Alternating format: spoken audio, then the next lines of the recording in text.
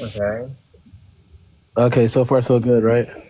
Yeah, it sounds clear now. Yeah, I'm trying to. What format should we have these panels? Like, Um, I think once we get the debaters up, we can have them be like the two big boxes on the screen, and then it should be good from there.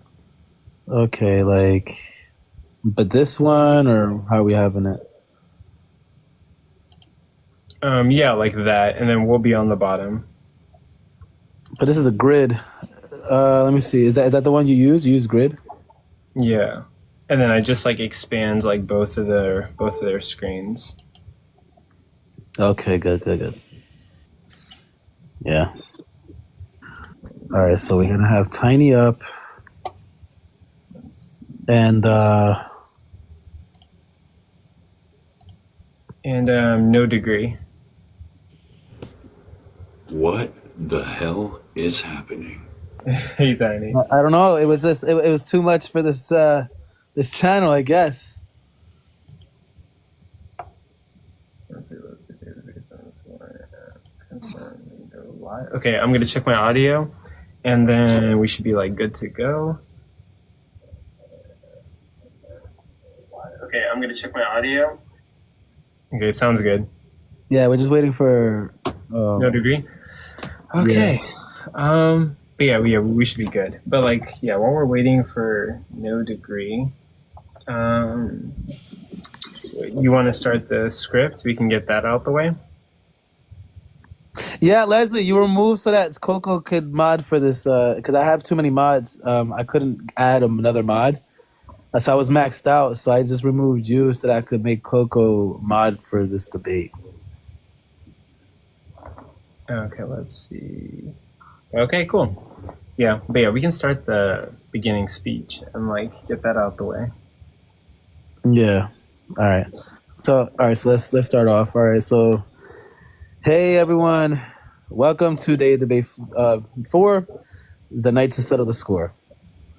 I'd like to thank everybody for the support and who for the support. I'd like to thank everybody for the support and thank you, especially for being here for my very first official event.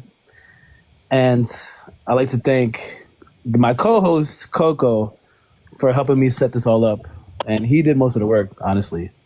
And I just like to introduce myself. My name is AR for everyone who doesn't know me, and I'll just pass off the mic to CoCo now. Go ahead, CoCo. Okay. Hello, everyone. Thank you guys for being here. It's an honor to have like everyone that's here. We genuinely appreciate you guys.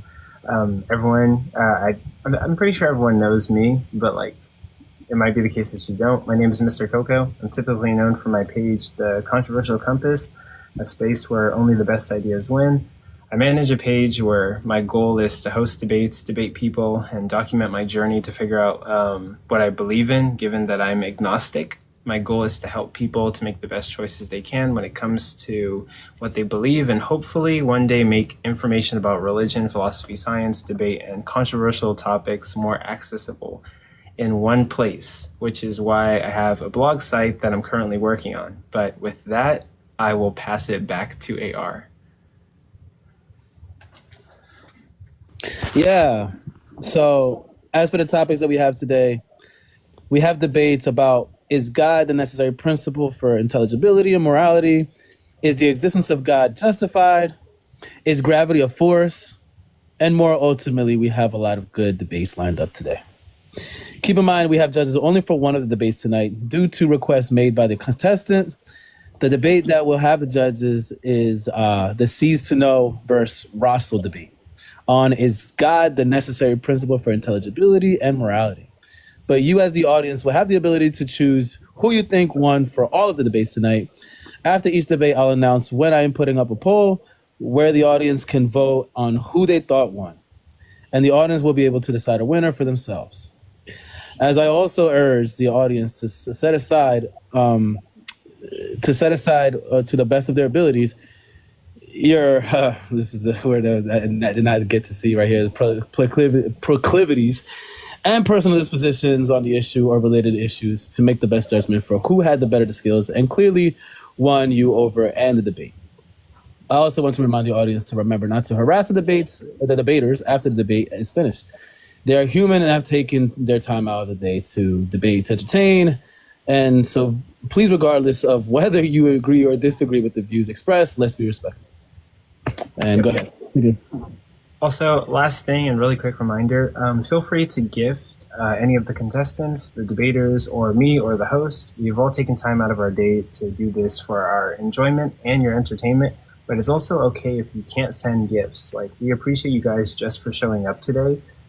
Gifts simply do aid everyone involved in this debate to do this for a living, run their channels, and all gifts are appreciated, but your presence here and, you know, tapping the screen and liking the live is appreciated much more. We are just super grateful for you guys to be here and excited for these debates. We can't run our channels without your support. So regardless, with no further delay, we will start the debate. We will start our first debate with Tiny Smalls versus No Degree on whether, give me one sec, is the existence of God justified? We are a little bit early. We got like 9 minutes of like free time, so we're gonna wait for No Degree.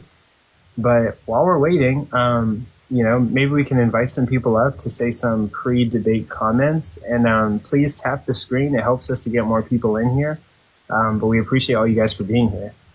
So we're just waiting for No Degree. Everyone who knows No Degree, please send out those invites so we can get them in here.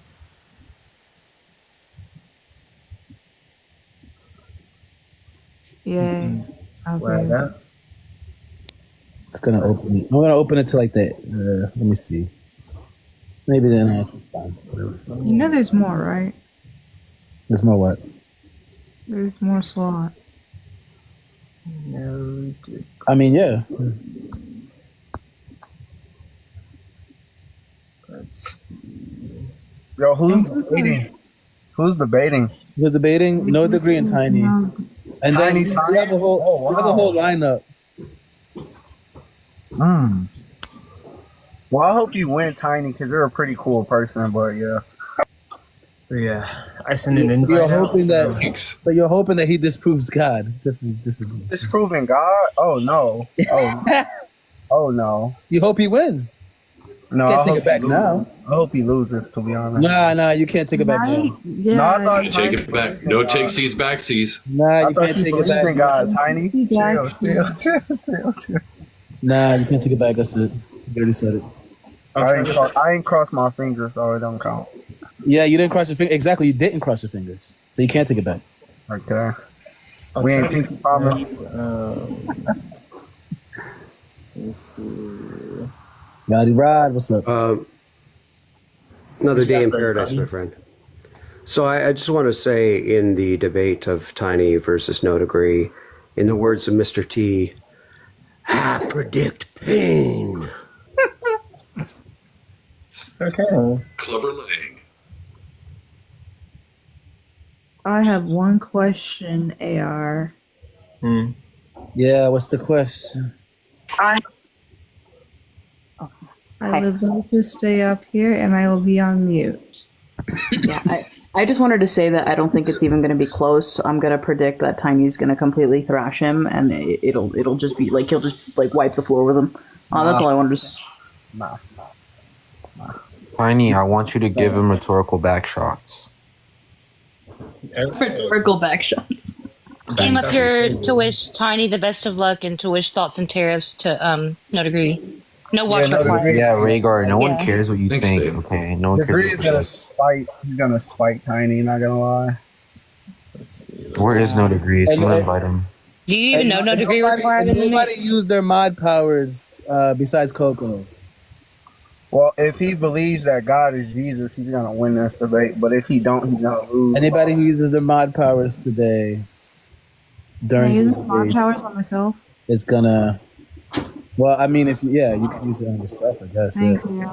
But Be quiet. Like I'm muting myself. Thanks. Like That's my whole thing. I'm always gonna mute myself. but anyways, yeah. So nobody mute uses yourself their through your mod powers? today. Anyone who Yeah. uses their mod powers today will get the email. Yes, I don't even know how to say your name. I Like, what is degree like generally believe? Like, what does he generally believe? He believes in a God, I guess. Oh, make me big Who did screen. he associate God with? Oh shit. Hold up. He Yeah. also said that No degree. he thinks that semen is like ranch dressing. So Oh there's What do my you that. god. mean? Yeah. Tiny saw my train wreck of a debate, so he's gonna win this. Damn, why did I do that? Associate God with Jesus? So he's arguing for a different God. Oh, okay. I don't care for the debate. No, he's arguing for your God. Christian God? Yeah. Yeah. Jesus? Yeah. Yeah. Okay, if he's arguing for Jesus, yeah, he's gonna win for sure. Definitely. Yeah.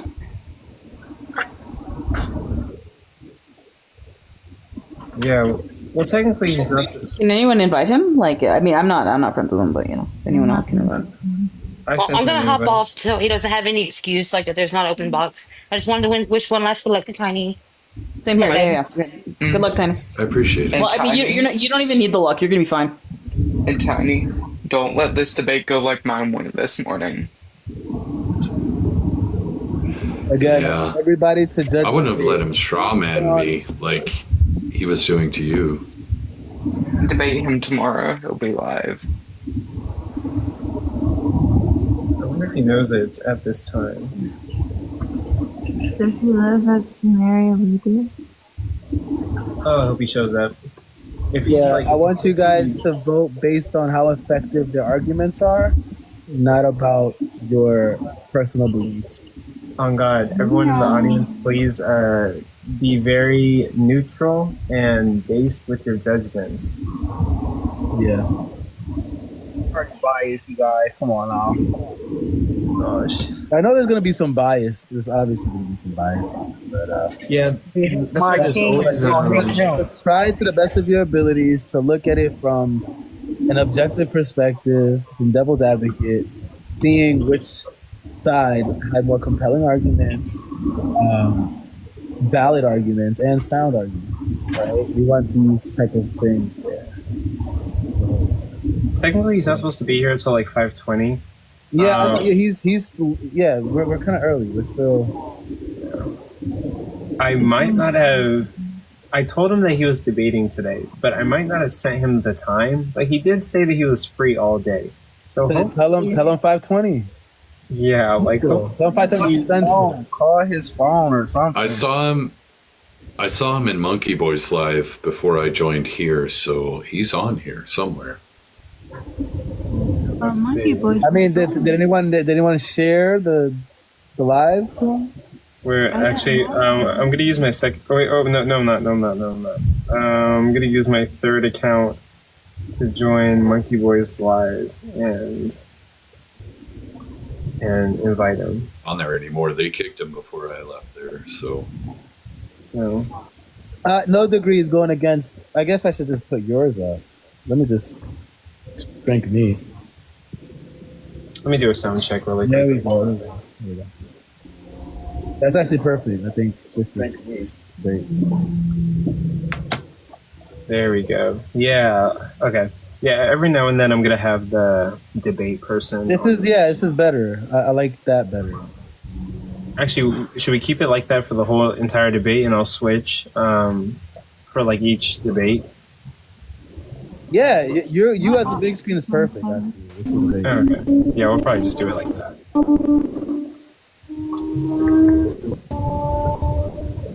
Easy. Like,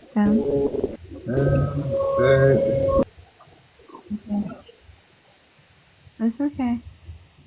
Oh, who? I didn't even notice that you had that background noise going on. I did. Background noise. Yeah, we're waiting on No Degree. But while we're waiting, for future events, all debaters, it is very important to show up to your debate 5 minutes beforehand. Thank you very much. That would be appreciated for the smooth sailing of the event. Yeah. But it's okay. We understand that life happens. And if you're 5 minutes early, you're late. So. Damn. CoCo, Speaking of that, fashionably late is not a thing. So we're saying disqualification after 15 minutes? yeah, 15 minutes after the debate time, it's disqualification. So at 6:35, countdown.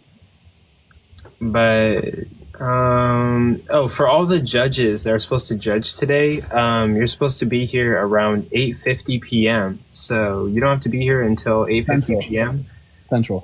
Yeah, CST time, Central Daylight Time. But like we told him, we did tell him today was the day. Yeah, we did. Well, I didn't. How are y'all judging? Is this a point-based like judging? Like how are y'all judging? The judges don't have any rubric. They're just kind of watch the debate and sort of create their How own were the points. judges picked? Like how were the judges selected? Was it random or was it like? It was it was judges that both debaters agreed on. That would be fair. We got 2 Christian judges, 2 atheist judges, and 1 neutral participant. Brown. Let's see.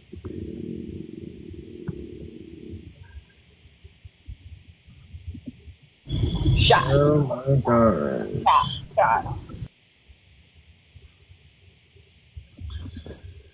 So Salovino, are you a theist? I don't even think Salovino is a theist, is he? I thought he was. I don't think he is. No, why would you even? Are there fallacy limitations? And we don't have any fallacy limitations, but maybe I might incorporate that in the future. But like, maybe for the more advanced debates, for people who are more familiar with like logical fallacies. Yeah, I mean, like when we point out these fallacies, I think you just point against them. I think that's a good way to put it. You know, if we had like a rubric, we'll just say like, you know, this person committed this many fallacies or whatever, and that's points against them. Is it like how is it? Is it turn based or is it just like openly speak? Or It is turn based. We do have openers and then we have closers. Yeah, because I have told someone who was debating someone else Let me see if I have something that they said was incorrect. Hold up. Wait, does anyone have him on Discord? We can call him on Discord. No. Damn, my nose sounded sassy as fuck.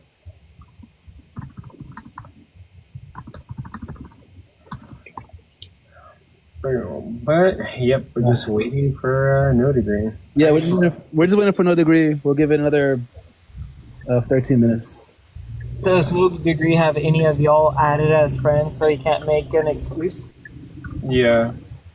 We do have debaters that do want to challenge Tiny if no degree doesn't show up. We could do that if anyone wants to debate. Yeah, Tiny, we have Haru that offered, but I don't know if he's serious. Like I'm anyone, serious. if anyone wants to debate. Wait, who? I've debated Tiny so many times and won all the times. Wait, hold on. We got someone in the request. Let's see. Who is it? Oh, no. Never mind. Yoga more. The main twigs. Okay, so I went into Monkey Boy's live to try to get his attention. No response, and J Mike was up there, so I messaged him. Still no response. So just letting you guys know. He's a runner. And a track star. Imagine. Dude cannot defeat gravity. AR, I bet I can beat Tiny in 5 minutes, so we should have a baby debate real quick. Hello, is this a live about atheism? No. It's about gravity. It's about gravity. Who appears an atheist? Nobody. I'm an anti-theist. Christian No, I'm a Carl Christian. I'm a is. Christian. I'm a Christian. So there's no dirty atheists up here? No. Okay. Carl. Bunch of people running. That's what I see right now. I'm a Christian? Wow, that hurts. Christian, are you an anti-theist or is that your, like, birth name? Wait, is he really just ignoring? Is he really just ignoring? Because we could just do the other. We could do one of the other debates now. Yeah, I'm down to debate. Who's trying to debate right now? What's the next debate? The next debate would be Wisdom versus Jesse, but they're not expected for like another hour. Is the existence of God I saw Wisdom in the chat. Okay. And then Jesse, I saw Jesse in the chat. Wait, Wisdom and Jesse. Yeah, so both of them in the chat. I'll take the affirmative. All right, who's debating me? No. But yeah, let's like hold off on like switching opponents. But Wisdom and Jesse, if you're in the comment section, please say something. We can run your debate now and just and then we'll push Tiny's off later if Tiny's available later. No, we can do Tiny's now. I'm up here. No, Christian Carl. No. I think this might be a troll. No, we know Christian Carl. We know him. Yeah, I'm Carl. I'm a Christian. Nah. But can I have like a 5-minute debate with Tiny? We're on Aqua Teen Hunger Force, Carl. No, I can defeat all of Tiny's points in like 3 He's joking, right? He gotta be. I have that character up there because he shares the same name as me. So what I did was I typed in Carl Cartoon. Try to get Wisdom. The first image that matched. That's what happened there. You said this guy's in a cartoon called Aqua Teen Hunger Force. Okay, let me crazy.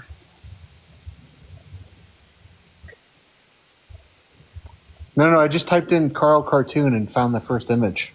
I'm a DM him. Right, so if we get Jesse and Wisdom. I see Jesse and Wisdom. I don't know Jesse's here. Right there, boom. There it is. There. Okay. All right, and then where's Wit? It's there. Okay, hold on. Hey, I'm about to take a shot. Wait, are you a Christian? Damn, well, you have to like say it out loud for everybody. Well, I'm just letting you know. Yeah, your name should be Christian Wit. Wait, okay, I'll change it. It's up to you. Yeah, you can drink, just don't be drunk. How about that, Wit? Okay, thanks. Hey, there's a tiny and a tiny. I like how Wit's okay, thanks. There's a tiny and a tiniest. Where's tinier? I need the teeniest too. All right, who are we waiting for? Wisdom? Wisdom was here, right? I saw Wisdom. She was here. I don't know if she still is though. I think CoCo CoCo just sent something in our group message, so maybe she can come. All right, wait, go ahead.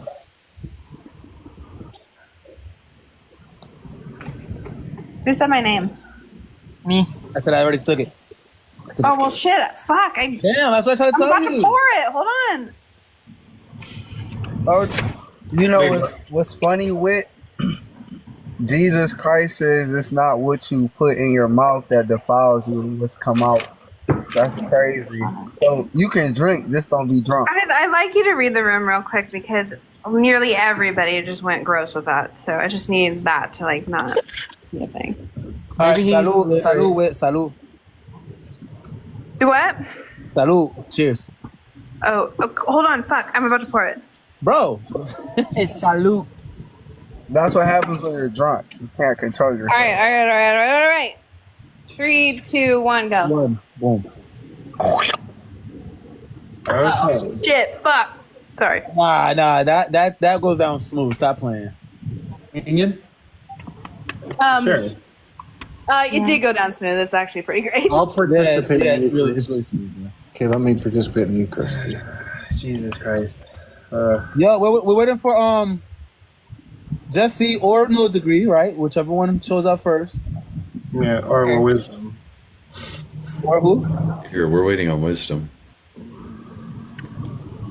Not Jesse. Wisdom or No Degree. Yeah, Wisdom or No Degree, not Jesse. Yeah, I was about to say Jesse's still here. Yeah, Jesse's right there. Yeah, I know. I'm just waiting on one of those two. It's kind of amazing. Like, you really should spend more money on alcohol because it's so good. Yeah, that's a hard no. Honestly, live your life. It's like $57 worth of fun. Imagine where you could put that $57 at, though. Imagine you don't talk. That's impossible. Okay, look, dude. Like, I understand the commitments to trying to be holy, but like, have a little bit of fun. Like, read the room. We're just chilling. It's all good. Have fun. We already know it's a Saturday. We know that everybody's gonna, Look, I'm fine right now. I'm totally cool. I'm gonna judge the shit out of this debate. Wait, what's your argument that it's not immoral to drink? What's my argument that what? No, I'm playing. I wish I had some tequila, bro. What's the argument that you know? Yeah, there's nothing wrong with drinking. There's nothing wrong with drinking. Yeah, anyway. Why are we muting? Hey. Remember I said, guys, nobody uses their mod powers. Should I just turn off everybody's mod powers? Hey, I use my mod. No, don't turn off my mod powers. We're BFF. Yeah. I only use my mod powers to turn mine like I only use my mod powers for good, AR, and you know this. My mod powers for evil. If I see even one mod using their mod powers besides CoCo, everybody's mods getting taken away. AR, I don't believe you. First of all, because you love me, but secondly, like, I won't be bad with it. But what if someone's saying a slur and then we kick them? What about that? That's why we have CoCo and I. Yeah, Coco's probably going to be asleep for half of this. So and then I'll be awake for the other half. Like, we're co-pilots here, right? Okay, I'm gonna be like wide awake. Imagine both pilots fall asleep. AR, is it nomenologically possible that both you won't be attentive? That's not nomenologically impossible, but okay. I'm just saying, like, you need the other mods to like deal with this. I haven't slept on a live in like weeks.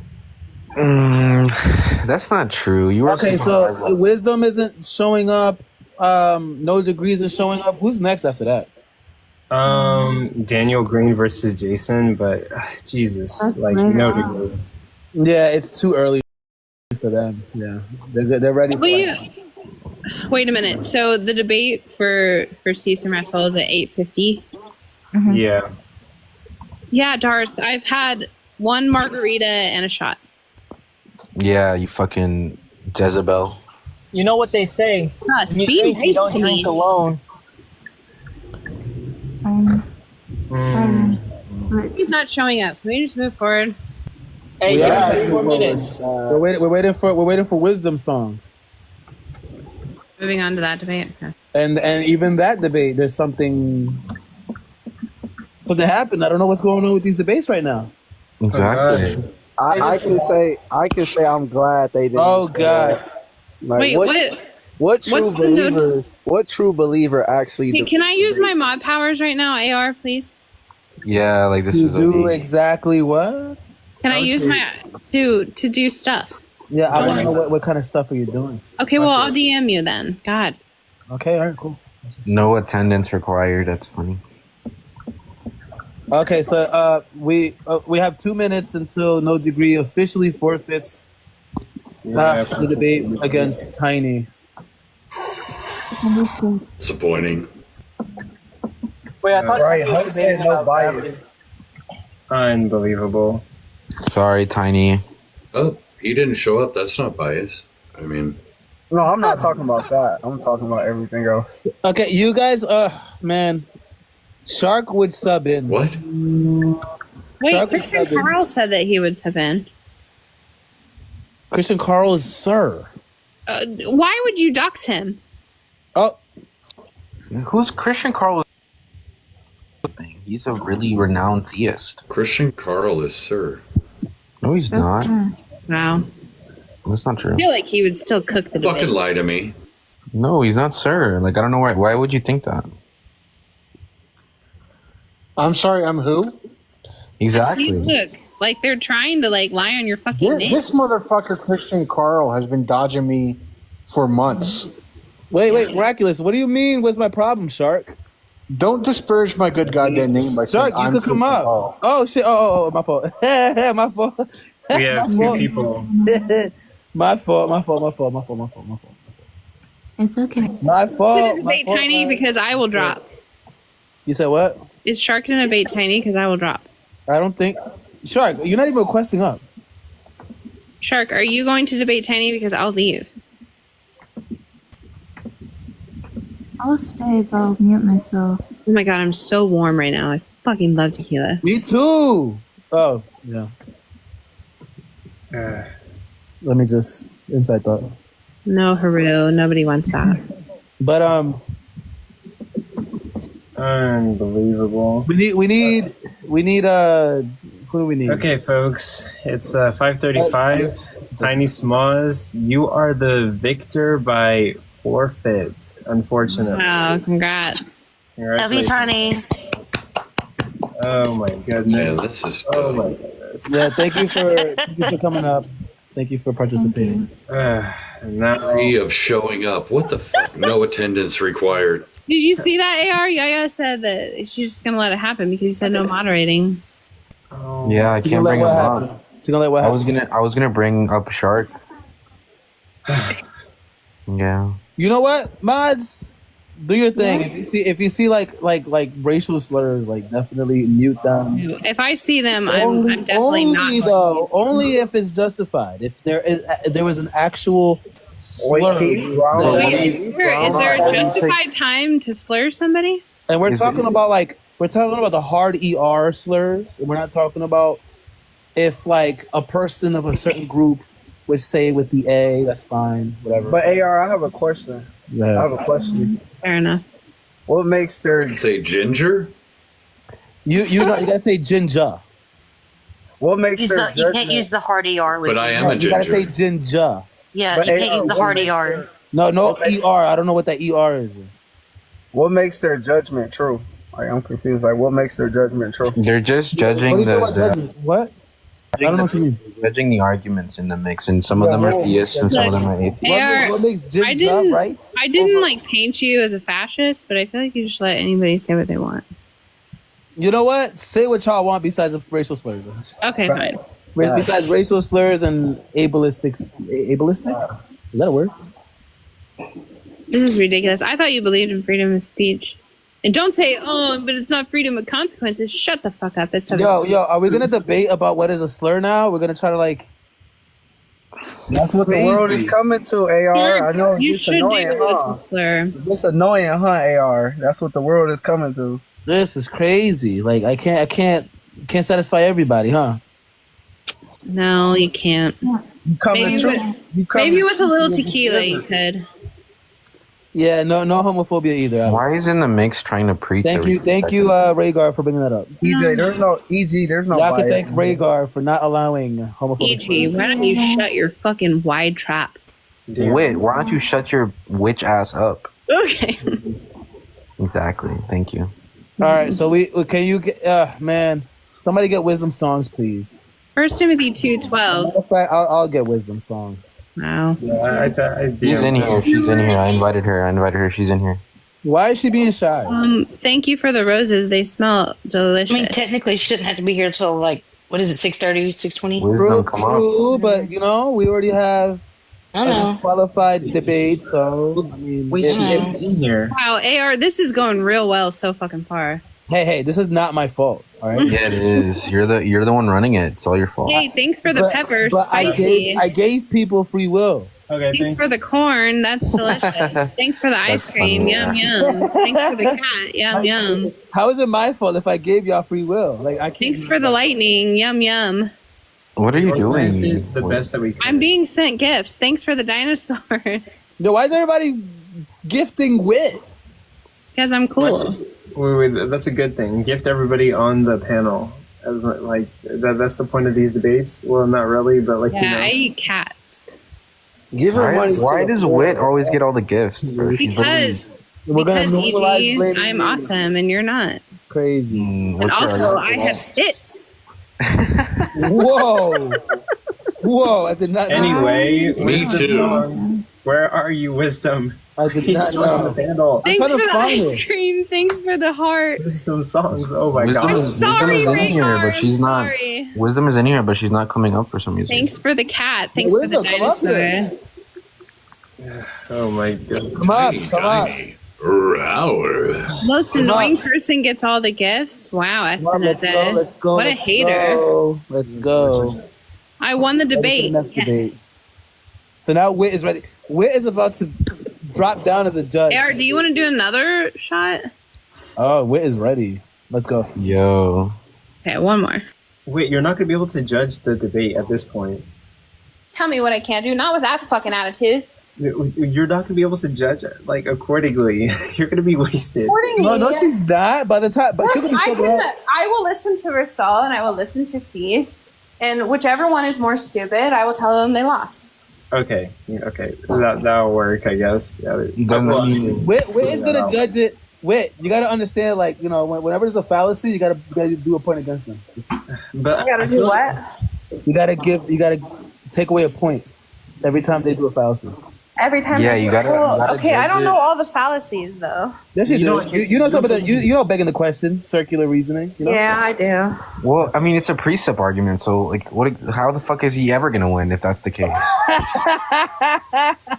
That's a good point. Actually, that's literally. Well, you don't know. Like, he might come out with something it's that's possible not that he question. might come out and like knock it out of the park. You don't even Yeah, know. he might not beg the question. You know. Yeah, who knows? Hey, Shark. And we have shot. Wait a minute. This is way too big of a shot. Okay. Hello, everybody. Are you ready? I'm ready when you are. What is this? Okay. Hello, all right. everybody. 3, 2, All right. 1. Go.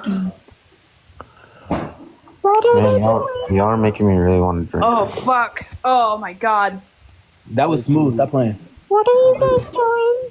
This is not serious. Shark, I'm gonna need you to end that. Excuse me while I choke on my own tongue.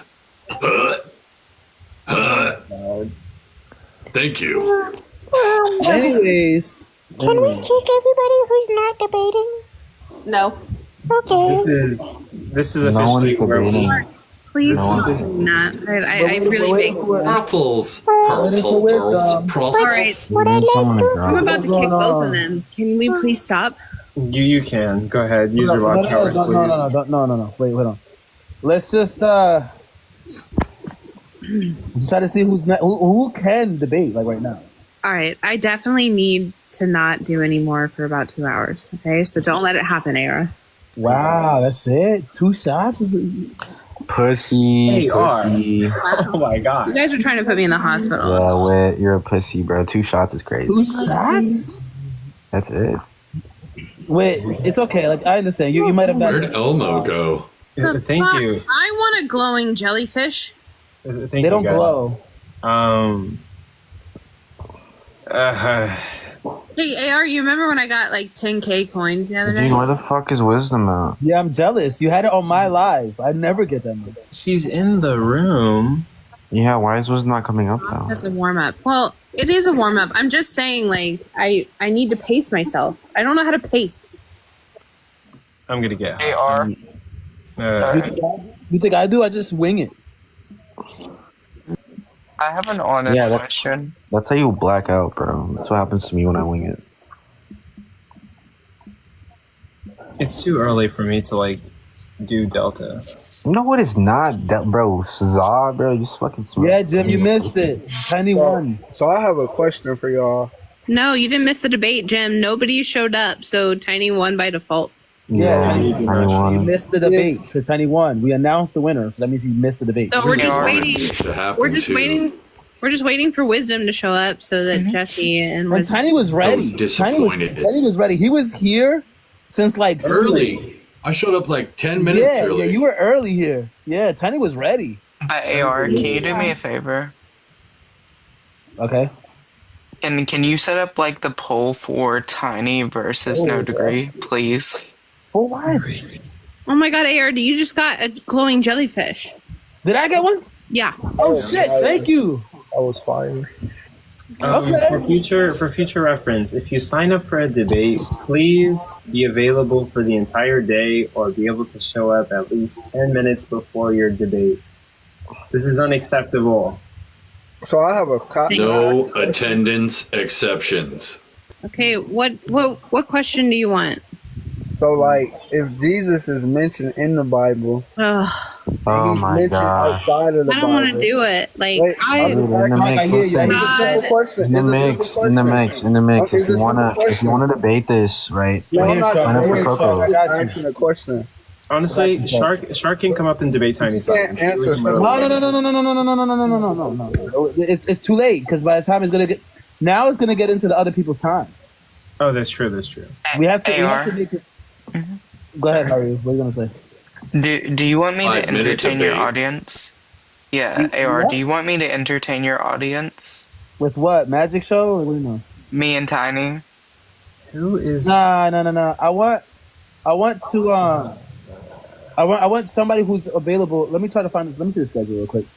Because we have Just Jim, and that's gonna be the last one though. But I don't know if you guys want to like. Okay, so Shark wants to come up, so like I'm getting rid of whatever that's. That's fine. Okay, thanks.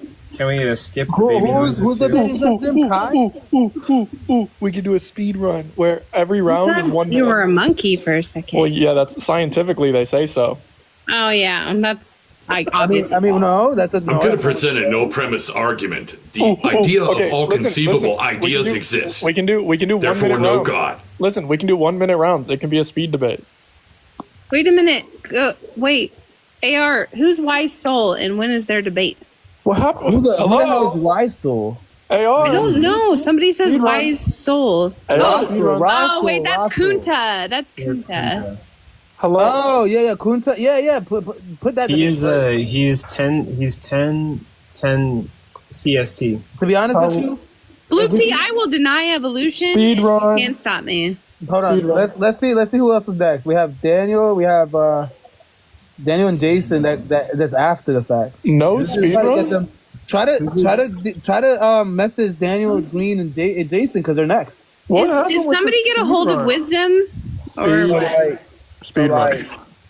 Bloopty, if you want to Like 15 minutes wanna before talk she about has to show up. evolution, So she'll probably show up on time. So, Speed like, run. the Romans wrote about Jesus.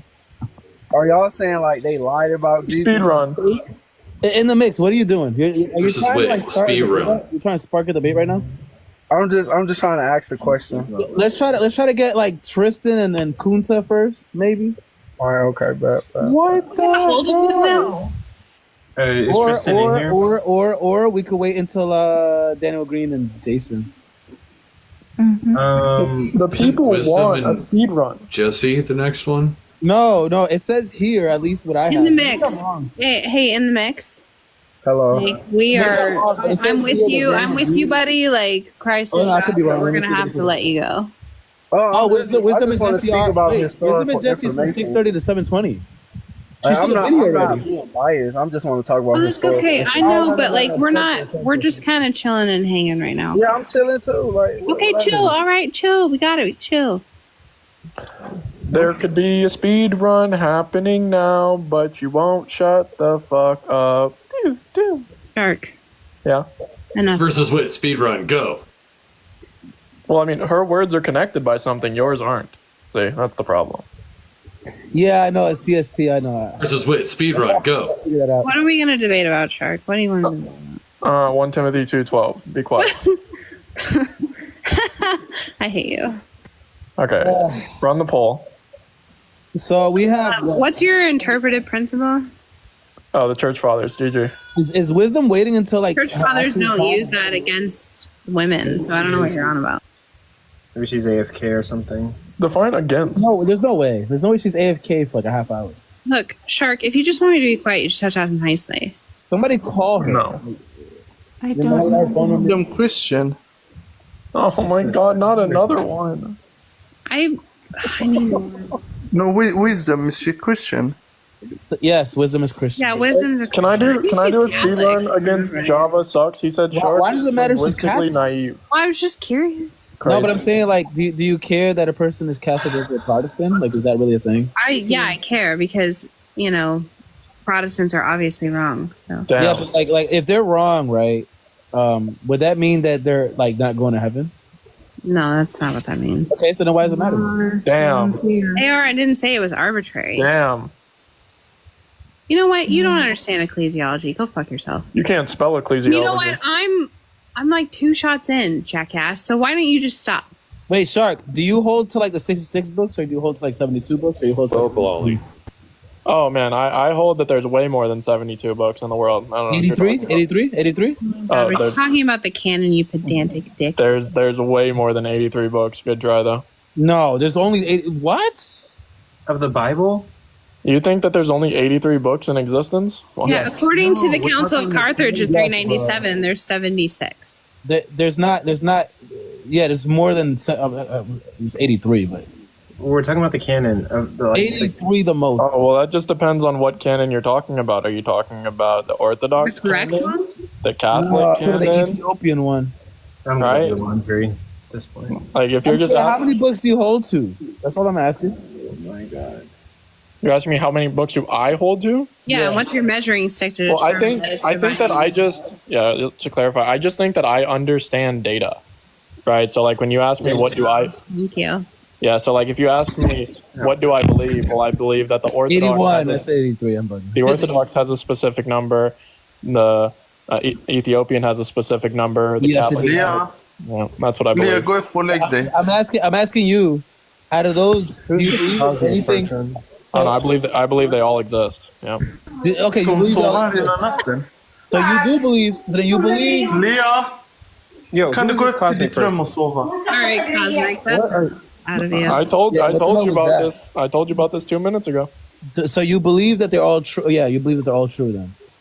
I believe that there's something true in all given propositions. Yeah. Okay, so then you hold to the 81 books. Then. Shark, now I wanted it. Can we do a formal debate between me and Shark? Damn. Okay, can it be a speed run? 30-second rounds. Go.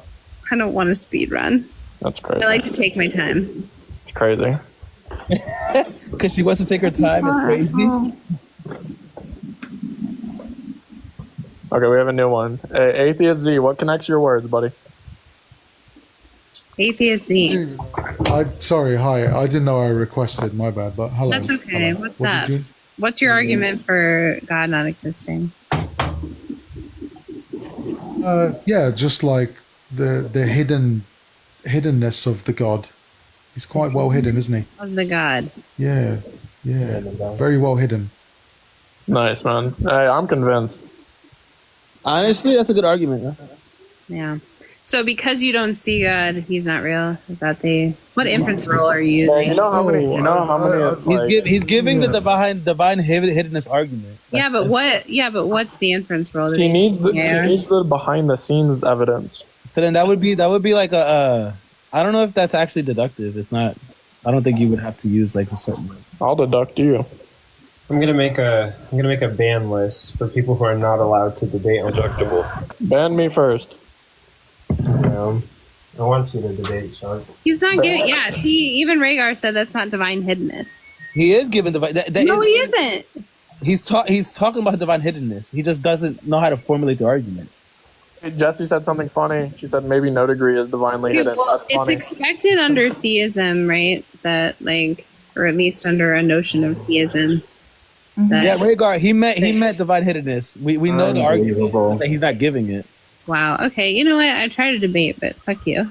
You know what? Nobody debate then. Let's just not debate. I'll debate right now. Atheist words are disconnected. GG. Now what? Anyone? I don't get what you mean by disconnected. AR, by the way, you have 48 hours. Again, my words are connected through a space in between each word. Now, if you're saying that disconnected because there are space in it, you're not looking at the space as something that has an ontology, which means that you don't believe that spaces exist. Therefore, your words should all be smushed together. What separates your words, though? Debate that I haven't drank enough. Hey, I'll take another shot if you send me a It's always funny. AR. Please, nobody said if space is what's watch this. If space is what's connecting your words, what is making your words distinct, buddy? That the space is making the word distinct. There's a bridge between the two words. Nice. So It's also space is making them connecting distinct. and disconnecting. Great work. Yes. Have you heard of, like, for example, a bridge between New York and New Jersey that make them distinct, yet there's a bridge between them that I connects just want everyone to know that Gilgamore is anti-Christian. So Do you not believe that New York and New Jersey are distinct states? Yes or no? Well, I think that they're man-made concepts. Yeah, but or no, they're actually they don't exist. Do they exist? Do you think that Disneyland is real? Do you think that Disneyland doesn't exist? I think that it exists and it's real. I think that it exists and is real. wow, you guys agree. Let's kiss. Y'all are funny, man. Who are you talking to like that in the mix? Wait, what do you mean? I say y'all are funny. You got an issue? No, not really. Okay. Yeah, but like I'm saying, like Shark. Actually, wait. I take that back. I do have an issue. Wait. We agree. I have an issue with the Israeli government bombing children. Yeah, me too. Nah, you're crazy. I agree on that. So now here's the problem. That's why there's no peace in Israel. Facts. All right. I agree. But listen, right? So now, Shark, right? So we're talking about New Jersey and New York. You believe that New Jersey and New York exist, right? Yeah, they exist, and yeah. Yeah. And we believe that the George Washington Bridge also exists. The Verrazano Bridge exists. I don't think the Verrazano Bridge actually connects them, but the Lincoln Tunnel exists as well. Correct? I don't know. I've never been there. Really, AR, I want an edible. What? No, you actually, need to, I have one for you. You need to drink some water. That's what you need. Yo, Wit is on another. Hey, Shark, how about you tell me what I don't fucking need, okay? Wait, no, I don't like speaking in the negation. Ew, I just did it. Ew.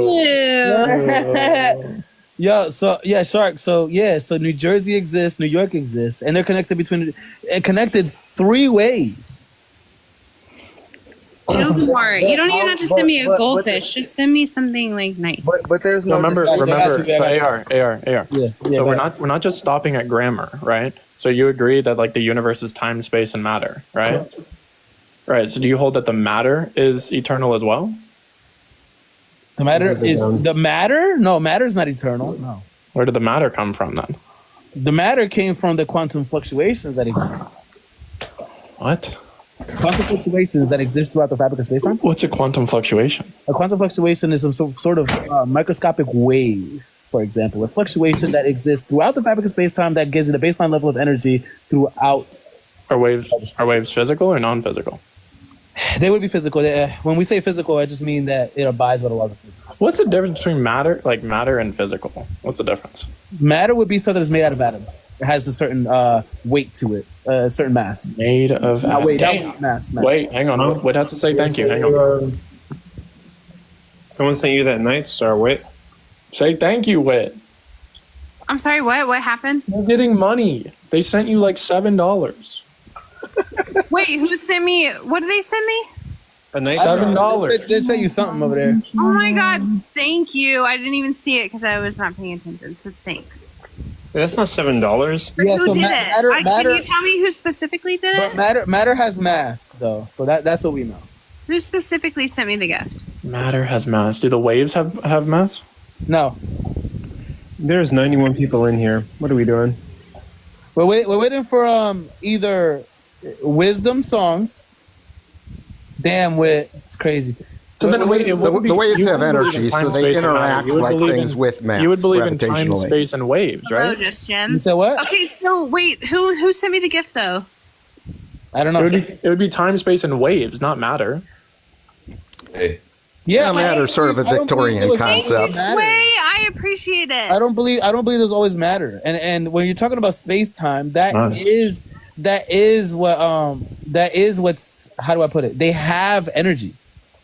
So would you say replace time has matter energy? with the Space word time in waves? and of itself has energy. Oh, it will. Yeah. Okay, I didn't know that. Would you replace the word matter with waves?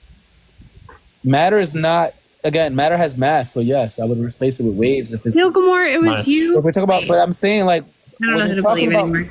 when you're talking about the waves themselves, the fluctuations.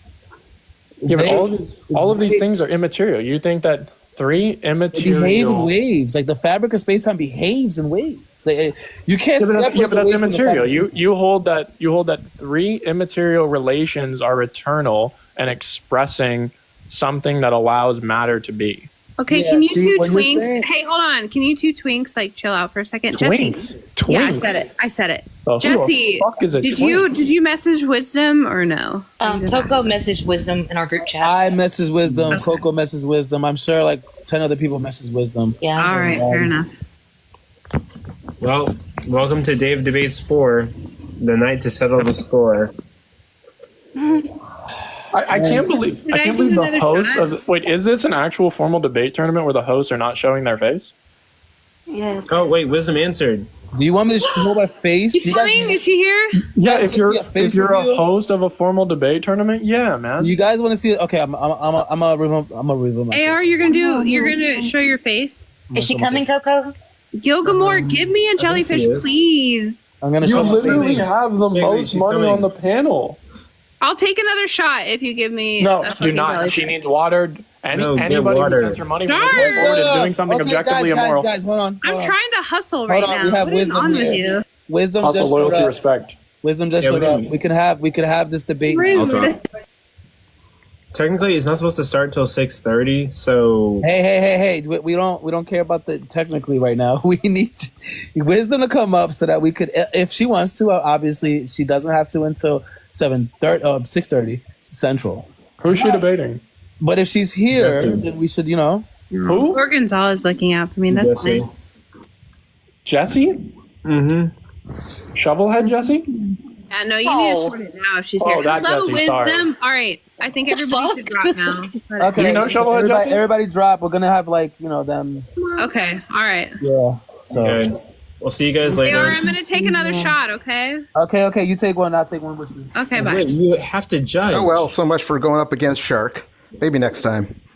Oh my god. Yeah. Russell's literally going to complain. Like, if Russell loses his debate against Cease, he's going to literally complain and say, one of the judges was drunk. No, it's fine. Like, honestly, I'm sure that she's gonna debate. Either way, she's going to make the same judgment regardless. I think, in my opinion. And I don't know. We'll see. But okay. So, who else? Okay. All right, we'll drop. All right, and let me take a look. Nina wants to stay up here, so we'll just set it up so that it could be like a little bit more rigid here. Let's see. We'll try to. Okay, so I guess I can announce it. So hello everyone. There's 86 people in here. Sorry for the inconvenience. Unfortunately, for the first debate, it was supposed to be Tiny Smalls versus No Degree. He didn't show up, so it's a forfeit. So Tiny Smalls, congratulations on the W. He got a W for today. Thankfully, Wisdom, thank you for No Degree. Really? I'm here. Come on. Nah, you're late, man. We're already starting the next debate. Oh, Yeah, no, y'all, like- y'all said it was 6 East Central Standard Time. That'd be 7 for me. No, they didn't. Oh, you did? You guys, I'm not like quite ready, so I mean, I could start now, but if he does want to start, I was just getting my kids settled, so. Yeah, I actually thought that y'all had changed it. Maybe I misread the thing because I thought you said it was going to be 6 Central Time, which would be 7 for me. I thought I sent you guys a message that I swapped it, but maybe I didn't. Maybe I flipped up there. But yeah, no, it was supposed to be the first debate. But maybe I don't know. Maybe later. We could always reschedule this debate now. It's kind of running into the debate between Wisdom and Tiny, and everything else is going to be pushed back. Jesse, I mean, Tiny. Yeah, we don't have. I mean, we don't have to go. But that's what the last I looked, I thought that was. I knew you said something about switching the time, and you had asked, and I said that would be okay. And I thought, Look, I will settle this because I am of sound mind. Okay, Wisdom, are you ready to debate? I was gonna say, I mean, I could start now if you guys needed me to, but I was still getting my kids settled because I'm just now getting back home and everything. Okay, that's fine. Yeah, AR, I think if No Degree and Tiny are willing to talk about it and do this, then I think you should allow them to debate. The only problem is that's going to cut into the time between. Yeah, we have we have 27 minutes before the next debate. So yeah, Wisdom, take your time. I wouldn't want to cut into the other time because I know how that is if you kind of schedule it. I know how it is to have Thanks to. for the lightning. wait. Tastes good. Okay, so here's what we're gonna do. We if we have time at the end, we can have you and Tiny run it as the last debate of the night. But I thought I messaged you guys, but maybe I didn't because there was. Like, I do details remember a of where message, but I guess maybe I misread it or misunderstood it or something. I have to go back and check. But I do remember you messaging saying you had to switch the time. And to be honest with you, I wasn't sure what the time was at all anyway, so that wasn't a problem for me. But I thought I had read 6 o'clock Central Standard Time is what I thought you'd said, which would have been, I guess, 7 for me. So that's kind of what I had in my mind. So Okay. Well, yeah, that's fine. But okay, so for the next debate, it is going to be Wisdom Songs versus Jesse. Is subjective morality dangerous to a stable society? That's supposed to start at 6:30, but we might be starting it early. And Wisdom, take your time. Handle your kids. We'll be waiting for you. I guess before that debate starts, we can take any audience questions, comments, or whatever. Sure, we can do that for right now. Do you have any audience members that would like to say anything? All right, so I guess we could, whenever Wisdom is ready.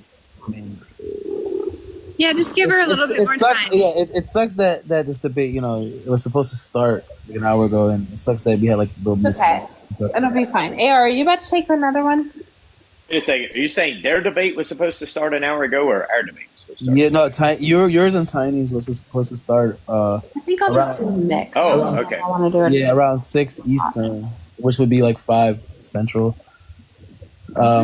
We could try to put you guys like, if actually, yeah, I just looked at the messages. Yeah, I did say, hey guys, I'm switching your debate from 5:20 p.m. From 6. AR, can I do a poll? 5:20 p.m.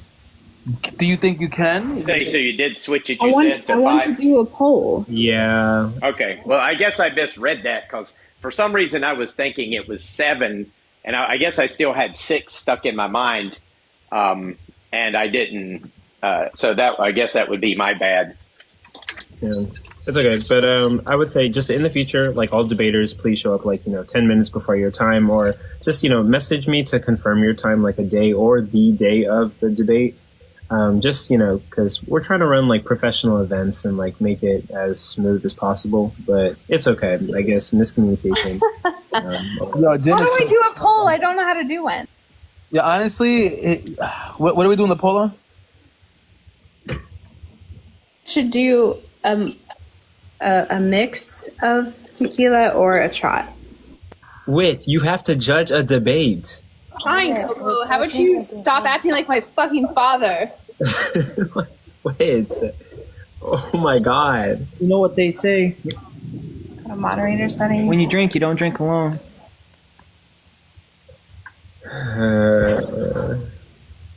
But okay, let's kick everybody from the panel. Well, I mean, like, I don't know. Like, do you guys want to stay? No, we're definitely doing the Wisdom and Jesse. Like that's the scheduled time. They're here on time. And I'm just here to honestly, like the mix up is a mix up, unfortunately. But if we could make time for them at the end, then maybe, right?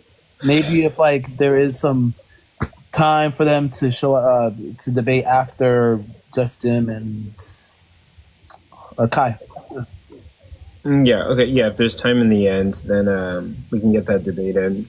But okay, Wisdom and Jesse. Sure. It's gonna be you guys. Whenever Wisdom's ready. In regards to is subjective morality dangerous to a stable society? The affirmation's gonna go first. So Wisdom, that's you. And then Jesse, you're gonna go after. And it's gonna be for you guys. It's going to be a 7-minute opener, 5-minute cross examinations, 3 rounds, and a 3-minute closer. I'll get your poster on the screen. Let me fix that. There was a typo in it, but I can fix that right now. What we do while we're waiting? Hold on, let's see here.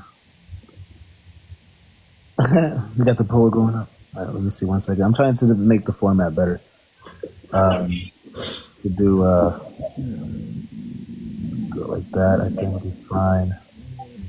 And then we make Wisdom big. And then we make Jesse big. Jesse big. Yep. Brilliant. That was good.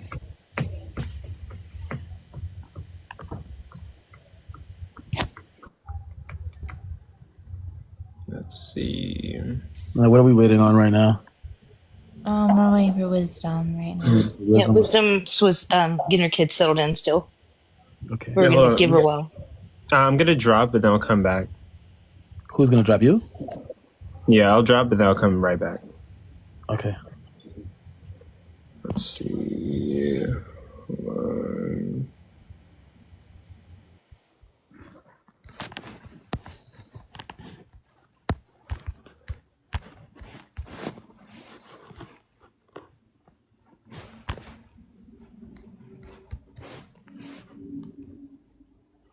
Okay, I'm back. But yep, we're just waiting for wisdom. Thank you for all the coins. Wow, thank you. Genuinely, guys, I do appreciate you. I take I take the coins and I just reinvest it into my account, networking with people and spreading my channel out there to other people. Trying to get more debaters, trying to get more people to see these debates. So I really appreciate it. You guys don't have to send coins. I appreciate you sending coins to me. I appreciate you sending coins to everybody on this panel, all my friends, all the debaters. I appreciate you sending coins to everybody on this panel, all my friends, all the debaters. We appreciate you guys for being here. We appreciate the taps to the screen. And the mediators. And yeah, thank you guys for being involved. You know, like you guys could be doing anything on your Saturday. You chose to come to this live, so we appreciate that. Honestly, if AR or CoCo isn't mediating, it's usually me. But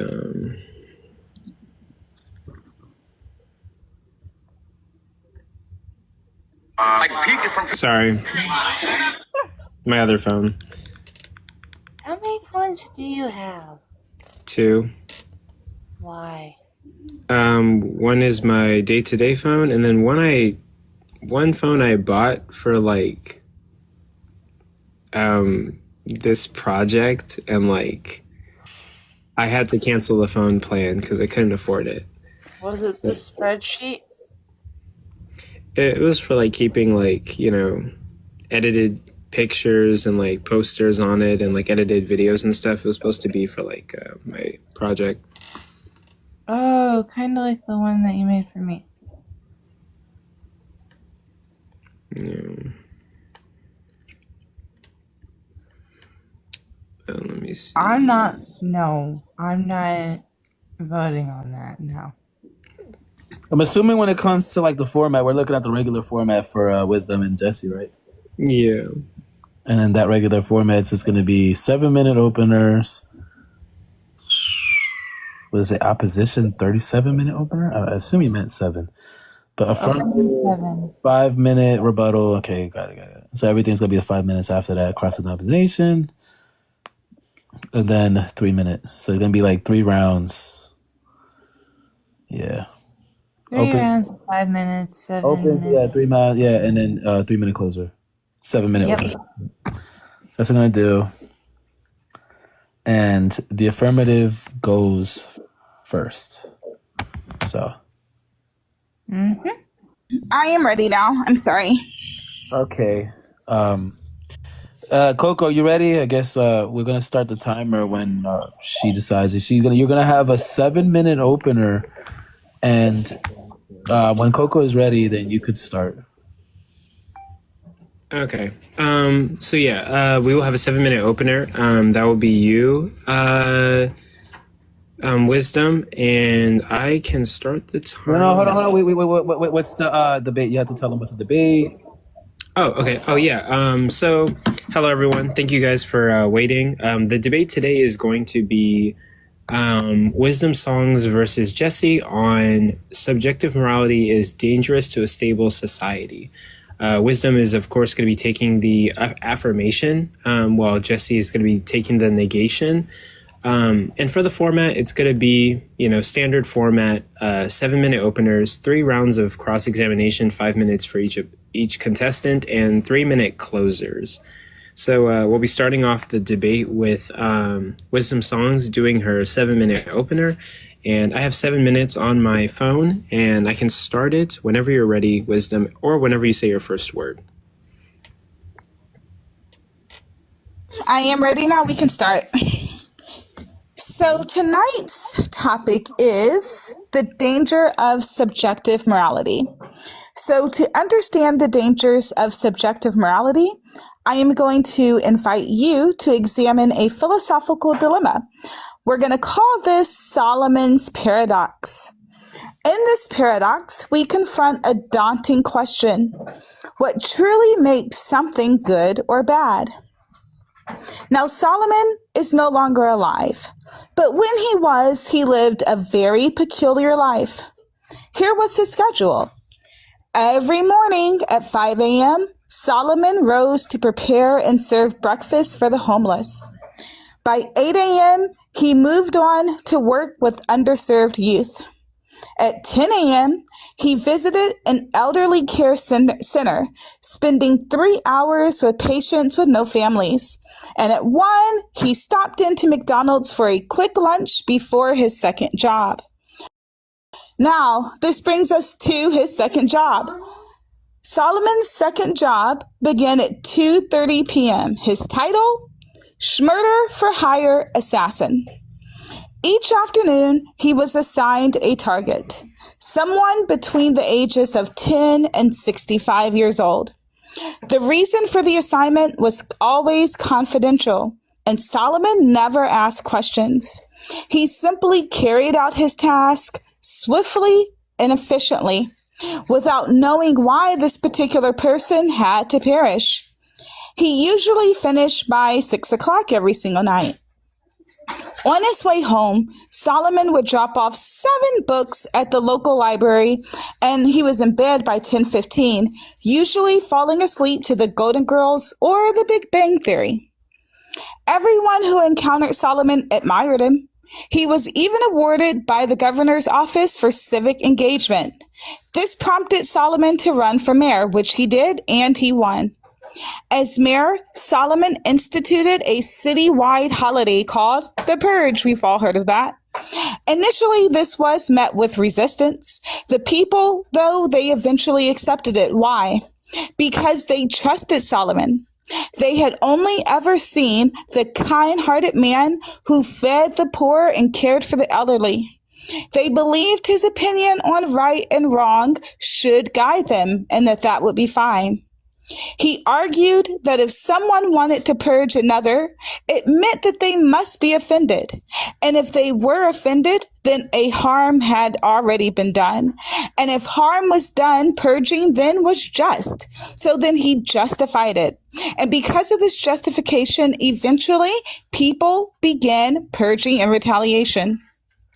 When questioned, Solomon pointed to evolution. He said survival of the fittest, dominance, nature's way. 50 years later, the purge continues. Solomon is gone, but his ideology lives on. This story reveals the terrifying consequences of moral subjectivity. If morality is only opinion, if right and wrong are not grounded in anything objective, then how can we rightly condemn Solomon? How can we claim that a man who helps the poor in the morning and murders the innocent in the afternoon is immoral? We cannot, unless we appeal to an objective standard of good and evil. Now, this brings us back to the resolution for tonight.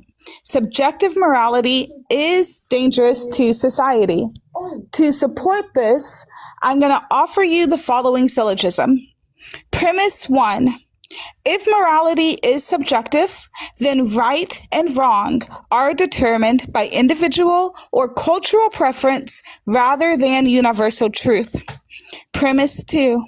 If right and wrong are determined by preference, then any action, including the purge, can be justified by the individual or culture deeming it acceptable. Premise 3. When justification for moral actions depends solely on preference, society loses any stable basis to condemn harmful behavior. Conclusion.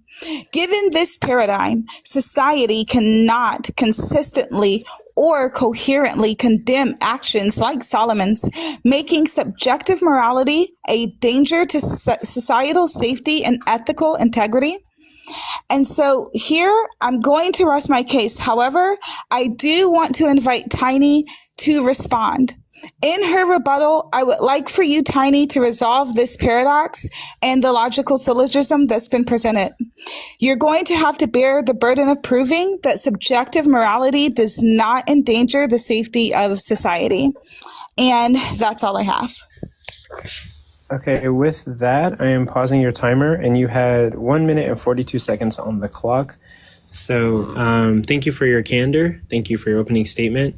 Jesse, now it's time for you to do your opening 7-minute opener. I can start the timer once you say your first word. Okay. I want to start out by thanking AR for hosting this platform and CoCo for co-hosting. These discussions where the best idea wins. I think these are productive conversations.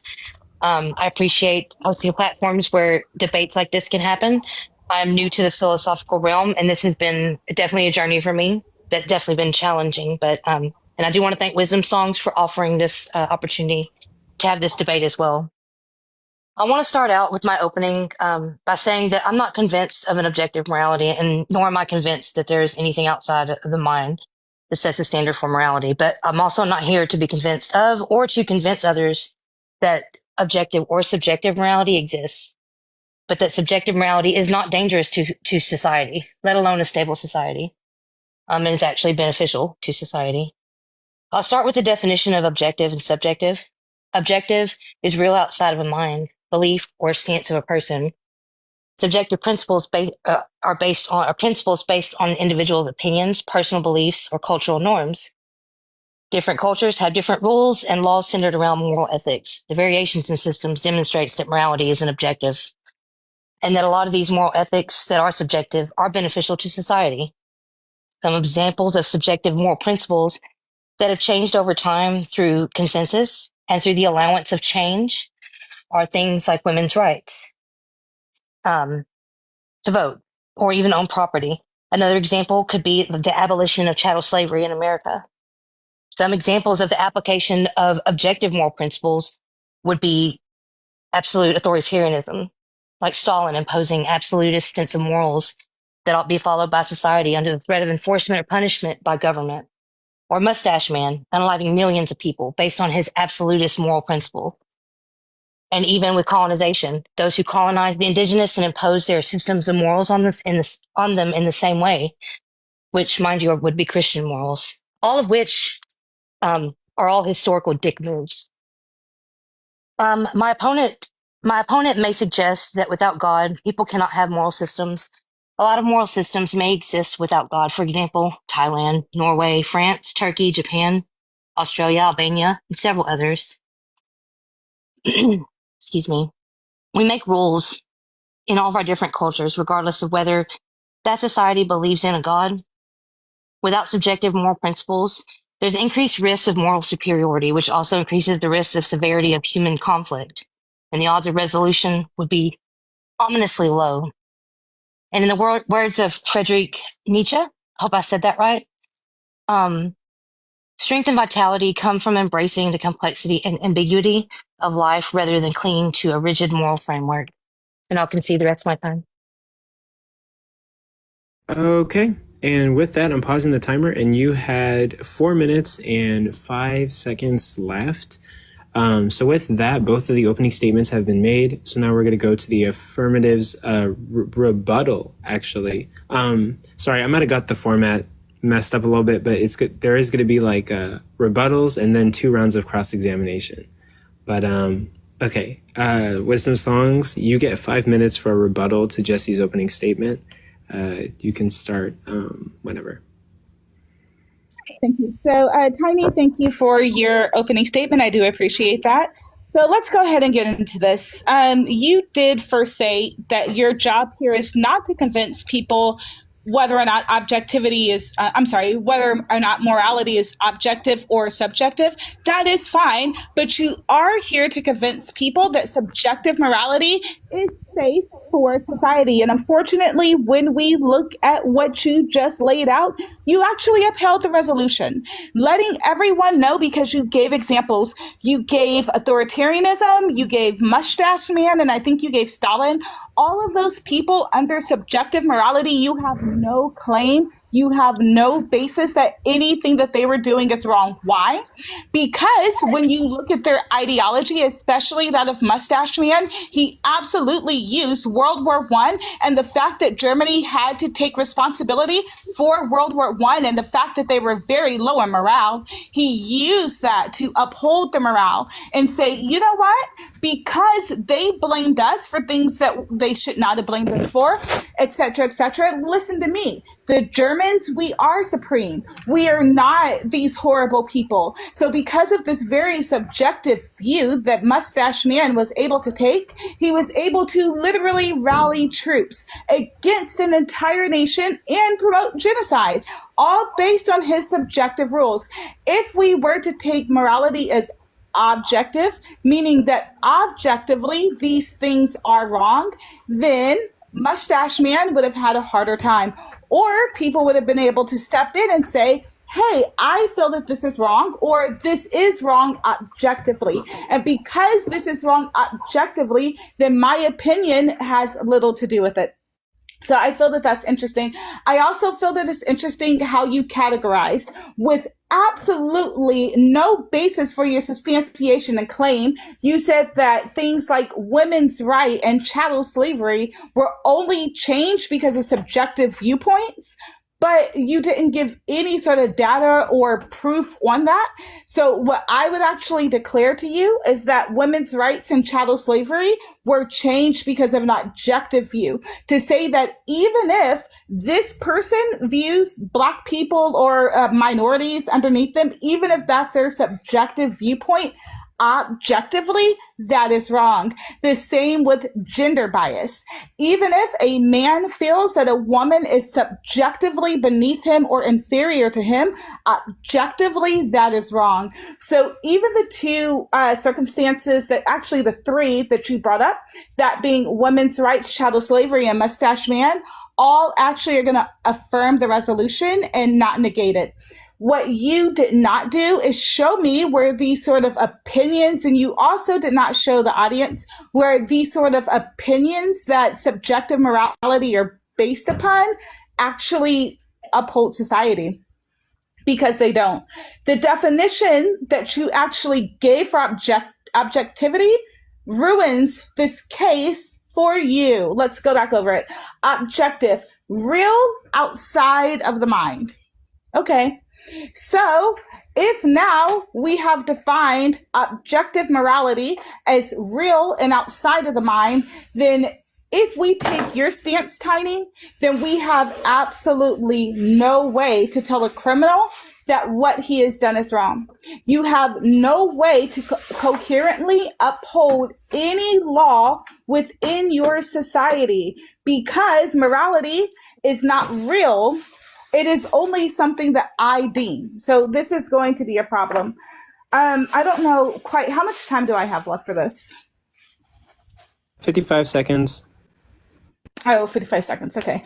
Well, I was going to say I don't really have much left to say, so that's actually perfect timing. So let's just go back over it. The resolution being subjective morality is dangerous and harmful to society. We see why. Because when morality is based on opinions, there is no real right or wrong. And when there is no real right or wrong, you cannot uphold laws, you cannot enforce laws, and it really will just lead to the purge. I'll just leave it at that. Okay, with that, you have 22 seconds on the clock. So Jesse, it's now your time. You get 5 minutes to rebuttal to Wisdom's opening statement. I can start that whenever you say your first word. Thank you. 5 minutes of straw manning as well. I do have rebuttal and cross-examining questions. I would like to know, Wisdom, how do you derive your morality? Oh, actually, this is just time for a rebuttal. Give your thoughts on what. Oh, we're just giving thoughts? Oh, my bad. Yeah, rebuttaling thoughts. Okay. Oh, yeah. I think. Wait, CoCo, are you saying that she can't cross-examine her? She can't I thought that we're doing cross-exam. Yeah. Oh no, it's a rebuttal section where she just gives her thoughts on her opening statement. Oh, for how long is that? Oh, I see. Yeah. The cross-examination comes afterwards. Gotcha. Yeah. Okay. That's different from the priors. Okay, gotcha. Yeah, I thought we. Okay, sorry, that was my bad, y'all. You can put this as part of my time. Oh, no, you're good. I paused the time, but go ahead. Okay.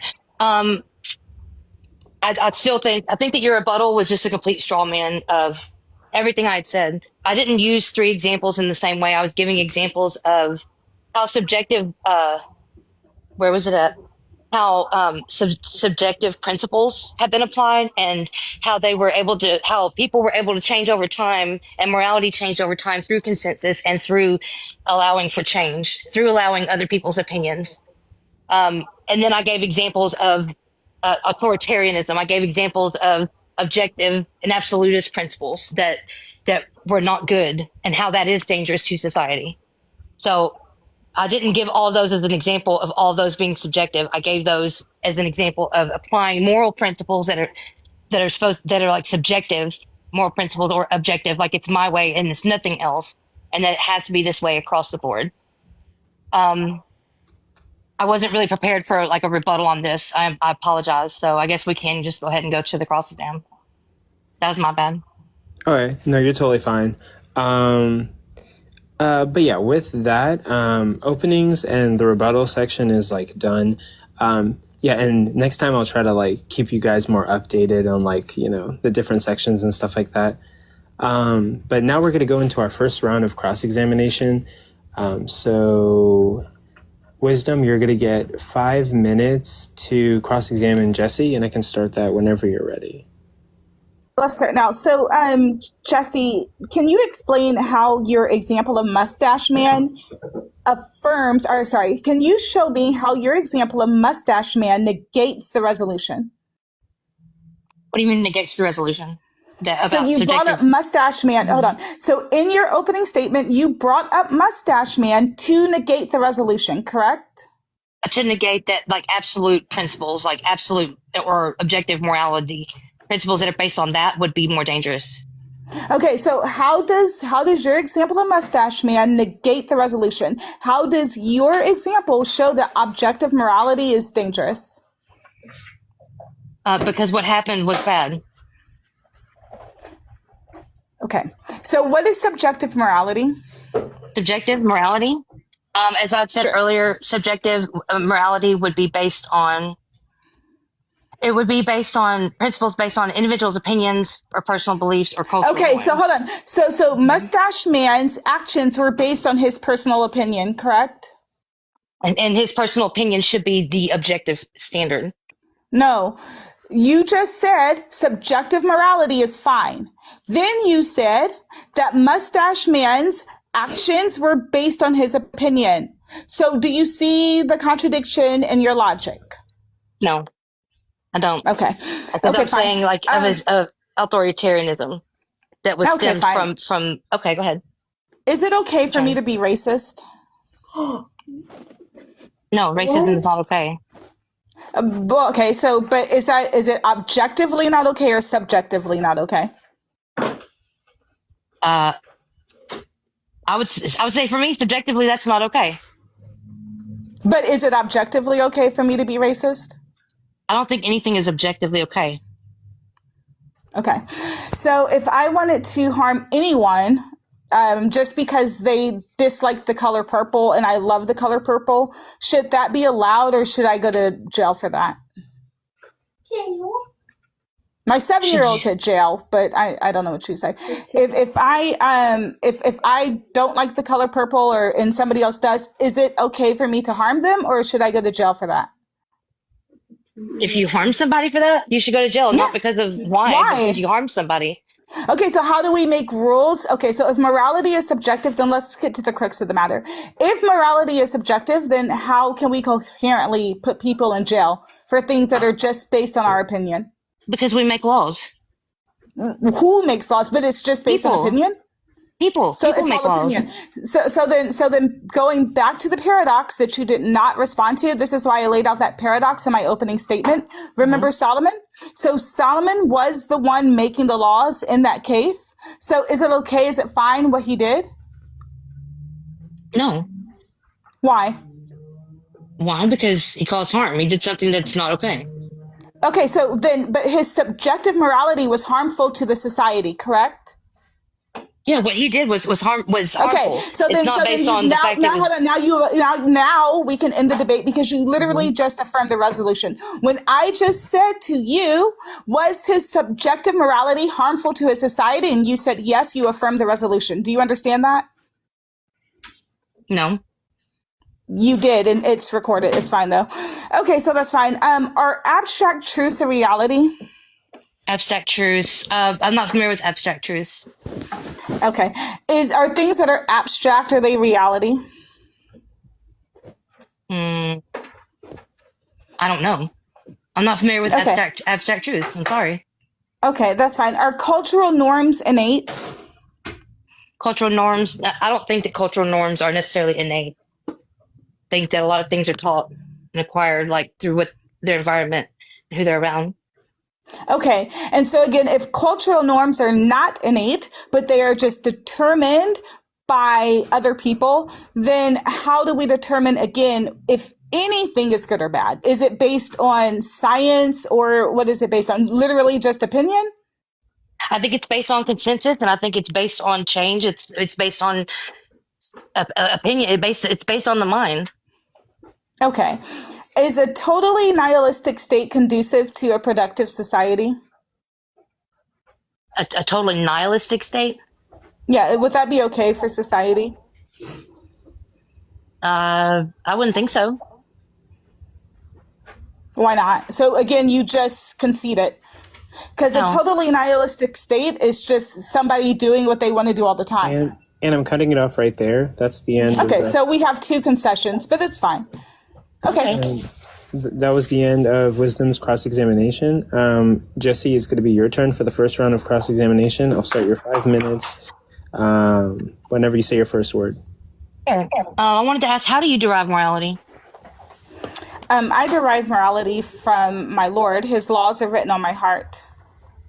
Okay, does your Lord have a mind? Of course. So do these morals exist outside of his mind? Do they exist outside of his mind? They exist within me also. They exist outside of his mind. They come forth from him into the world. Okay. Do you think that if morality is do you think by morality being subjective, does that to you mean that anything goes, quote unquote? I don't think that it means anything goes. I think that it takes away the judgment standard so that even if you disagree with what is going, there's not much you're going to be able to do about it. Okay. Because I was going to say, I don't think that not everything goes. Can you tell me a society that doesn't have laws? Again, it doesn't matter what those laws are. You could have a society that allows you to pass your children through the fire. And if that's fine with them, then that's fine with you. No, that would objectively be wrong. Okay, but that's not what I was asking. But do you know any society that doesn't have laws? Do I know any society? Yeah, there are societies that don't have laws. They're called I forgot what they were called. But yeah, there are some societies that don't have laws. Just completely free. I think it would lead to chaos though, but that's my, I guess subjective opinion. And since we're talking about subjective morality, I don't know if that would be safe for society. I think it would be dangerous. Okay. What makes something good or what makes something right? How do you know what's written in your heart and if it's good or right or bad? Generally, just by a general rule, denying your flesh. So for example, the example I gave you about people liking purple and I don't, right? So thinking of people before you think of yourself, putting your flesh second, not having completely nihilistic tendencies, that sort of thing. Putting your flesh second. So just not caring about this life. So basically the opposite of what you're saying, because if I think objectively, I'm not always thinking about my internal wants and needs, my immediate wants and needs. I'm thinking objectively, what is best for society or what is best for everyone around me. Okay. And what would make that good? Like, why would that be good?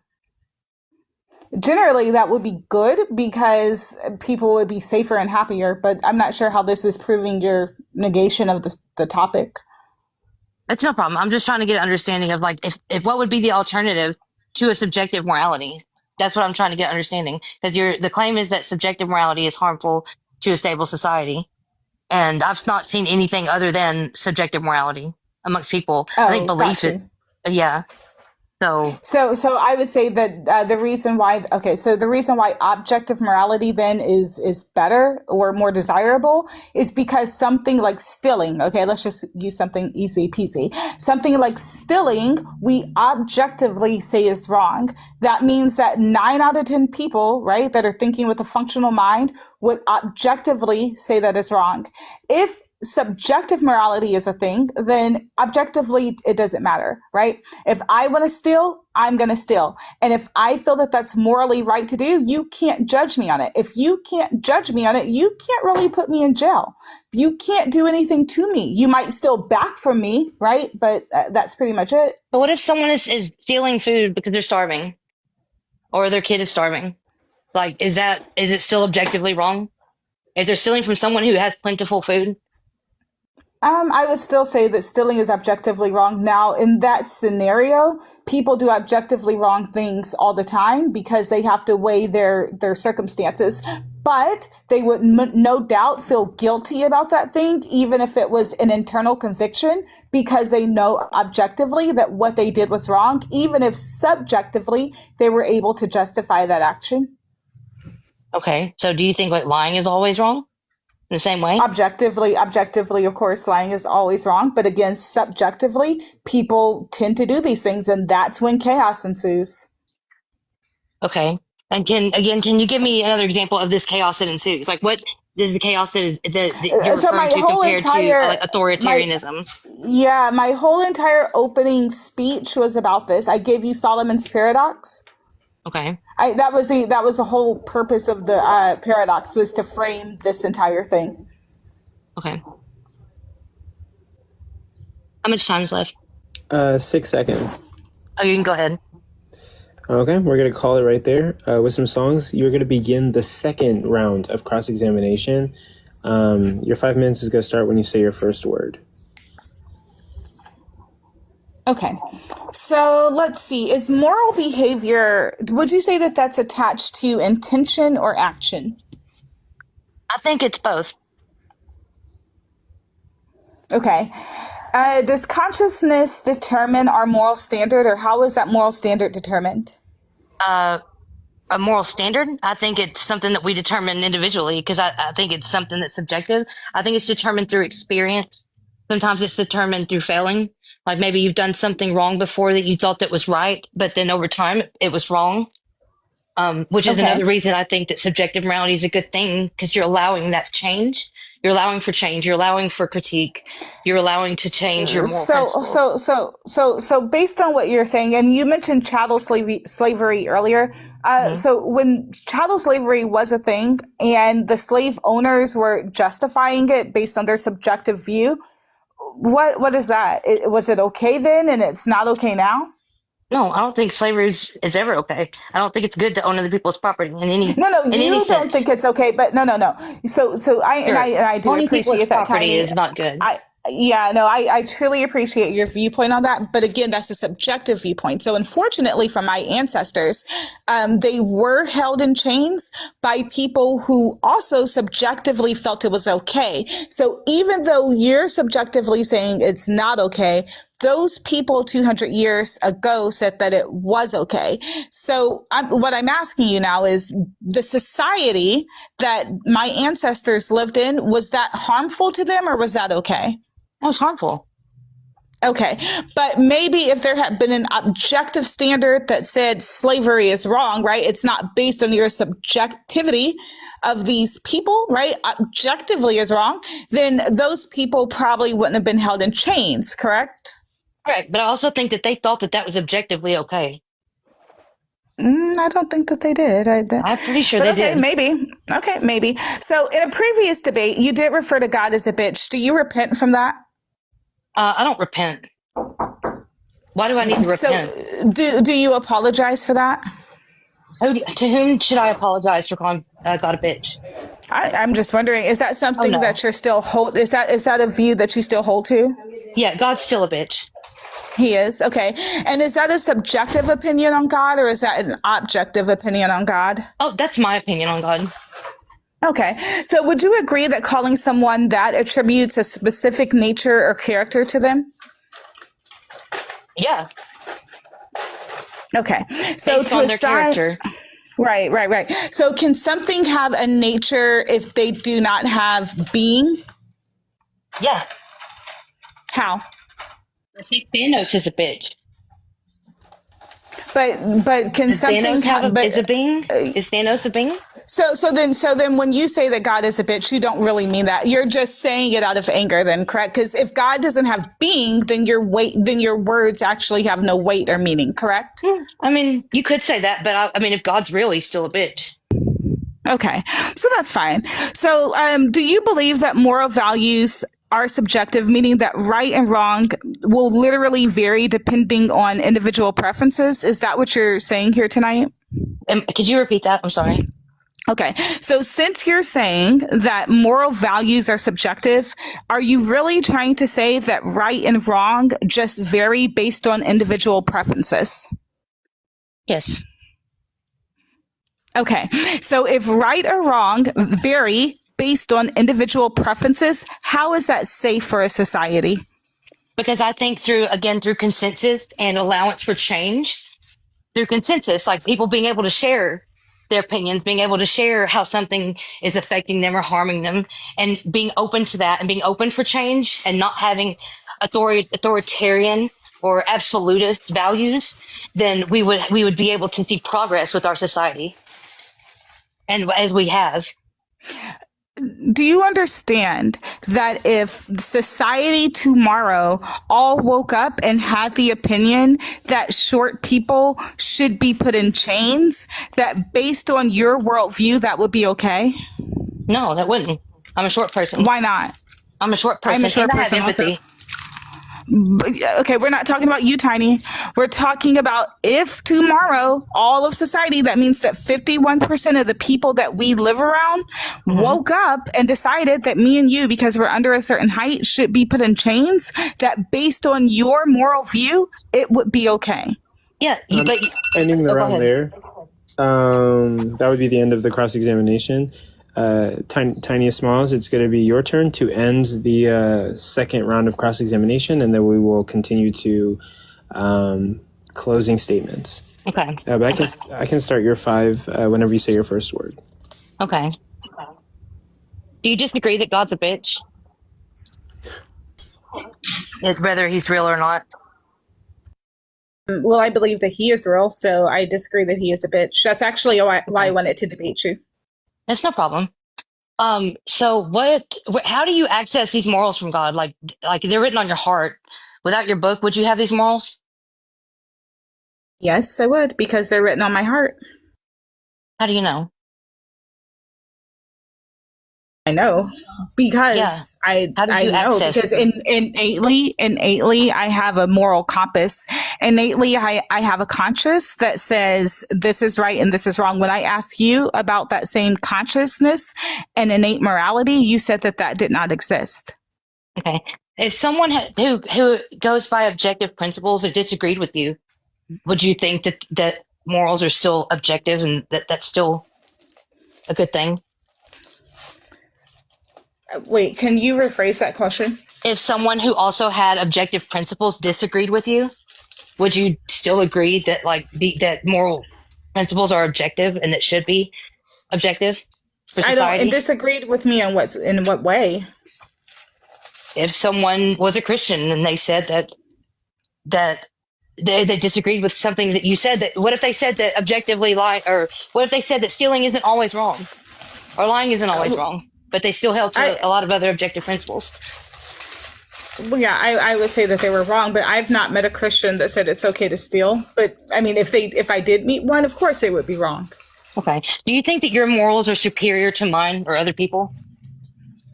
So I don't know what your morals are in particular, so I can't say that. But I would say that your view of subjective morality is incorrect. What makes it incorrect?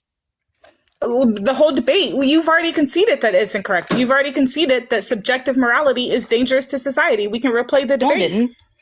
You did. You conceded twice. Okay. Okay. So do you think that you have better morals than anybody? Do I That think your I morals have are superior better to other people's. morals than anybody? Yeah. No, What about I someone don't who's think I Muslim? have better morals than anybody. Some people don't curse. I just cursed 5 minutes ago. What about someone who's Muslim? Do you think Do your I believe morals are that my superior? morals are better than a Muslim's morals? I believe that my discernment is better than a Muslim's discernment because they're Muslim. Okay. So I think that this sort of like moral framework leads to moral superiority, which also again leads to like authoritarianism. It leads to absolutists. It leads to, again, as I said in my opener, increased risk for human conflict that can't be resolved. Like, because if someone has a differing opinion in societies, then these societies would come against each other, or the groups of people would come against each other against these norms that are being placed on people that doesn't allow room for change. It doesn't allow room for opinions. It doesn't allow for growth. So, Okay, I don't. Okay. no problem. With that, I'll go ahead and I'll just concede the rest of my time. Okay, so there's going to be that's going to be 1 minute and 35 seconds left on the clock. And so now we're going to proceed to our closing statements. Let me check. It's going to be 3 minutes for the affirmation and 3 minutes for the opposition. So Wisdom, I can start your 3 minutes whenever you say your first word. Okay, so 3 minutes. So first of all, let me just thank everybody here. God bless you guys. Thanks for coming out. Tiny, thanks for debating with me. This has been great. AR and CoCo, thanks for hosting, etc., etc. Everybody here that's Christian, God bless you guys. And all atheists, please come to Christ. Okay, so with that, let's get to it. Tonight's topic has been 100% affirmed. The topic was this: subjective morality is dangerous to society. I clearly have affirmed the topic with my paradox and everything that I've said to you tonight. It's been proven that subjective morality is dangerous. But then even more importantly than my subjective opinion is Tiny's, because Tiny also conceded 2 times that subjective morality was dangerous to society. And in fact, she conceded 3, because when we just talked about the chattel slavery, she conceded again. So because of that, I don't know where we're supposed to go with tonight's debate, other than here's what I would hope all atheists: even if you do not affirm that God is the reason for your objective morality, you should still figure out how to affirm some sort of objective morality, even if it's going to be, evolution. I don't know, something. I don't know what y'all want to use, but something you're going to have to start using, because this has been a complete disaster. Nowhere, neither in her rebuttal, not in her opening statement, not even in cross-examination, did Tiny ever negate the resolution. Never did she show you that subjective morality would lead to anything but chaos. Once again, even using her own examples of Mustache Man, we got right back to the position that he was using subjective morality, and that in fact was dangerous to society. The same with the chattel slavery that she brought up. All of these were based on people's subjective opinions. It's not right. And when we allow morality to just come down to opinion, then you're really in a bad spot, you guys, because different people's behaviors and culture trends and what makes them happy and sad is pretty fleeting. So if we're allowing society to say that morality is being dictated by people that we don't even know or care about, that's wrong. So we have to have some sort of objective standard. Let me see, what else? The paradox was completely untouched, right? Even if she didn't respect the paradox itself, you probably still should have mentioned it, because Solomon there, he's doing a harmful thing, but he was also doing a good thing. And so because of the good that people saw within him, they trusted him, Tiny. And because they trusted him and he was also their lawmaker, he absolutely made laws and enforced laws that were dangerous to his society. There we go. Wait, what happened to the big screen? Oh, I just put their topic on the screen, so everyone could know like what the topic was. They were doing their. That's fine. You're right. But Tiny Smalls, now you get your closing statements. It's 3 minutes, and I'll start whenever you say your first word. Okay. I want to thank everybody again for hosting this. I want to thank Wisdom Songs also for, again, inviting me for this conversation. And then to thank everybody for listening. I do want to thank W for Christians cussing subjectively. I think more Christians should cuss. I think life would probably be a lot better. I think that, excuse me, I think that these philosophical debates definitely point me like in directions to look in. I definitely agree. Like I'm still learning on how to formulate these types of arguments. I normally don't debate these things. So I appreciate giving me like a direction to go in when looking into these things. I appreciate that. And I appreciate all the help I've gotten. I try to stay kind of away from the philosophical era, but I've definitely learned a lot. I don't appreciate being lied about. I did not concede, not once. I did not. If I don't know something, I'll say I don't know, and I'll answer honestly. But not once was I asked, "Do you concede?" or did I mention conceding? But that's okay. And I'm okay with taking an L. I know I'm going to get feedback from friends, from other people, and I appreciate that too. I appreciate any feedback. I still appreciate you, Wisdom Songs. To those that are believers, it's not too late to ditch your relationship with God and get a relationship with reality. And with that, I'll concede my time. Okay, and with that, you had 1 minute and 40 seconds left. So that will conclude the debate. I want to take this moment to say thank you to both of the competitors, and thank you, AR, for hosting this and having me be the co-host. Thank you, everyone that's here. We're going to put up a poll for like everyone to vote on who you thought won. I do want to say that the audience poll is not a accurate representation of who won. CoCo and I will now. There are variables that, contribute to what the audience vote ends up being, including like who was here and people voting however they choose to vote. So with that, we're going to go into 20 minutes of like audience comments, critiques, questions. So yeah, we can start inviting people up, but yeah, we'll get that poll started. AR, I think you have to make the poll. Yeah. I think you can make the poll too. By the way, I can. It don't have to be me. I mean, if you know how to make the poll, you can make the poll. I could do it. Though. Hold on, let me see if I can. If you can, if you know how to do it. I have to. Is it a quick poll? Do I hit quick poll? I don't even know, bro. I would do like a text poll and say. How do I do that? Damn. Let's see. Let's see here. Listen here, dudes. I've climbed the highest mountains, and I've taken Andre the Giant, dudes, and I've slammed him down. But if anybody comes after my boy, CoCo, we got a problem, and you're gonna reach the pythons of the Hulkster and the Mikester. You know what I'm talking about, dudes. Bye, J Mike. Thank you so much, J Mike. I love J Mike. He's awesome. Yeah. If we're into critiques or not. Yeah, go ahead, Just Jim. You can go next while we're figuring out the poll situation. You want to go first? I don't know if Rhaegar wants to go.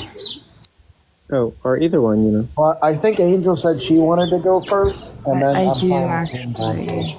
Okay, I'll go first. Yeah, go ahead, Angel. Sorry, I didn't hear you. Because in the beginning, Wisdom mentioned something about gender and not caring about gender. You do realize some people don't have a gender.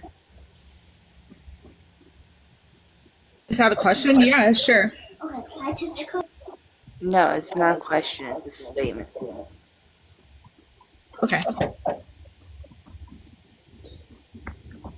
Was that it? I wasn't sure if that was a... Okay. Rhaegar, do you want to go? It's a very upset statement, yes. Go first, Jim. Look, I'll just ask like 3 really simple questions to Wisdom. What are you taking objective morality to be? How it's understood, at least within meta-ethics? Say objective morality is a truth that exists outside of the mind, so it has real implications. So we understand that objective morality, at least in metaethics, is going to be a thesis that moral propositions are made true in virtue of something outside of mind or stances, right? There's something outside of a mind or a stance that makes those moral propositions true. And subjective morality is going to be the opposite, right? Moral propositions are made true in virtue of minds or stances. So here's my question. In your Solomon example, if all of the moral propositions that Solomon was holding to in order to act the way that he did were made true in virtue of something outside of his mind or stance, would Solomon still be acting in a bad way? Yeah, there's based on the paradox that I presented, there's no way that would be the case. Because objectively, Can you engage with the question? Well, yeah, engaging with that question, that was a fallacy because the paradox that I gave you doesn't lend that at all. If you want to, it's not a fallacy. It's not a fallacy. Questions can't be fallacies. I'm asking a question. If you want to use something else, because arguments can be fallacious. I'm sorry. Well, your argument is fallacious. Yeah, well, that wasn't an argument. It's a question. Excuse me, Jim. In the paradox, so you used my character Solomon, and with that character, it's not going to match. You can use a different character. You can use a different name. I understand. Look, I understand. You understand what I'm saying? I understand how you're crashing out right now, right? And the reason that you're crashing out is because the Solomon example dealt with normative ethics. It didn't deal with meta ethics, which is the subject of the conversation. Right? So if you want to debate my paradox, we can do that at a different time. We're not debating my paradox right now. I'm sorry. That's fine. I'm giving you a critique on your argumentation, right? The critique is that throughout the whole debate, what you did was address normative ethics, not meta ethics. And an example of that is if that we were to levy the same critique in terms of what objective morality means onto your own paradox, you would fall into absurdity because you would say that if the norms that Solomon was following were objective, they would still be bad. So you just disproved your whole argument. Okay, so again, me and Tiny had a debate. I didn't disprove my whole argument at all. These points were not brought up by her. If you would like to have this debate again, I can schedule it with you. But okay, thanks for your opinion.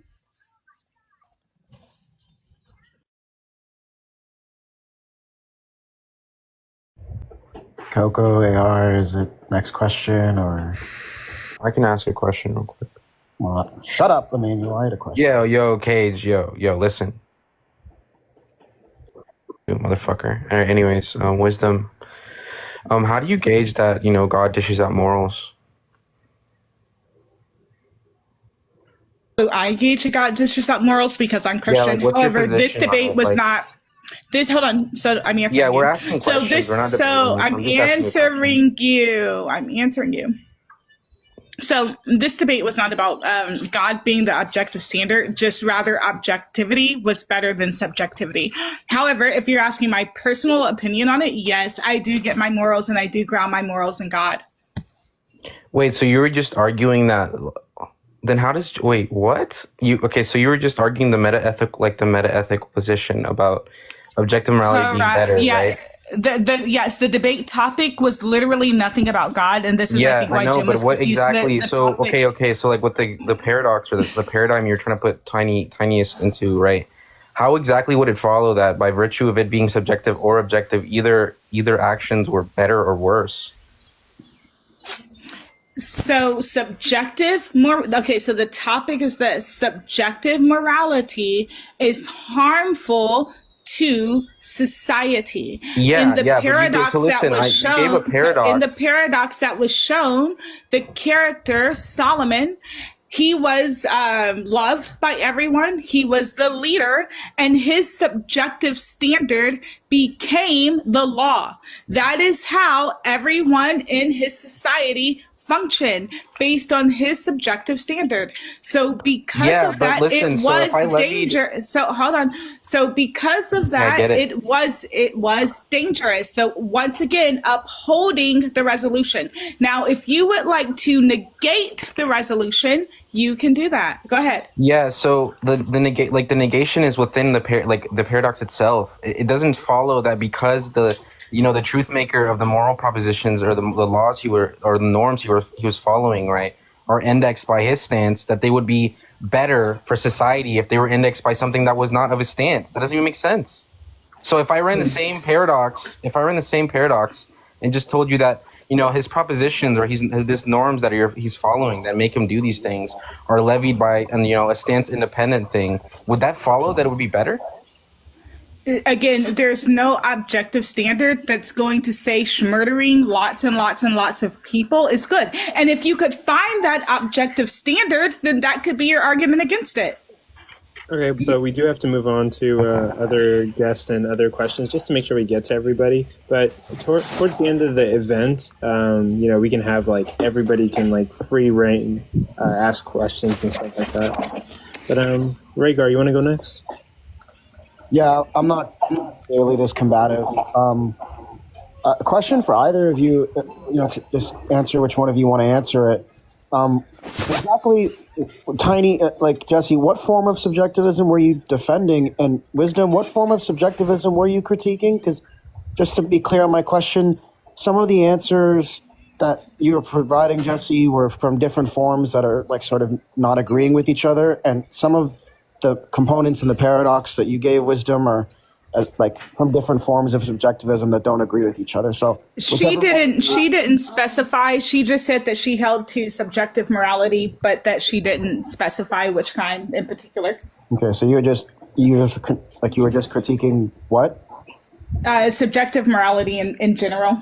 What? To see where she would go with that, because subjective morality, as she defined it, was, I think that she defined objective as anything outside of the mind, and she defined I said objective is real outside of the mind, belief or stance, and subjective was based on individuals' opinions, personal beliefs, or cultural. That's it. And so since she defined subjective morality like that, this is exactly why the paradox was set up the way it was, and the debate was set up the way it was.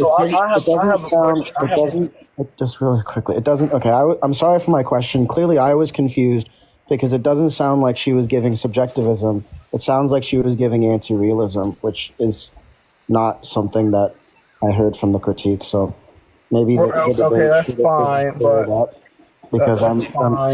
please shut up. You're not the judge, so no influence, please. Dude, he's giving critique. Shut up. Yeah, one person at a time. We can't be doing that. That's not okay. So maybe now that I understand, I guess if I may ask a second question.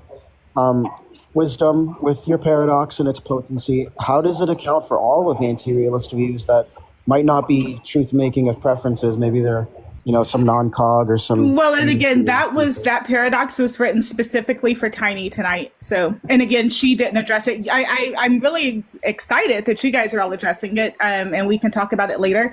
But that specific paradox was specifically for her debate tonight because of the way that she defined subjective morality. Okay, and my last thing before I go, because I want to move on. Jesse, do you hold a distinction between anti-realism and subjectivism? I didn't look into it all that much, but between subjectivism and anti-realism, I don't. Just because mainly I don't have a stance on that right now. Okay, never mind then. Yeah, I've read some on it, but again, so this is all like new to me. I have read about it, but not enough to come to my own conclusion. But I appreciate it.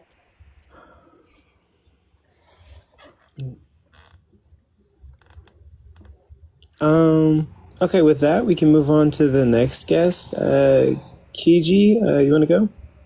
Sure, just a quick thing. The whole time, Wisdom, you were asking Tanya about moral dilemmas. You're not asking where or how she grounds her moral claim. You just kept asking, is murder bad? Oh, is theft bad? Oh, you agree? You conceded. That's all I kept hearing. No. So how she conceded, and again, it's all on record and it's fine. It can be clipped and shown to you. But how she conceded was, I specifically said, were Schmittler's actions subjective or objective? And she said they were subjective. And I said, was that harmful to society? To which she said, yes. This is a concession. The resolution is literally subjective morality is harmful to society. She conceded 3 times. Would you not agree that during the Spanish Inquisition or the Crusades or anything like that are not also subjective, but disguised as objective. No, I would disagree with that. And again, her concession. And if you wanted to debate God in the Crusades, again, that's a whole different debate. Yeah, but as far as Tiny, hold on. I'm not lying. It's all on record. But as far as her concession, it was literally a concession in 2 questions. Was Schmittler's actions, were they subjective? The answer was yes. Was that harmful to society? The answer was also yes. This logically flows that the resolution was affirmed. Again, right? There's no difference between what the religious crusades and Spanish Inquisition, what the Roman Empire did to spread said religion. There's no difference. Provide a symmetry breaker between the two. And the topic, Dwight, is subjective morality dangerous to society? And again, you guys are asking me how I define subjectivity. Tiny defines subjectivity as simply opinion. We have shown through this debate, both her and I, where that is dangerous to society. So win confirmation bias for you people that don't want to admit that.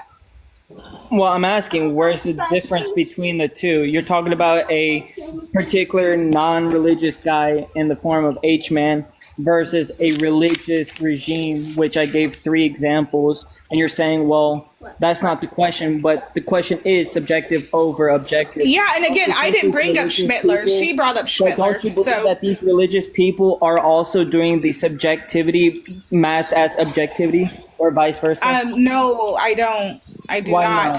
And again, that would be an entire debate why we would talk about the motives of people following Yahweh versus Schmittler. See, she conceded that Schmittler's actions were subjective. She could have said no. Hold on. She could have said no. She could have said no, and we would have went a different direction. She, in fact, said yes. Right now, I keep telling you no, to which you keep trying to press me into a corner. If you want to have a debate about this would be a separate thing. Okay, we're gonna have to end it there, so we can move on to the other guest. Eric, do you have anything for us? Yeah, I mean, I won't be super long. The issue is neither of you are really well versed on what the discussion between moral, subjective, and objective is. And in the case that, like, the shape of the earth itself is round objectively, there's people that still believe in flat earth and will hold the positions that these certain things are the way that they are, saying that the earth is flat. It can be the case that morality is objective, but you hold a subjective aspect, saying that at this moment I believe said thing could be true. So in the case that something like small mustache man could have an opinion on said thing, the objective morality could still exist. Normative ethics are and the discussions of what ought to be happen are not the same discussion as we are bringing into here. So if you're saying that morality has to be objective, it's irrelevant on the normative prospect. You didn't say why morality had to be objective or discuss why, if it was subjective to stance of independence of like a person's mind, why this would be a bad thing. You're just saying that normative ethics that are subjective are a bad thing. These are 2 different topics. And so I don't think neither of you have read enough of the literature to know what is being discussed on this concept. Well, that might be true to a certain extent. However, I will say this: she is the one that says that she held to subjective morality, which is the only reason why I asked her to do this particular debate. Based on her definition of subjective morality that she gave is how I came up with this debate topic. So again, her being the subjective moralist, she could have asked me all these questions in her rebuttal or in her cross-examination. I laid out a very clear paradox to be flowed. If there was something wrong with it based on her holding of subjective morality, she could have brought that up. It was never brought up. So to bring it up right here and right now is a bit, I don't know. This is something that I think we should do at a different time, honestly. I'm just pointing out both did not study. That's why I said both didn't read the information all the way to derive a true conclusion to this. Yeah, so this is, I don't know. I think that that's your subjective opinion, and I appreciate it from you. But I also, agree. really quick, let me just jump in to say, look, I'm not AR. This is his live, but mods, we can stop kicking in the mix from the panel. We want to get everybody up here to ask questions or give critiques, but in the mix, you can't interrupt somebody when they're in the middle of like asking their question. So like that's why you were kicked in the first place. So let's be polite because we do have to watch out for time and give everyone a fair turn with both of the debaters. So just putting that out there. I'm going to let these people go, and then we're going to try to bring as many people up here as we can. But thank you, Eric, for your candor points. Do you guys want to finish off, or can we move to the next question? Are you okay? We're good. We're good. Okay. Okay. Tiny Smalls, you got it. Tiny Science, you got it. I already checked the poll. Oh, I have a question for wisdom songs. Is it objectively bad to lie? We went through this. Yes, it is. Can I bring up a point that Tiny has? Well, I do want to say that saying that she conceded when she said that Schittler, or Mustache Man, had an objective set of morals, she didn't concede or say that it was subjective. You might have misheard. Tiny, stop. She absolutely Might have misheard. You might have misheard. Okay. But this is incorrect. So Tiny is small. It's Jesse. When I asked you if Schmittler's actions were subjective, did you not say yes, that they were subjective? I said that he had absolutist principles based on objective principles. When I asked you, were his actions subjective, did you not say yes? What he did, or what he chose to do? Can you just say yes or no? Because your fans are waiting. No, I'm not answering anything. When I asked you, you can respond to your critique. So Tiny, you see how she's not I'm clarifying what I said. Because she does not want to cook herself. She knows that it's going to be posted where she absolutely answered. I'm not strawmanning. She everything I've said, you strawman. Tiny, then answer yes or no. Answer yes or no, Tiny. When I asked you, were Schmittler's actions subjective? Did you say yes or no? Well, his actions were subjective. What he did was based on absolutist objective principles. Okay, and I asked you what then, he did was subjective actions. Okay, so then I asked you, were his subjective actions, were they harmful to the society? And what was your response? His actions that were based on absolutist principles were harmful to society, yeah.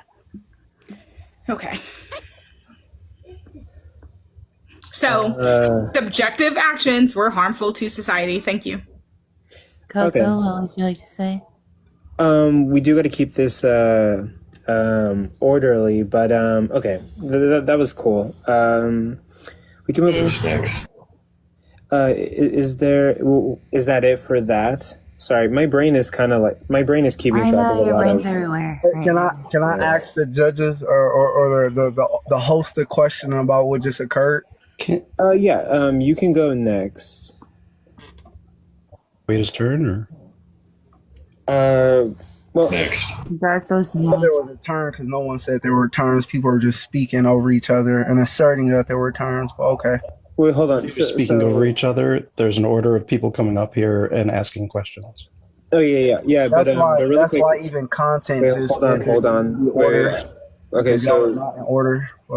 So in the mix was here earlier, but he got dropped. Who dropped him again? Mods. I didn't do anything. God bless you, Kimber. Okay. Darth Nerder, go ahead. Jesus Christ, we're trying to get him in the mix. I just wanted to reframe something because there keeps being this talk of like concession and going to the recording and stuff, and it's not really a gotcha. The thing that you're leaning on and the hill that you're dying on is this ambiguity in the original framing of the topic, where it says, is subjective morality harmful to society? The problem is that it doesn't explicitly state that, and I think you're misinterpreting that question as is subjective morality. The topic, first of all, Excuse I'm me, not I misinterpreting think that anything. when I'm I literally speaking, created the topic, so middle don't of say me I'm speaking misinterpreting is the not topic. when when is I not a created sign it. for you Maybe to you're speak. misinterpreting the topic. Excuse me. Maybe Hold on. that's who's misinterpreting the topic. Excuse me. Guys, we gotta let the people asking questions finish. I know that there's a lot invested in this debate. I understand that Wisdom. Wait, hold on. Wisdom starts from humility. Wait, hold on. But like everyone, because there has been a little bit of like arguments regarding like the people asking questions and the debaters. I understand that there's a lot of emotion invested into this debate, but we do have to keep this orderly so we can get to everybody and like keep this functional, because we do have people who are listening. So let's let the people who are asking questions ask questions, finish, and then, debaters can respond. So what I was trying to say is, the question is not, is subjective morality ever harmful to society? Which is what you were trying to prove, that there are occasions where subjective morality is harmful to society. And you claim that because you proved that there's an instance of subjective morality that is harmful, that was harmful to society, therefore that's a concession. That's not what this is about. I believe that the question, is subjective morality harmful to society, means, is subjective morality always harmful to society? Not ever. And taking a specific example and saying, look, you just admitted that that was subjective morality and it was harmful, therefore I win, is a complete straw man. Now, Sure. if you were to say, if you were to take like that same tack and say, is objective morality ever harmful to society? Would your answer be no? Again, the topic is subjective morality harmful to society? It was proven both through the paradox and the rebuttal, her rebuttal and her opening statement, that yes, subjective morality is harmful. She is the one that brought up chattel slavery. She said that the slave owners' behavior and actions was based on their subjective standard. She literally affirmed the resolution herself. I also affirmed the resolution. Now, you guys getting up here crying about what the topic is asinine, because the topic is pretty straightforward. All she had to do was come up here and, based on her view of subjective morality, show where that is good for society. She failed to do that. So what you guys are doing is you guys are upset because she did not negate the resolution. And so you guys are trying to negate it for her. You guys have dropped every single Christian that came up here on the panel, and you guys are allowed to ask 30, 40 questions over and over and over. Right? Okay, so but you're not going to address what I said. Apparently, not one Christian has been allowed to ask Tiny any questions, but you guys just keep asking the same question over and over and over, trying to debate the topic because Tiny did not debate it. So again, if you want to go ahead and schedule a let debate, me know when you're done. you can do that. Okay. Yeah. Brody, So go ahead. once again, you did not answer my question. All you did was restate your claim. My question was about, are you saying that subjective morality is always harmful to society? Or are you claiming that the debate was about, is subjective morality ever harmful to society? The debate was Go that ahead and tell me. subjective morality as a standard is harmful to society. The debate was not about, now she could have tried to turn it Now, what you and just talk said, about objective morality. Now, literally It was what you just said. subjective morality. So literally what you just said is stop, always. Don't cut me off. I didn't You say just said always. I You just said said I didn't always. say always. Stop. I did not. I said in general, subjective morality that she holds to, that it is harmful to society. I did not use the word always. You didn't use the word, you inferred it. And now you even inferred it even more specifically by using the word general. Okay. So the we can't be interrupting each other. topic, right, stop interrupting me. The debate topic was because Go on for 10 minutes.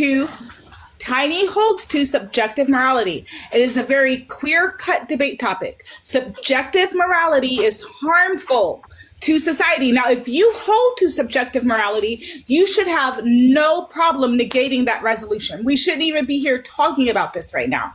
Okay. Can I? Okay, I'm going to drop. I think I dog walked her enough. Well, can I ask one quick question? It'll be quick. Oh, yeah, go for it, Tiny. And we do have to get to the other guests. Yeah, it'll kind of like maybe a palate cleanser too. For what it's worth, I think we both did poorly, and I would like to ask the quick yes or no question. Like, do you think women benefit from Christianity? And do you want another debate on that? Sure and sure. Do you think women do women benefit from Christianity specifically? Specifically, do women benefit from Christianity? Of course. I benefit from Christianity and I'm a woman.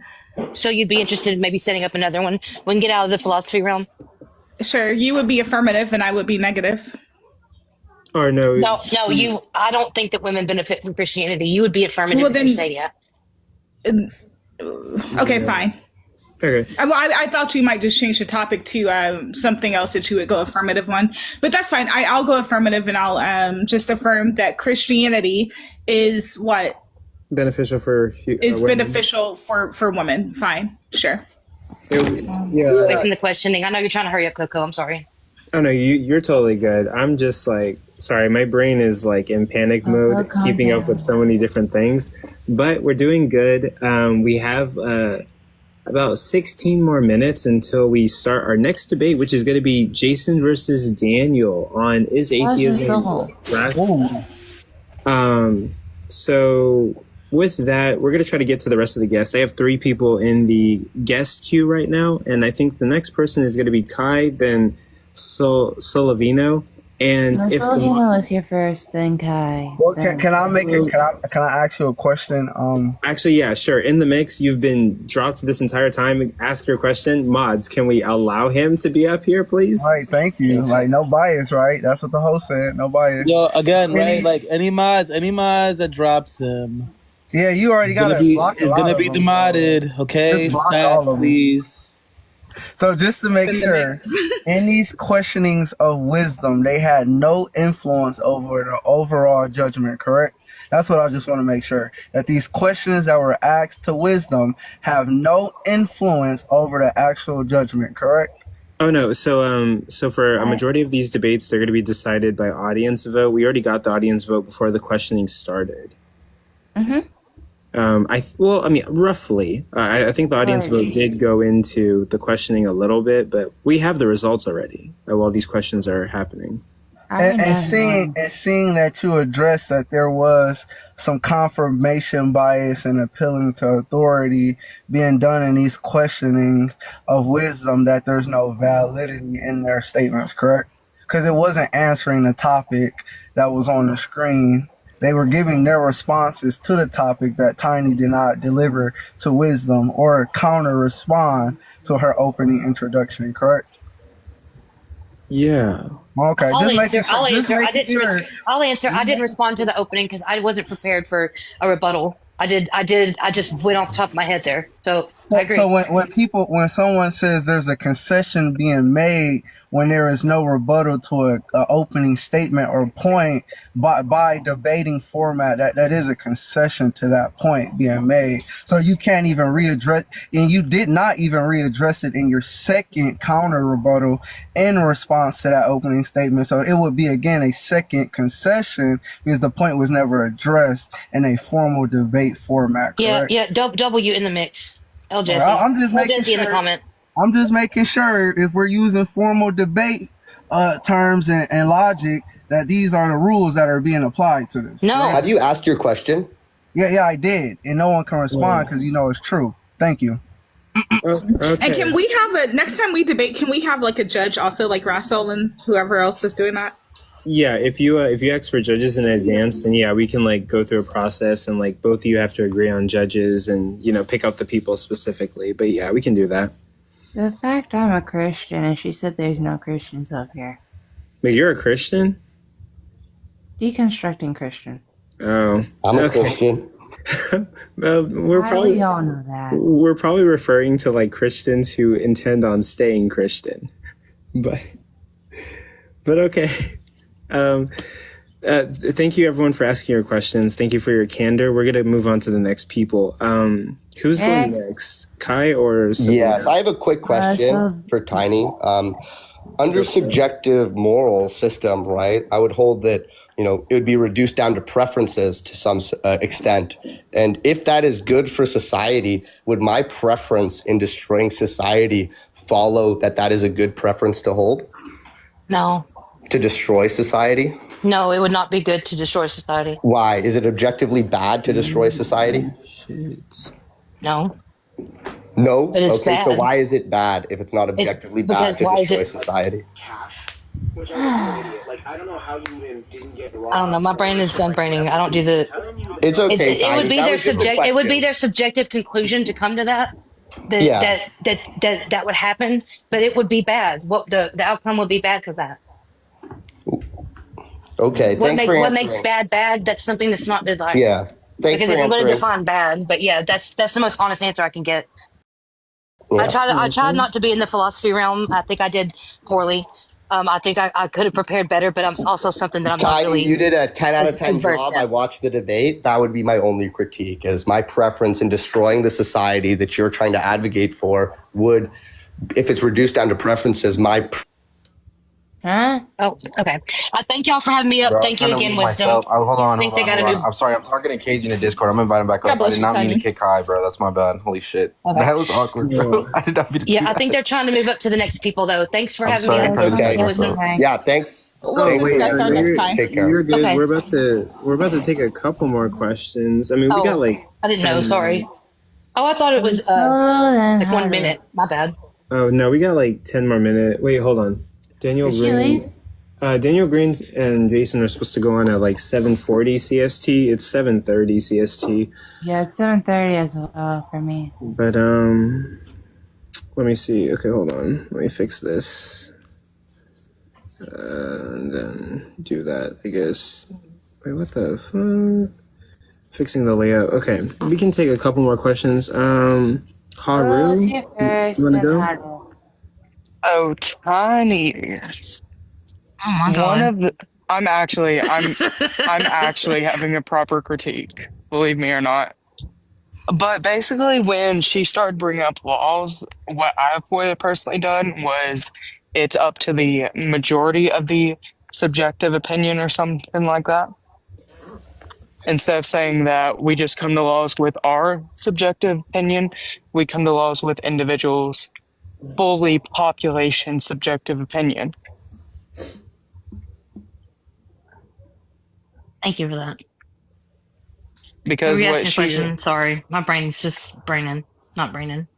wow, tiniest wasn't listening to me. I was listening. I just wasn't hearing you. Then what did I say? When But basically, yeah. when the laws were brought up.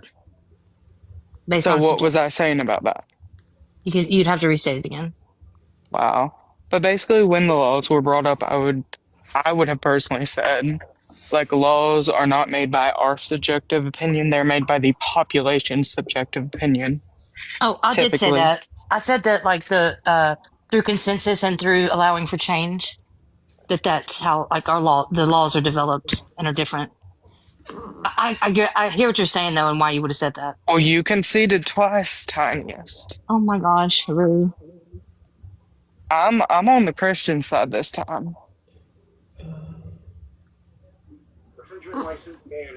But y'all, since tiniest I got a hates me, universal EPA. since tiniest hates me, I guess I'll leave. Thank you for having me, AR.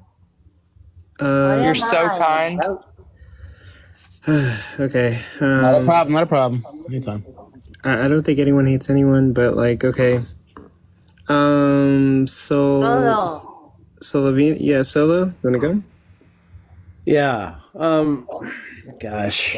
You would think as long of a time that I had here to sit and think of my question, I could formulate it better. But I guess, what are we doing on either side to account for some of the overlap in terms of harm? Because it doesn't, like if someone asked me to debate for this particular topic, I'm not necessarily sure which side I would take. I suppose are we counting what causes the most harm overall? And if that's true, I mean, how does that make it, I guess, objectively better? I mean, certainly we could conceive of someone subjectively acting in a way that brought about results that didn't bring harm or perhaps produced a great amount of well-being, right? But we could also come up with examples for the other. So what are we doing to account for that overlap? I mean, I think that's a good point. I think that like the wording for this topic and how we are formulating it was leaves a lot of room for nuance. I would say I wouldn't know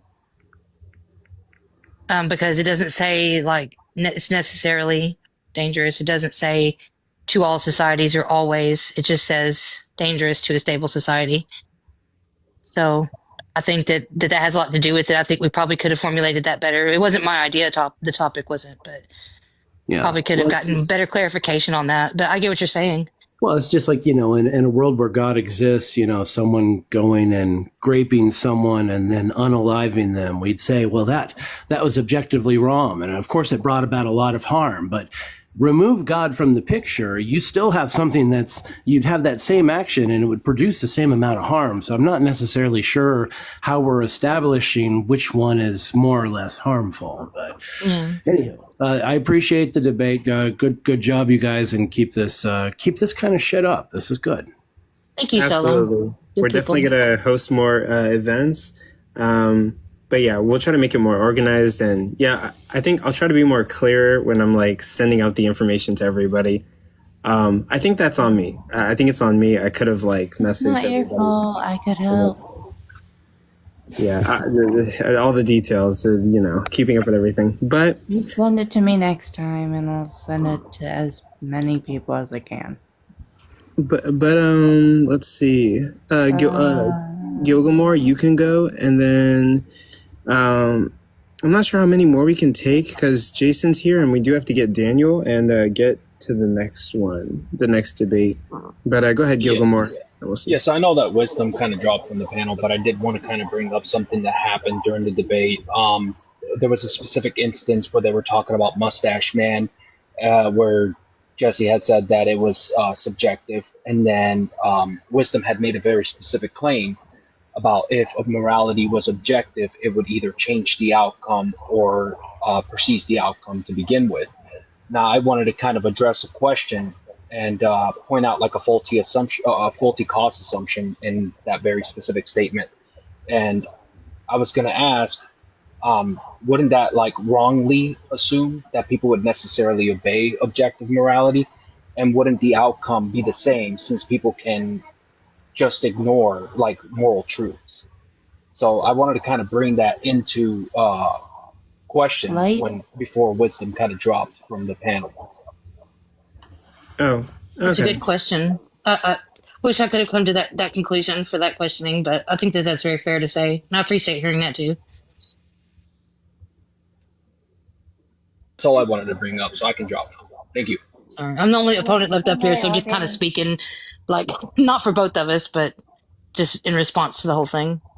You have 3 hosts, youre, CoCo, and moi. I'm on the panel with Daniel, y'all. Sorry. Oh no, yeah. What's up, Daniel? Hey, good to see Daniel. Good to see Jason. Amazing. Okay, they're about to start in like 4 minutes. I'm gonna let Pupe and Pensive go, but you guys are gonna have to make it short and split up like 3 minutes that's left. But what do you guys got for us? I just got one quick question, but she's not here anymore, right?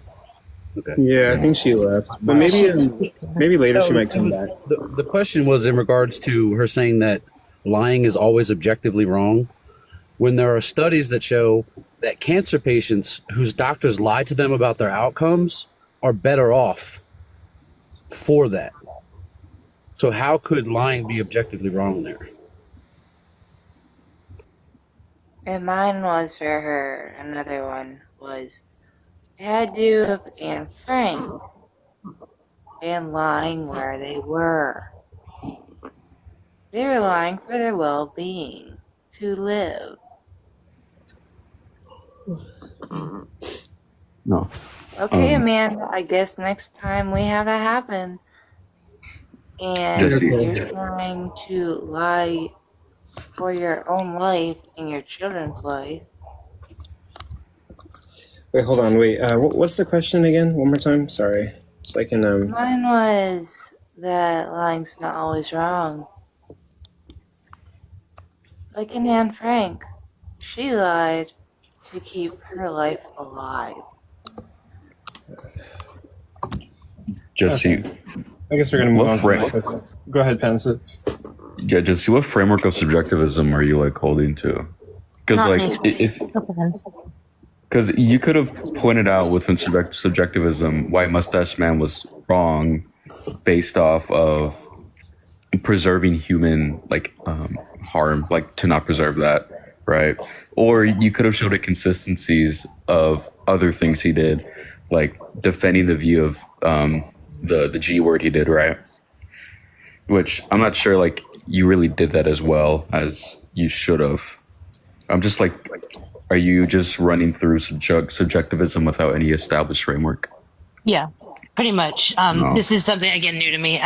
When I established from the beginning, my idea of subjective was just principles based on individuals' opinions, personal beliefs, or cultural norms. And I didn't base that off of any specific framework. But I agree, I could have had had better support for that and could have went into more literature about it. I don't disagree with you. Okay, well. Sorry, I'm not more fruitful than that. The philosophical realm is new to me. We'll definitely like check out different frameworks like emotivism or something, or prescriptivism or something. Thank you. I looked into some of them, but those are, I'm jotting those down now. Those two I haven't really. I definitely gonna be listening more when it comes to the philosophical topics. I'm gonna stick with the religion part of it and listen more for philosophy side from now on. But I appreciate it, Pensive. Thank you very much. We good to go, CoCo? Or AR? Whomever. What is it? We good to go? Are we moving on? Is everybody done asking questions? Are we? Yeah, I think so. Ready to? Okay, so if everybody, yeah. Yeah, wisdom was already gone. So thank y'all again, and wish you luck, Daniel. Best of luck, y'all. Bye, y'all. Okay, let's try to get this going here. All right, so we have Daniel and Jason debating about, is atheism rational? Let's try to get these two people up here to show the big screen on both of them. All right, let's get Jason on here as well. All right. CoCo, you there? Oh, I forgot that was muted. But yeah, I'm here. Absolutely grateful for the last two debaters. Really amazing debate. Appreciate both of their candors and appreciate them for staying for questions. Now we're going to move on to Daniel Green versus Jason. Is atheism rational? So Daniel Green, you're going to have the affirmative. So you're going to go first with your opening statement. And let me check what your format's going to be. Oh, you guys did want to change your formats up a little bit. So yeah, you're going to get a 5-minute opener. Then there's going to be 2 rounds of cross-examination, but there's also going to be like 1 round of like rebuttals. You both can rebuttal to like each other's like opening statements, then 2 rounds of cross-examinations, then closers. Are you guys okay with that? We can make the rebuttals a cross-examination if you want to. Yeah, it works for me. I was under the impression that it was going to be 5-minute openers, 3 5-minute cross-examinations, and then a 5-minute closer. But I don't mind being flexible. It's fine with me. Actually, let's do that instead. I'm now noticing the rebuttal on the page, so I could have done a better job communicating. So let's do like 3 rounds of cross-examination instead. That's what you guys are probably prepared for. So we'll do that instead. Only if Jason's cool with that too. That's all right. Man, I'm good with either way. You sure is that? What you guys want to do? Okay. So we're gonna start with Daniel Green's 5-minute opener, and you can start anytime. I'll start your time when you say the first word. Wonderful, thank you. First, I must extend my thanks to the hosts for organizing, promoting, and moderating tonight's event, and to Jason for agreeing to participate. In a few senses, the conversation that's about to take place has been some time in the making, and it really is a treat to finally be having it. It's my genuine pleasure to be arguing for the affirmative in tonight's debate, namely that atheism is indeed rational. My only request of the audience is that they listen closely and be as honest with themselves as they can in weighing up the quality of the arguments presented by both sides.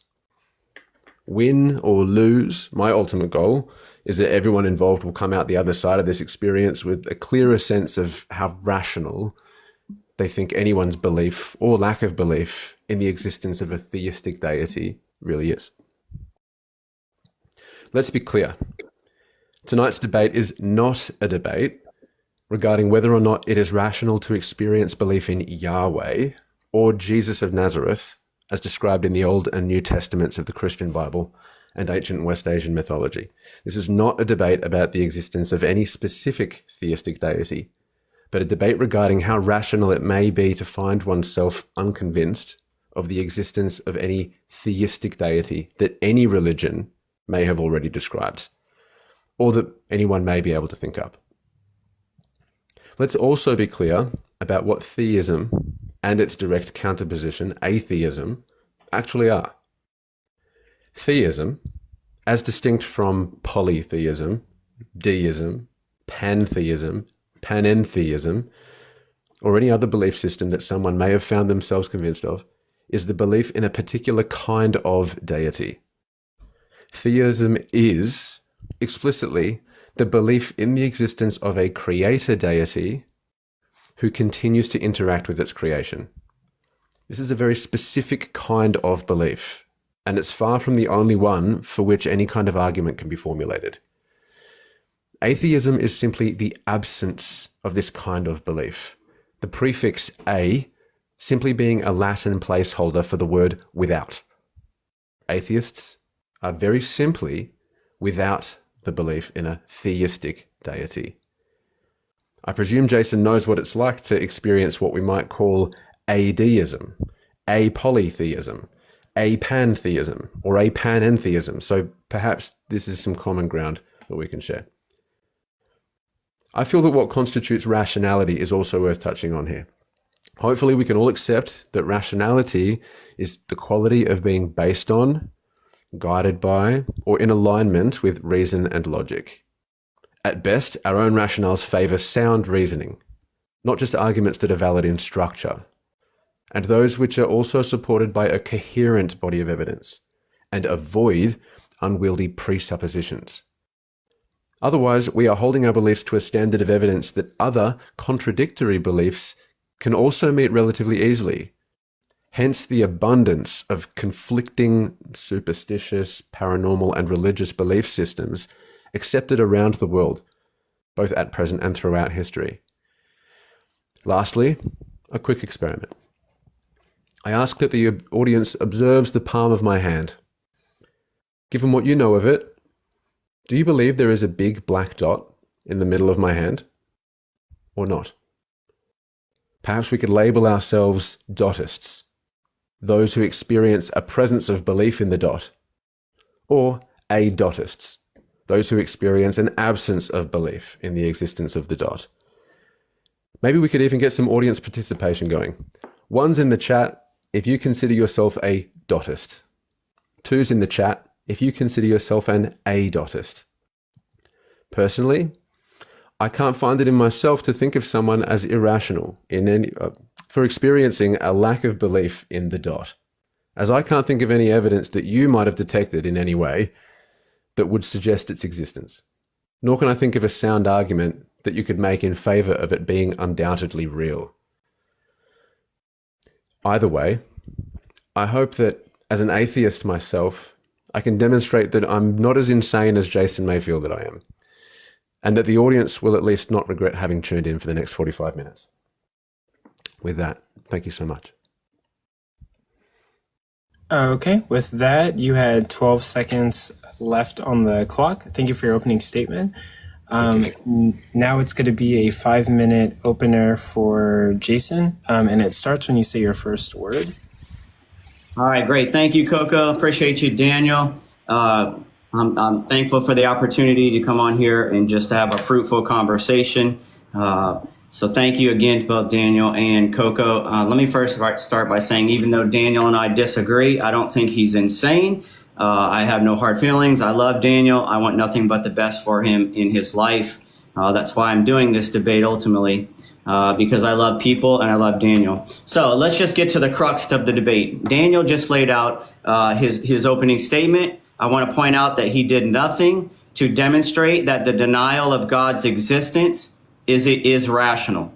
He mentioned a little bit about the theist God. He put some dot on his hand. Daniel is tasked with, first of all, demonstrating and proving that the denial of any God and all gods is rational. Now, Daniel and most atheists, in order to deflect, love to use the definition for atheism as it's just simply a lack of belief. I prefer to use an academic definition of atheism. So let's define atheism, then we'll define what it means to be rational. According to the Stanford Encyclopedia of Philosophy, atheism is standardly used to refer to the proposition that God does not exist, or more broadly, that the proposition that there are no gods. This metaphysical sense of the word is preferred over other senses, including the psychological sense, not just by theistic philosophers, but by many, though not all, atheists in philosophy as well. For example, Robert Lee Poitevin writes, "An atheist is one who denies the existence of a personal, transcendent creator of the universe, rather than one who simply lives his life without reference to such being." J.J. Schellenberger says that in philosophy, the atheist is not just someone who doesn't accept theism, but more strongly someone who opposes it. In other words, it is the denial of theism, the claim that there is no God. This definition is also found in multiple encyclopedias and dictionaries of philosophy. For example, in the concise Rutledge Encyclopedia of Philosophy, William L. Rowe writes, he's an atheist, "Atheism is the position that affirms that the non-existence of God. It proposes positive disbelief rather than mere suspension of belief." The Cambridge Dictionary of Philosophy recognizes multiple senses of the word atheism, but it is clear about which is standard in philosophy. What I want the audience to do tonight, I want you to keep in mind that tonight's debate is not about agnosticism being rational. The debate isn't about a neutral position of claiming just a lack of a belief in God is rational. Daniel's task is to prove that denying God's existence is rational. My interlocutor tonight has the burden to prove and demonstrate that denying the existence of any and all gods is in fact rational. He won't be able to do it. What does it mean to be rational? It involves making decisions based on facts, evidence, and careful consideration of consequences and logic. All right? It is not logically impossible for God to exist. Therefore, the denial of God's existence would not be a logical conclusion. Being rational also means being free from excessive emotions. While emotions are a natural part of human experience, rationality aims to minimize their influence on decision making. Atheism is rooted in excessive emotions such as pride, frustration, disappointment, bitterness, and the such that often leads to irrational behaviors and irrational beliefs. Being rational means that you're seeking truth and objectivity. Rational individuals strive to understand the world as it is, free from personal bias and subjective interpretations. In an atheistic worldview, almost everything is considered subjective or a subjective interpretation of reality. Subjectivism is a core conclusion of atheism. And I'm wrapping up. Atheism is the denial of any and all God's existence, and no atheist can prove that no God exists, which means that this is not a factual position supported by any evidence, but rather it is one based on excessive emotions, subjectivity. Therefore, we must conclude that atheism is irrational. Let me make it clear to the audience, we're not here to debate that denying any one particular God is rational or that agnosticism is rational. My challenge to Daniel is to provide evidentiary proof. Finish the last sentence. Sure, yes. My challenge to Daniel is to provide evidentiary proof that denying the existence of a maximally great creator being is rational, and prove the positive assertion that no God exists is rational. If he can't do so, he must concede the debate and acknowledge atheism is irrational. Okay, we'll stop it there. With that, that's both of the opening statements. We're going to go into 3 rounds of cross-examination. Daniel, you're going first. You get 5 minutes, and it starts when you say your first word. Wonderful. Thank you so much.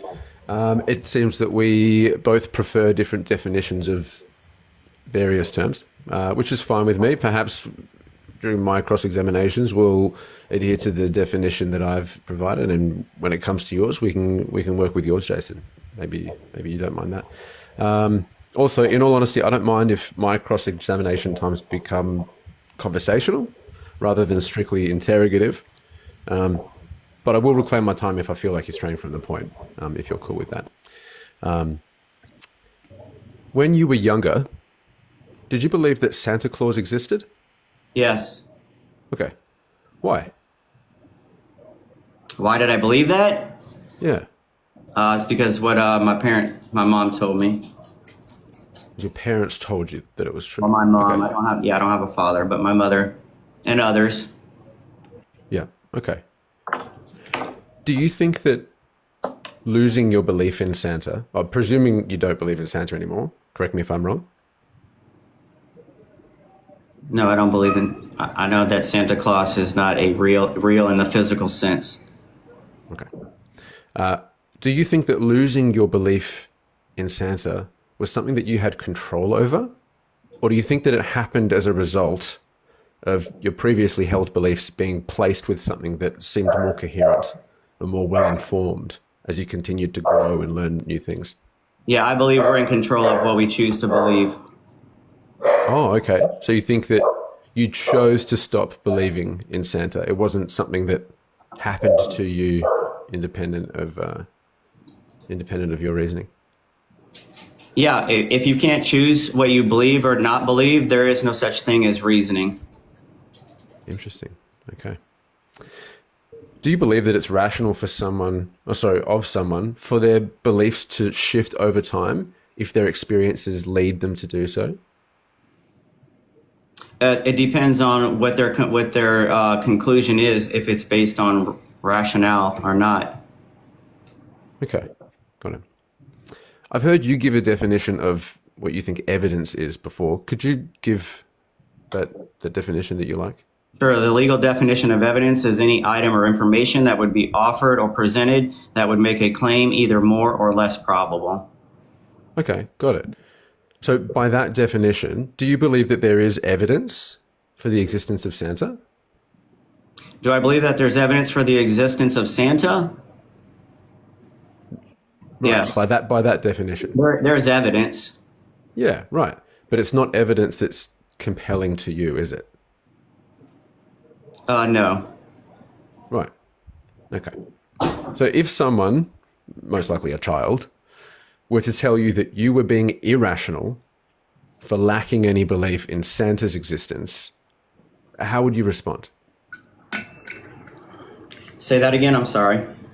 Given that you accept that there is evidence for Santa existing, and I agree with you, given that you accept that there is evidence of Santa's existence, if someone came to you, probably a child, and told you that you were being irrational for lacking any belief in Santa's existence, how would you respond to that? Sure. Well, you're asking me to respond as if I'm a child. A child is No. you just said As yourself. as a child. Wasn't the hypothetical that you gave me? No. If someone, like probably a child, it would probably be a child who said this to you, right? Yeah. If a child who believes in Santa said to you that you were being irrational for lacking belief in Santa, how would you respond to that? Well, I wouldn't be having this discussion with the child, so it's a silly hypothetical, because I wouldn't be able to have a rational, logical conversation with the child.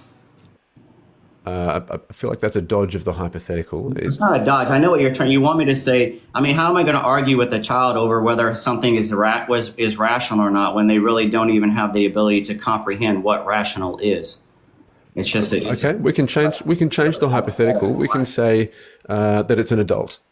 We can say an adult who still believes in Santa, given the evidence that they've seen, right? The letters from Santa that they've gotten, the bite that they've seen taken out of the cookie, the milk that's missing from the glass that they left out, the Santa that they saw at the mall, the fact that all their friends get presents from Santa too. This adult still believes in Santa. We have to end it. Sure thing. No worries. Sorry about that, but the 5 minute ran out for your cross-examination. So Jason, now it's yours to end the first round of cross-examination. So it starts whenever you say your first word. Absolutely. I'm going to try to stick to mostly yes or no questions just for the sake of time. If, Daniel, you feel like you need to expound upon something or clarify something, I would ask that you do so on your time. First question I have for you, is it logically impossible for God, a God creator, to exist? I think it depends on what one means by God. I just said a God creator. Is it logically impossible for God to exist? Again, it depends. There are many different conceptions of what a God is. If we're talking about a theistic deity, God is the uncaused cause, the creator. An uncaused cause seems illogical to me. Maximally great being. I didn't ask you what you think. I'm asking you, is it considered logically impossible for a God creator to exist? Yes or no? Some kind of creator entity, logically? You're just dodging. Are you going to answer the question? It's yes or no. Is it logically impossible for a God creator to exist? I did just say it's possible, yes. It's logically possible, correct? Possible, yes. Okay, wonderful. Do you understand that in philosophy, if something is logically possible, if something is not logically impossible, it is logically necessary? My next question for you is, can anyone be certain that God doesn't exist? I don't believe so. I don't claim to be certain. You can't be certain that God doesn't exist. So is it rational to deny the existence of something that is, first of all, logically possible and that we can't be certain doesn't exist? To be clear, you're using the word God in an unclear way. We're talking about the existence of a theistic deity. An uncaused cause, a creator, a maximally great being. Is it rational to deny the existence of something that is logically possible and that we can't be certain doesn't exist? You just said a second ago that nobody can be certain that God doesn't exist. I don't care what definition of God you're using. Again, we're not here to debate against the Christian God or any one particular God. We're talking about a maximally great being, a creator. Is it rational to deny the existence of something that you can't be certain doesn't exist? I think it's rational to lack the belief. Yeah, if you've not been convinced. I asked you, Daniel. I asked you, is it rational to deny the existence of something you just admitted you can't be certain doesn't exist? I think it's rational to lack the belief. I don't think it would be rational to claim certainty. The audience, if you're being honest, they know he's dodging the question. It is irrational to deny the existence of something that you're not certain of and to deny the existence of something that is logically possible. That literally would be irrational because it's not based on logic. It's not based on facts or evidence. By definition, that is irrational. Is it rational to deny any and all God's existence? If it is rational, Daniel, to deny the existence of any and all God's existence, why don't you just make the positive assertion that God doesn't exist? Because I don't think that it is possible for us to know that these entities don't exist. I think that the existence of these entities is beyond our ability to ascertain certainty of. Okay, great. So I appreciate the honesty. So that means that you can't rationally deny the existence of God, correct? I can, but I can't claim certainty of it not existing. How can it be rational if you can't claim certainty? How can you say God doesn't exist and it be rational when it's logically possible and you can't be certain that God doesn't exist? How is that rational? We're talking about degrees of likelihood here based on evidence that we have observed. About certainty, so I'll move on. On your live on 522, you stated we don't get to choose what we think is true. You alluded to it just a minute ago. Do you recall making this assertion? Yes, I do. That's what I believe. Okay, are you forced to think that this is a true statement by the chemical reactions in your brain? And if so, are you certain that your brain is computing truth? No, I'm not certain that my brain is correct about everything. No, but I do believe that position I have arrived at as a result of the experiences that my nervous system has been on the receiving end of, cumulatively. Yes. So you don't have any control over what you think is true. No conscious control, not full conscious control. No.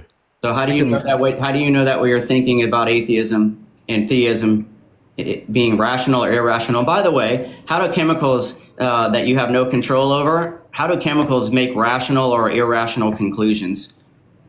I don't believe that chemicals do that. I believe that nervous systems can learn to do that.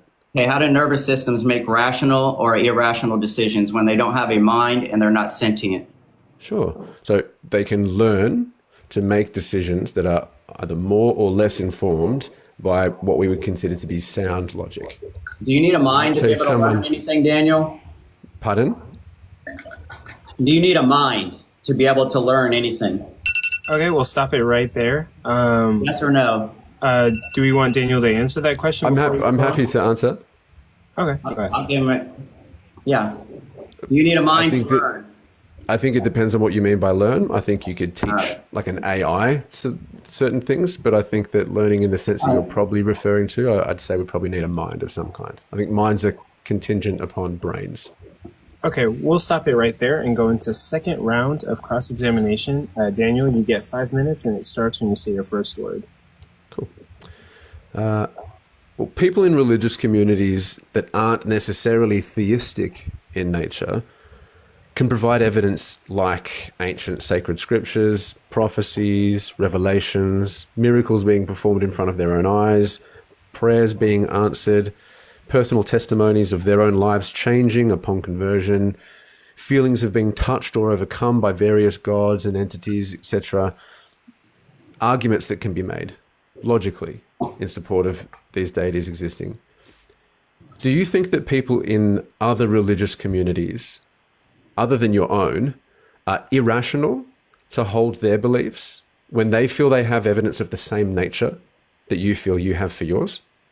Yeah, so I'll go ahead and answer this question, but I do have to point out again that Daniel, you're not arguing that the debate. What you're asking me is a non sequitur. You're asking about other faiths when your obligation is to demonstrate and prove that denying any and all gods is rational.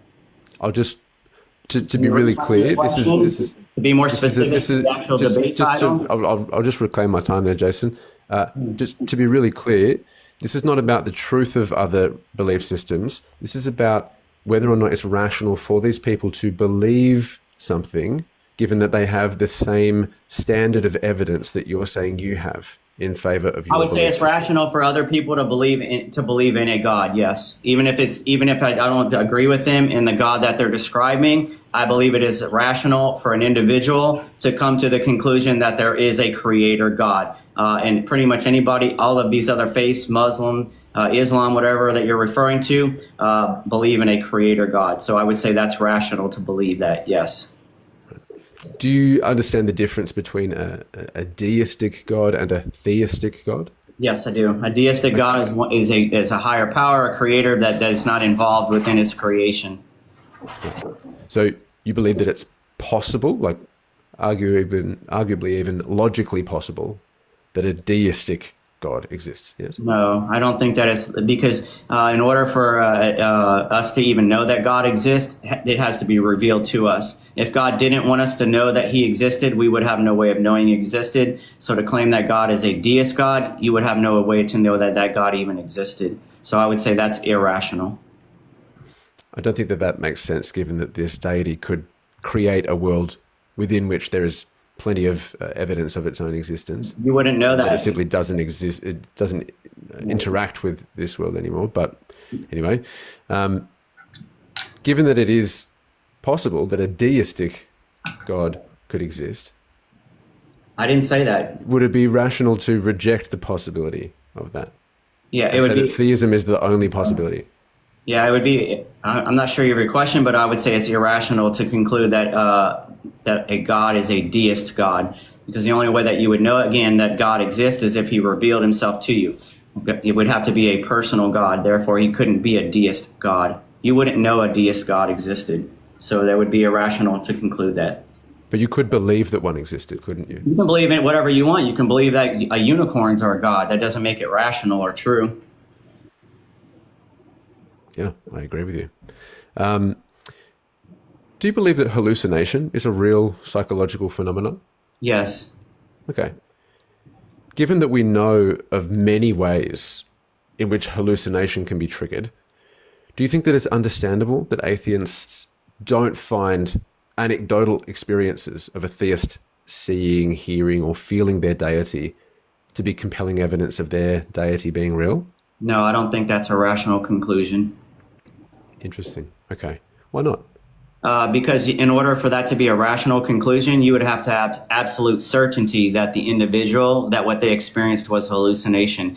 If you don't have absolute certainty about that, or the person is just a normal, there's no reason for you to believe that they're hallucinating, that would be an irrational conclusion. But you can't be certain about anything anyway in your worldview, so it's irrational for you to really claim certainty of anything, Daniel, by your own admission. No, that's not true of my position. But to be really clear, I'm not asking whether or not it's rational to claim certainty of these people's deities not existing. I'm asking you, do you think that it's rational for someone to not be convinced that they definitely exist? No, I don't think it's rational just based on that, no. Okay.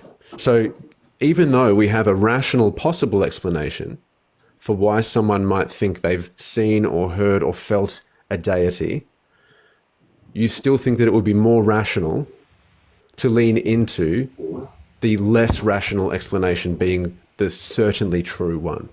Okay, we have to cut the time there, but Jason, you can answer, and then we'll move on to cross-examination. So when you assert that the position of hallucinations is either more probable or less probable, or I forget the term that you used, that's a subjective opinion.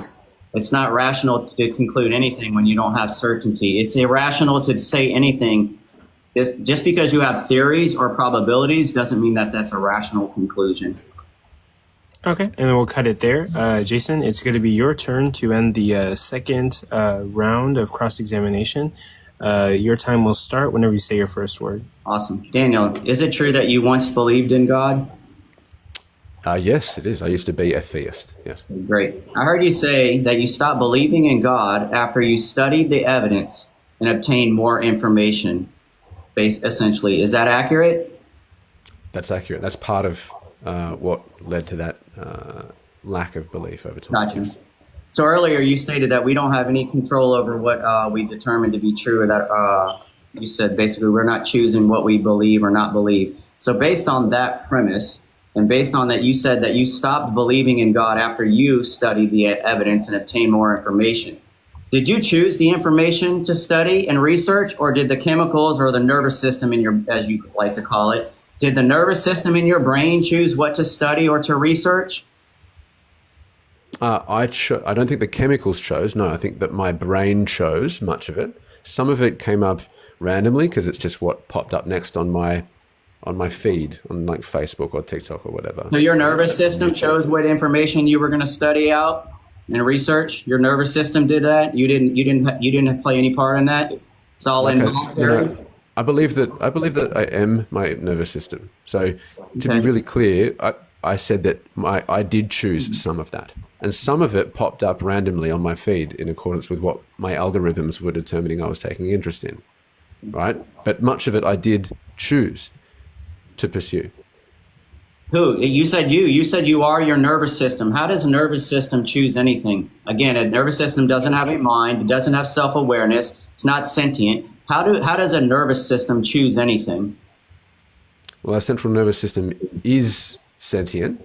We know that sentience is contingent upon a central nervous system being fed sensory data from the external world. So that's not accurate to say. That's not a scientific explanation. But anyway, we'll move on for that. I don't want to It's get an explicitly scientific explanation. Okay, there's no scientist or peer-reviewed article that says a central nervous system has sentience. No central nervous system has self-awareness and knows that it exists. It doesn't have a mind. That's entirely false. Anyway, let's move on from there. You stated that you stopped believing in God because you came to the conclusion the evidence isn't reliable or sufficient for God's existence. Is it your position that this nervous system in your brain, that there isn't any sufficient evidence? Is it the nervous system that came to this conclusion in your brain that there isn't sufficient evidence for any and all gods? My brain currently lacks the belief in any form of deity, as I don't see reason to conclude that there must be one. given what I've studied. Yes. All right, okay. So I guess I'm debating, for all the audience here tonight, I'm simply debating a nervous system. I'm not debating Daniel. There is no Daniel. There is no him. I'm simply just debating a central nervous system. It's one nervous system debating another, which we have no control over than what we think, what we say, what we believe to be true. All right. These are all straw men. That sounds pretty rational. Those are your words. How did you decide the evidence? These are not my words. How did you decide the evidence isn't convincing or reliable without making any sort of choices? I did make choices. I don't believe that we have full conscious control over what our choices end up being. Choice and free will are not the same thing. Last question in this round. On your live on 522, you said that people used to think seizures were demonic attacks because they lacked information, correct? Yes, people still believe that to this day. Yes. You also stated that it was irrational. It was an irrational belief by those people, correct? It's understandable to me that they would jump to that conclusion, but I don't. No, I didn't say if it was understandable. I understand why some people are atheists, but it doesn't mean it's rational. You said specifically that it was an irrational belief that they thought seizures were demonic attacks, and it was based on lack of information, correct? I think you could argue that it is irrational for people to jump to that conclusion, yes. So what you're saying is having a lack of information, a lack of evidence and a lack of information led to irrational beliefs. Ironically, the number one reason that atheists give and agnostics give for denying the existence of God or saying they lack a belief in God is due to a lack of evidence, a lack of information. You yourself have asserted that already on here. Essentially, you deny God due to a lack of information. Based on your logic, if you're going to be consistent, Daniel, you would have to conclude that atheism is irrational since it's based on a lack of information, admittedly by atheists and agnostics themselves. And I'll yield my time. I don't need to do that because I'm not claiming certainty of there being no deity of any kind or deities. Well, then you concede the debate. It's over.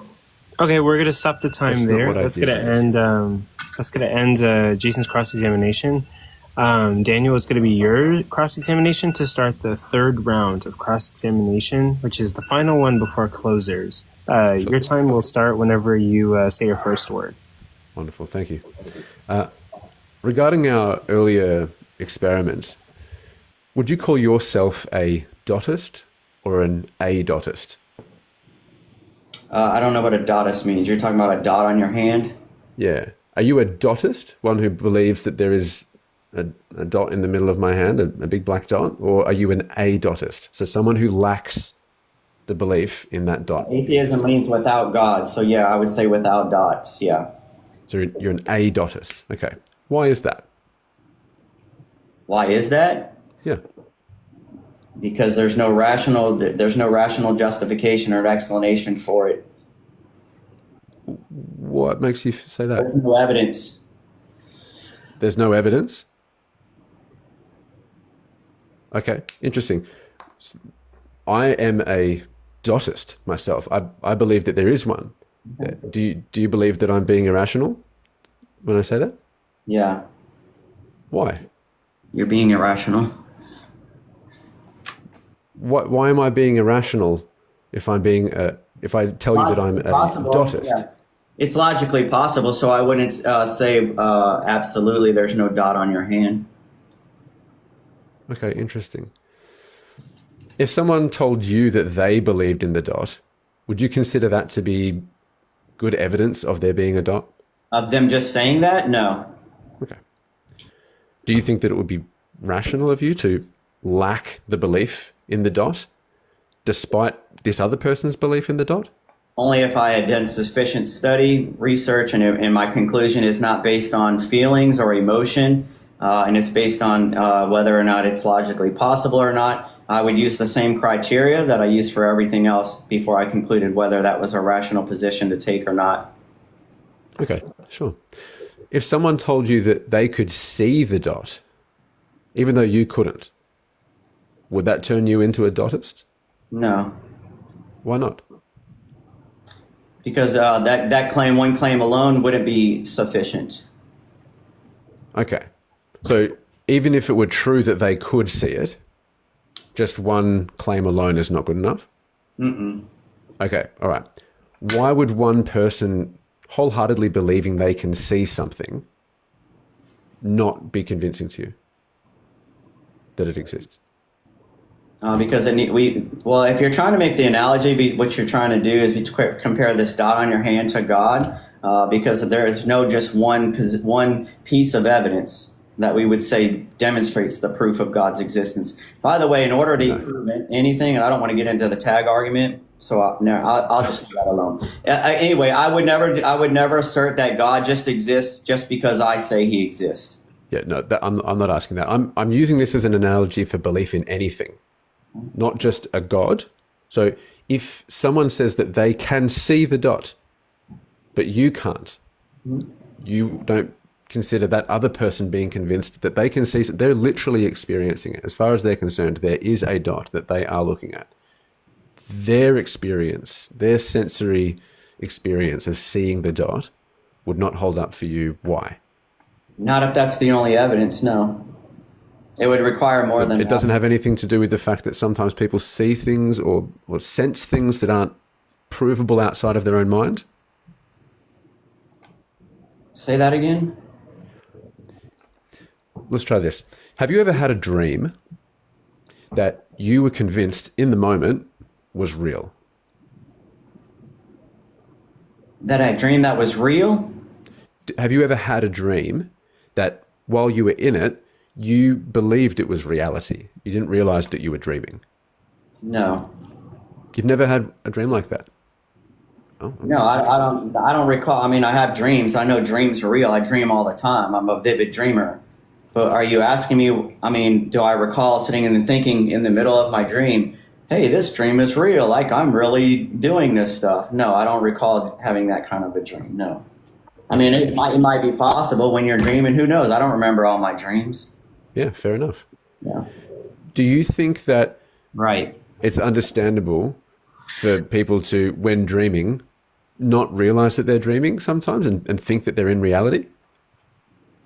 Do I think it's understandable? I think lots of things are understandable. Does that make it rational? Rational? No. That's what we're arguing. We're not arguing is denying the existence of God understandable. We're arguing whether or not the denial of God's existence is rational. I know, but I'm just trying to feel out exactly what you accept as being, rational grounds for belief. We do have to cut it there. So that will end Daniel's cross-examination. So Jason, we're going to do your cross-examination to end the third round and then move on to closing statements. So it'll start whenever you say your first word. All right, cool. Since your belief is that we don't choose what we think is true and that our minds are just a byproduct of our brains, which you say is controlled by input information, basically, how does subjectivity actually exist in the atheistic worldview? We're not entirely sure. Okay. I mean, this is largely the hard problem of consciousness. We're still investigating this phenomenon. We don't know exactly why central nervous systems generate first-person subjective experiences. This is what neurologists and psychologists around the globe are fascinated by. Right. To jump to the conclusion that they're powered by souls or something would be like a soul of the gaps argument. You gave a sufficient answer. For the sake of time, I don't need you to elaborate on it. You gave me your answer. You said we don't really know. Is there an objective reason that anything exists? I'm convinced personally that reality exists. That's not what I asked you. I said, is there an objective reason why anything exists? Oh, sure. I think so. Okay, what is the objective reason that we exist? Sure. Wait, you're not sure? No, I don't know exactly what caused everything to Is there any intentionality to existence?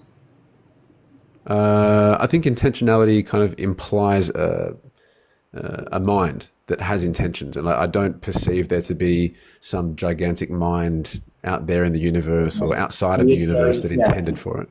So you don't think there's any intentionality to our existence, correct?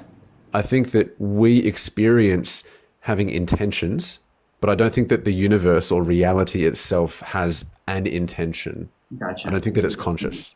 Okay, so great. So there's no intentionality to existence. Do you live your life without any intentionality, as though it's meaningless? No, because I am a subject. So there's no intentionality so you're living contrary to your worldview. You say there's no intentionality to existence, but you live life with intentionality, and though your life is meaningless. Would it be rational if I spent hours? Would it be rational if I spent hours, weeks, and months trying to disprove that Santa Claus and the Tooth Fairy are real or necessary? I mean, I'd be interested to hear why you might do that. If you're trying to make an analogy between someone like myself who spends a lot of time having conversations with people about whether or not their belief in God is would it be rational if I knew that? Then I can give you the reasons why I do that. I don't need the reasons why. I'm just asking you. It's really a yes or no question. Would it be rational for me to spend hours, weeks, months, and of my time, energy, and effort trying to disprove something that I am absolutely certain doesn't exist? Is that rational behavior, in your opinion? Depends on the goal of the conversations that you're having. Yeah, if what your goal is to help people learn about epistemology, if your goal is to help people think more critically, do you think it is rational? I think that's a great goal to have. Great. Would it be rational for me to assert that unicorns are evil?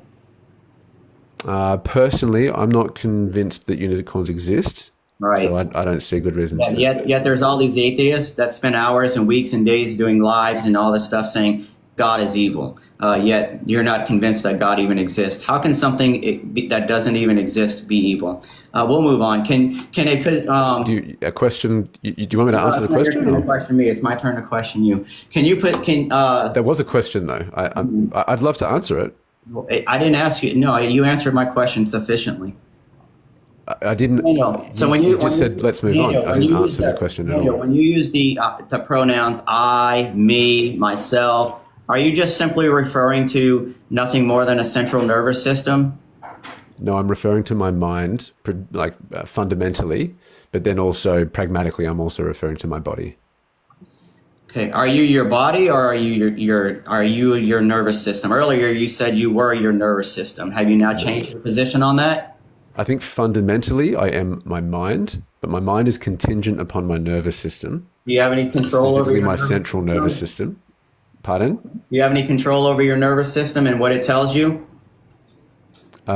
We have some conscious control over our nervous system. We can engage in biofeedback practices, which influence the way that our nervous systems respond and process information, but we don't have conscious control over the vast majority of our nervous system's processing. Okay.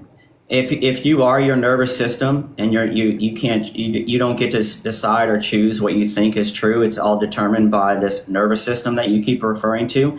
How can you have control over this if every thought that you have is a different byproduct of the nervous? Yeah. Okay, answer that question and then that'll be it. It's fine. It'll take too long to answer it. I can see. Go ahead. I'm done with my questions. Okay, we want to end it there. Yeah, I don't want to end it. Yep. Okay. Move into the closing. So now we're moving into closing statements. Daniel, you're going to get 5 minutes. So it starts whenever you say your first word. Sure. Again, atheism is not necessarily the claim that there is no God, nor that the existence of a God is not possible. It is the absence of a belief in a specific kind of deity. I don't claim to know that there is no God. I'm just being honest with you when I say that I'm not convinced that one must exist. To be clear, I don't believe that those who hold to theism are unintelligent, crazy, or even necessarily irrational, depending on what you understand rational thought to be. I don't believe that I was any of these things when I was still a theist. But I have come to believe that I was jumping to a conclusion as a result of not having examined my reasons for believing closely enough. I couldn't see that there were inconsistencies in my rationale. I had not yet learned how any other alternative positions could be considered possible, more likely even. And all that meant was that I was more ignorant than I am now. I still consider myself to be ignorant. In fact, I consider us all to be ignorant, just to varying degrees. Given that ignorance is simply the state of being uneducated, unaware, or uninformed of something. We are all ignorant of just how much there is that we don't know. And admitting that to oneself is not irrational. It is honesty. Imagine yourself attending a horse race and being asked by your friend to place a bet on one of two horses. Peering down at the starting gates, from what you can see, the first horse looks healthy and strong and is waiting calmly behind barrier number 1. Looking over at where the second horse should be, you see a distinct lack of horse behind barrier 2. You cannot see anything at all in that stall, not even a jockey. You look at your friend in confusion. What do you mean, pick one of the horses? You say. I can only see one. What do you mean? Asks your friend. It's right there. How do you not see it? It's magnificent. Number 2 is a sure thing, don't you think? No, I can't honestly say that I do think that, you respond. You explain that you can't see good reason to place any bet on something that you can't really say that you think is real. At this, they scoff at you, call you irrational, and hurry off to place their bet on horse number 2, while you stand there in disbelief. A disbelief that you cannot help, mind you. Could one be forgiven for not placing their bets on a horse they are not convinced is real? Is it irrational of someone to do that? Regarding the questions that Jason believes theism answers, given the existence of possibilities, not necessarily realities, but possibilities other than theism being true, for example, deism, pantheism, panentheism, polytheism, can you honestly find it in yourself to find an atheist to be irrational? Again, thank you to the hosts, Jason, and the audience for all making this event possible. And I'd love to extend the invitation to Jason to join one of my live streams anytime so we can continue the conversation in whatever direction he might like to take it. No muting, nothing. I'd like to leave a few questions for the audience's consideration, especially those who currently feel convinced of the existence of a theistic deity. Can any theists in the audience understand someone lacking the belief in a theistic deity? Does it honestly seem entirely irrational to lack the belief in one very specific form of deity as an explanation for anything and everything? Regarding dotism, I do consider myself a dotist. I believe in the dot because I believe there is sufficient reason to do so.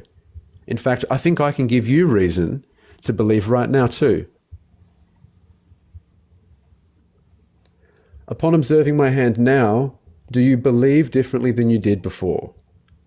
Are you now experiencing a belief in the dot that you were not experiencing before? If so, I can understand that. I wouldn't consider you to have been irrational before for not believing what I did, though. You simply lacked compelling reason to believe, and that seems pretty understandable to me. With that, again, thank you so much, and I'll concede my time. Okay. You had 20 seconds left on the clock. Thank you for your candor. Jason, it's now your turn for your 5-minute closer. I will start it whenever you say your first word. Yeah, absolutely. Thank you, Daniel. Thank you, CoCo, again. I appreciate it. I've enjoyed the conversation back and forth. I'll accept your invitation, Daniel, to join one of your lives. What Daniel did here is he defended agnosticism. I never made the assertion that it's irrational to say you don't know or you're not sure if God exists. That wasn't the topic for the debate. He wants to use a different form of or definition of atheism. I go by scholastic definitions, the philosophical definition of atheism. What I was asking him to prove was rational was the denial of God's existence. The definition of agnosticism is when you basically are holding to that you cannot know whether God exists or not. Obviously, I wouldn't consider that to be irrational, saying you don't know. There's lots of things I don't know. I have lots of questions as well. That's not what we were supposed to be debating. I knew he would do that. He did not show that it was rational to deny the existence of any and all gods. He just simply did not. He did not. He actually conceded the debate at one point, in a sense, when I asked him, is it logically impossible for God to exist? He said no. Okay. Then I asked him, are you certain that God doesn't exist? He said no. It cannot be rational for an individual that claims that God doesn't exist. That's what atheism is, the denial of any or all gods. If it is not logically impossible and you're not certain of it. That is literally the definition of irrational conclusions. According to Daniel and his worldview, we are nothing more than central nervous systems. Therefore, we cannot be rational nor irrational, especially when we don't have any control over these nervous systems or what we even think to believe is true or real. Makes no sense. That's irrational. Atheism is irrational ultimately because it's denying the existence of any and all gods. Atheism isn't based on facts or evidence, but rather it's based on your emotions. And according to their own worldview, it's just some nervous system, some brain chemicals that are not being convinced of God's existence and deciding to deny the evidence for the existence of God. In atheism, ultimately nothing is really rational or irrational. As my opponent claims, we cannot choose what we think is true or not. The logical conclusion would then be that we don't choose what is or is not rational. Coming to the conclusion, Daniel, that no gods exist in spite of God's existence not being logically impossible, which entails God's existence is logically necessary, is irrational. Since no one is able to be certain or able to prove that God doesn't exist, yet believes God or no gods exist definitively, fits the definition of irrational. I'll leave you with this, a few self-reflecting questions, okay? As I close this debate. Is the way that I live and experience my life in alignment with a reality that God doesn't exist in? Am I living life as if there's ultimately no purpose or meaning?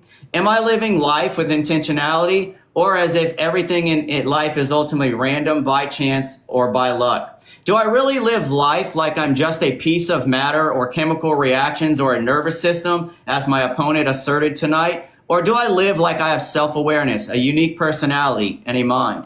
Lastly, when I think about what I value most in life, like love, relationships, honesty, integrity, empathy, kindness, and the such, do I really think it's rational to think that all of these things are nothing more than the byproduct of a central nervous system or random mutations over billions of years? When I think about the real me, who am I? Do I think, oh, I'm just a nervous system. I'm just a bunch of chemicals. If you answered no to any of these questions, then you claim that God doesn't exist, your conclusion is irrational. My opponent did not prove that atheism is rational tonight. If you're going to be intellectually honest, you need to conclude that I have won tonight's debate. Thank you, and all glory to Jesus Christ, the Lord of Lords and the King of Kings. God bless you, and thank you again for the opportunity. Okay.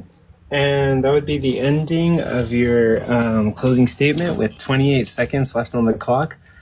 Man, this event started off rough, but it's going good, and I'm grateful for this debate. Everyone, let's give a round of applause for Daniel, Green, and Jason.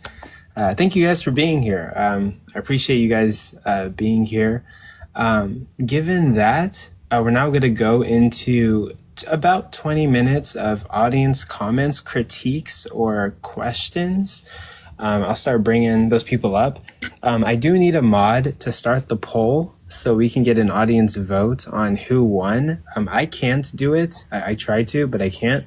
And also, if anyone can screenshot it and send it to me, I would like to keep it for my records, whatever the result of that poll is. But thank you, mods, for bringing up the people to speak. Who wants to go first? I'd love to. Great performance by both of you. I think you both did a great job. But this is a question for Daniel on his nervous system. At one point in the debate, you said it's a non-rationalistic determined cause is your nervous system. And then I heard at some point that your mind, a rational mind, can change a non-rationalistic determined nervous system. I would just see that as a somewhat of a, if not contradiction, a vicious circle, right? But I would just like to see your input on that. Yeah, sure. No, I don't think that's what I said. Before getting into that, I hope you don't mind if I just thank everyone so much for the gifts. This is unbelievable. I can hardly believe that, to be honest. Rest assured that all goes towards this, getting another day worth of live streaming up and running. Thank you so much, everyone. It means a ton. Yeah, it's my belief that we're not born rational. That's not how the human brain has evolved. It's not. It's not what we inherit when we're born. Rationality is learned, and depending on how much someone has learned about rationality, and how much someone has learned about cognitive bias, the shortcomings of the human brain's ability to think rationally, how much someone has learned about the psychological phenomena that impede their ability to think rationally. The more someone has learned about those things, the more rationally they think, right? So long as it's taught in a way, or they learn it in a way that it sticks and it's all coherent within itself. But I don't think that it doesn't make sense to say that a mind can become more rational over time the more that it learns about critical thinking and how things appear to work around us. I mean, with all due respect, Daniel, you didn't answer the question, right? If your nervous system is a non-rationalistic, determined process, but then you say at some point the mind that is rational can change this from a non-rationalistic, determined process to a rational process that is indeterminate. No, I think that the mind changes in accordance with what it experiences. We reach a tipping point, right? At some point, we might reach a tipping point at which we begin to value critical thinking more than we used to. And so then we might consciously seek more education, more information about how to think even more rationally than we already have come to. Right? Also, really quick, let me just hop in really quick. Sorry to interrupt. For the audience, there's a blue clipboard on the left side of your screen. That's where the poll is. Just tap on that and you can submit your vote. I'm sorry about that, Daniel. Go ahead. No worries. Like, for example, when I used to believe in Santa Claus, right, I don't think that, I could really help that. I hadn't been exposed to enough information to make what I now believe is a more rational decision. So I couldn't help that I continued believing that Santa was real. But this once is I the realized critique, that, there was certain... Your rational mind, if your rational mind, because you're not answering the question, to be completely fair, and I'm sorry for interrupting. I think I am, but we do kind of have to move on due to shortness of time. Thank you, CoCo. But sorry about that. But maybe later after the debate, you can come back and we can probably get that done. Who wants to go next? Jason, I have a couple questions for the things you said. One of the very first I'm sorry, but one of the first things that you said in the very beginning was what it entailed to have some disbelief in a proposition that might be logically possible, and you claim that what is logically possible is logically necessary, and I really need to some expounding on that, right? Because that just does not follow from any formal system. So I'm wondering exactly how you can expound on that. I hope your fucking grandma makes fucked up salchicha. Wait, what's going on? We gotta keep it appropriate. Oh yeah, sorry. I realize you guys can hear me. I think Solo was unmuted. Yeah, Solo was unmuted, sorry. But yeah, Jason, did you hear the question I made? So I didn't really understand the question. Are you asking me where did I get this concept that if something is not possible, that it's logically necessary? Not even that. It's just a commitment to say that you can't disbelieve or have certainty of a disbelief of something that can be logically possible, right? The logical necessary thing, I'll just take that as a blunder, because if I don't truly think that you think that everything that's logically possible is logically necessary, right? I mean, this isn't my my idea. I didn't come up with the philosophy, but this is what philosophy.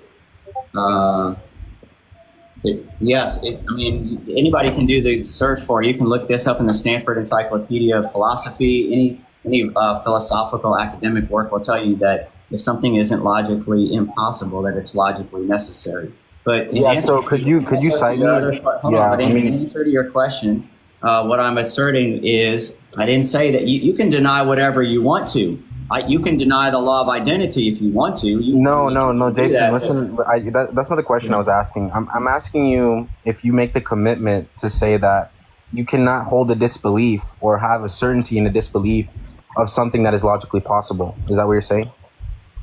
I said if something isn't logically impossible, then you can't have certainty that it is not that it doesn't exist. Okay, so you agree that so you and that's your stipulation for what is an irrational disbelief, right? No, that's not the only stipulation. By the definition of what is rational, it means Your destination is on the left. rational means it would be based on it would be based on logic. It would be irrational. It would be counterintuitive, contradictory to say, well, yeah, even though it's logically possible, I know that it can't exist or doesn't. Well, okay, so that you agree to that. So your commitment makes you hold that you cannot hold a disbelief on essentially any unfalsifiable claim. You commit to that? Wait, restate your question again. But we do have to keep the question short. Let's keep That's just the last thing I'm gonna say. I'm just gonna say this statement out here. With that stipulation and that commitment you're making, you would call any disbelief of an unfalsifiable claim irrational. And I don't know how you get away with that if you hold to that stipulation. But that's all I'm trying to say, quick. So yeah. Okay, we can go to the next person. The poll ended. Can someone take a screenshot of that and like Discord it to me for my records, or post it in like any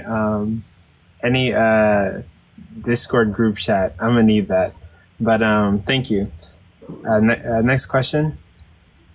I have a question for Daniel, if I may. Go for it. Provided you a definition for rationale, which was anything which raises the probability of the proposition being true. Would you agree that even if someone has a trivial reason for believing a proposition to be true, it is still reason at all? I think that's the definition that Jason gave for evidence, not reason, to be clear. Is that yeah, thank you. What you're talking Thank you about? for clarifying. My apologies. Is evidence the type of thing that provides reason for a belief? Yes, yeah. I don't believe that all evidence is equal in nature. I don't think that,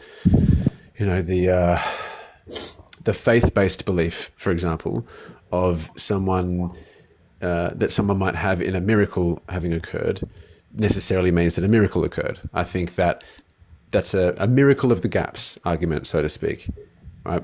Just because we feel that we have seen something happen doesn't mean that it did happen. Right? Just because we feel that there is an argument that supports something being true, it might not actually be a sound argument. I'm much more interested in sound arguments than just any valid argument whatsoever.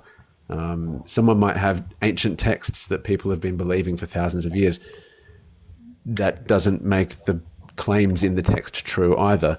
Not all evidence is equal, right? The evidence that I have had presented to me in support of any theistic deity specifically necessarily existing is not coherent. It doesn't convince me. I'm not compelled. That's okay. I mean, my last question is, if it's not a good reason, it's still a reason, even if it is unsound to somebody like you or Jason. So my question is, must something to be rational, must it provide a good reason or just reason at all? That's a great question. By my understanding of rationality, I would say that it in order for it to be an entirely rational belief, you would want it to be based on sound argumentation or coherent or a coherent body of evidence. Anything less than that, oh, thank you so much. I've never had that one before. Anything less than that, I can understand someone forming a belief as a result of, but the varying degrees of certainty that we can have in our beliefs, I think, is the real question here. Okay. Next question. Who do we got next? Yeah, I'd like to ask Daniel.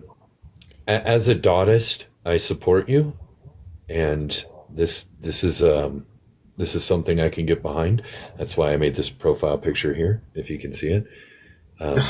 Yeah. God.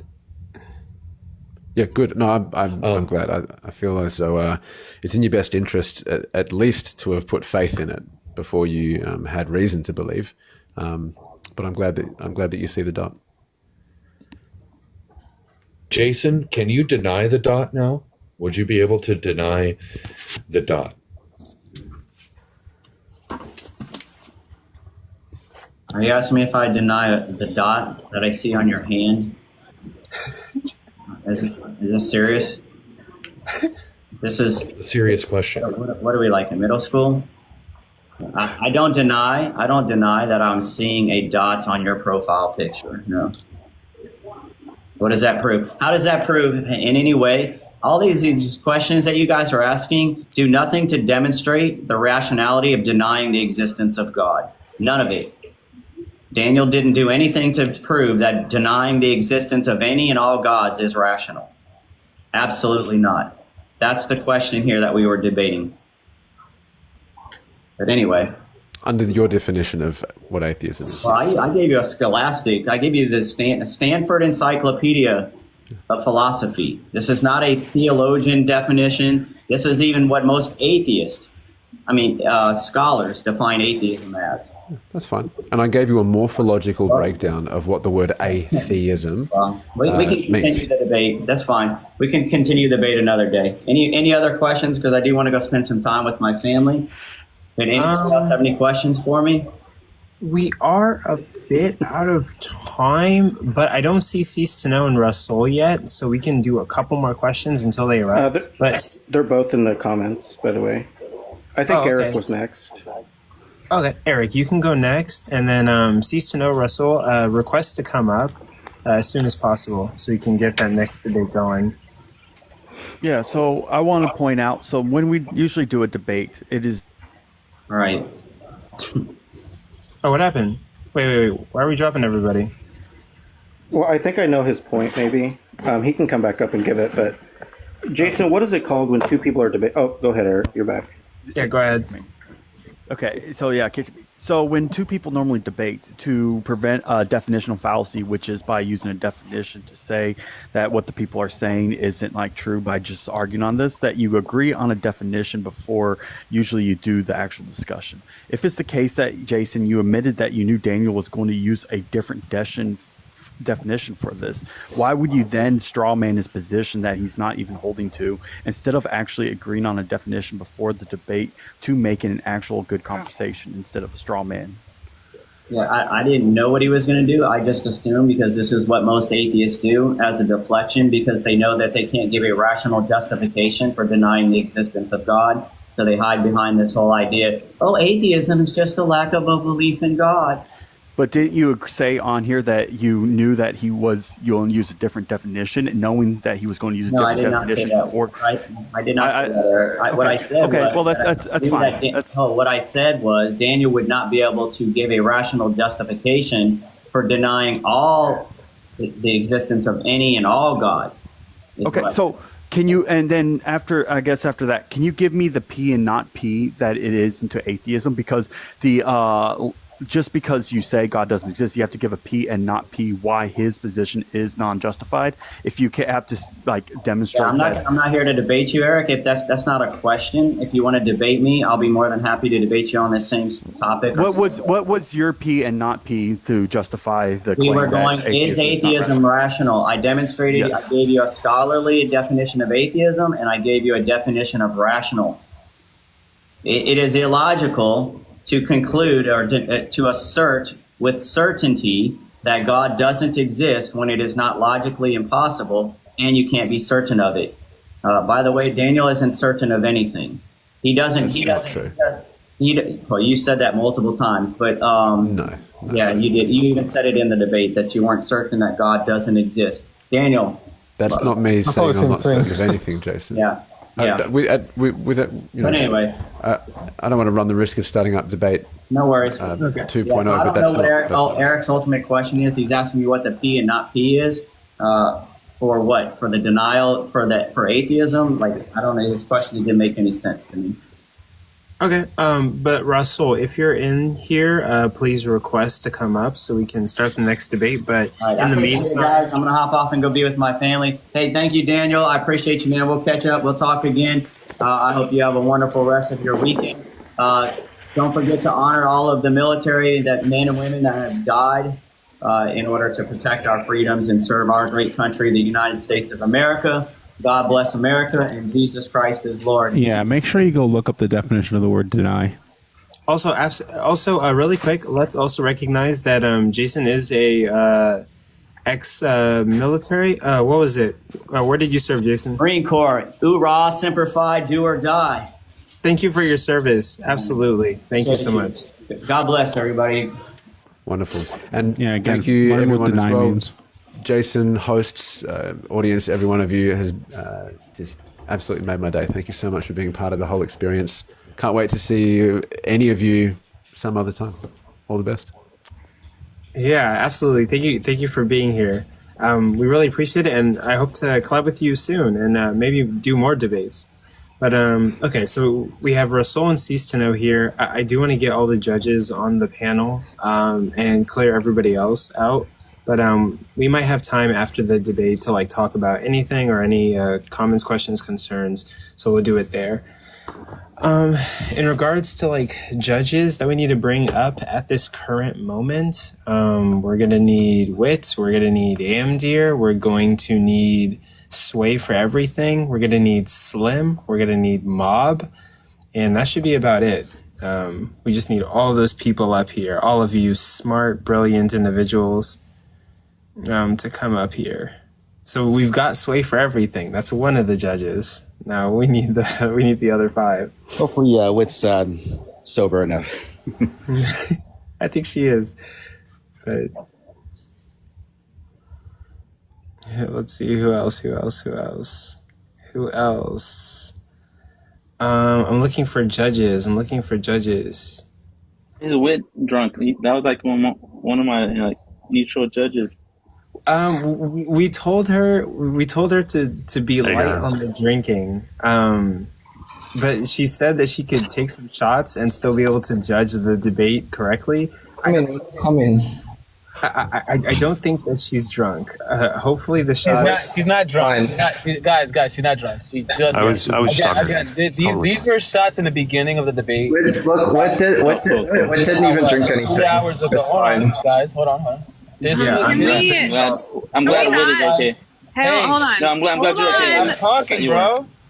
Hold on. Anyways, these shots were taken. Right? Hey, so I could explain. Hey, look. Hey, so I could explain. Hey, look. Thing of this, the beginning of the debate was around like 6 o'clock, Eastern time, which was like 5 o'clock Central. So, no, she's fine. Yeah, she's fine. Yeah, I'm fine. Stop judging me. Yeah. We're not. Sway said a joke, and then I was like, she's not drunk, and then Russell was worried about you being drunk. But okay, so we got Wit, Amdir, Sway. Who else are we? Is that everyone? Oh no, we need Slim. I can text her. I have her number.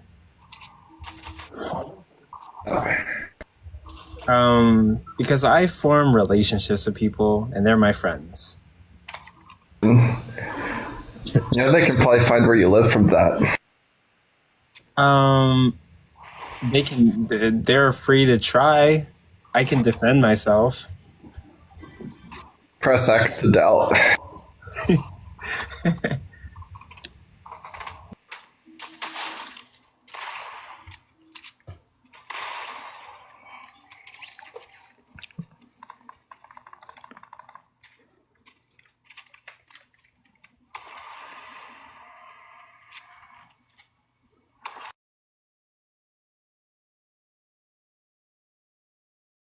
Take like one more pre-debate shot.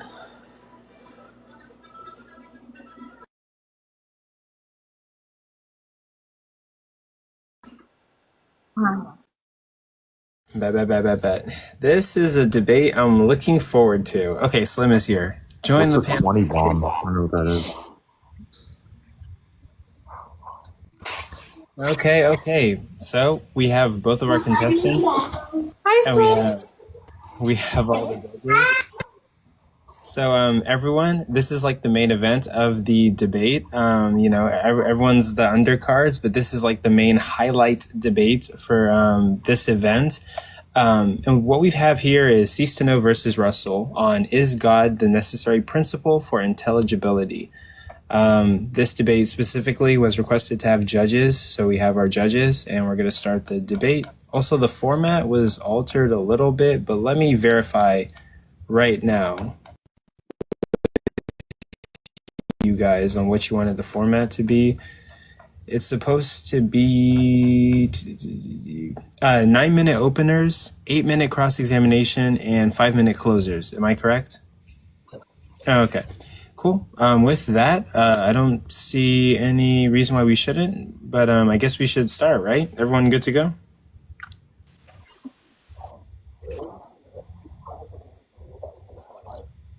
You guys want to open?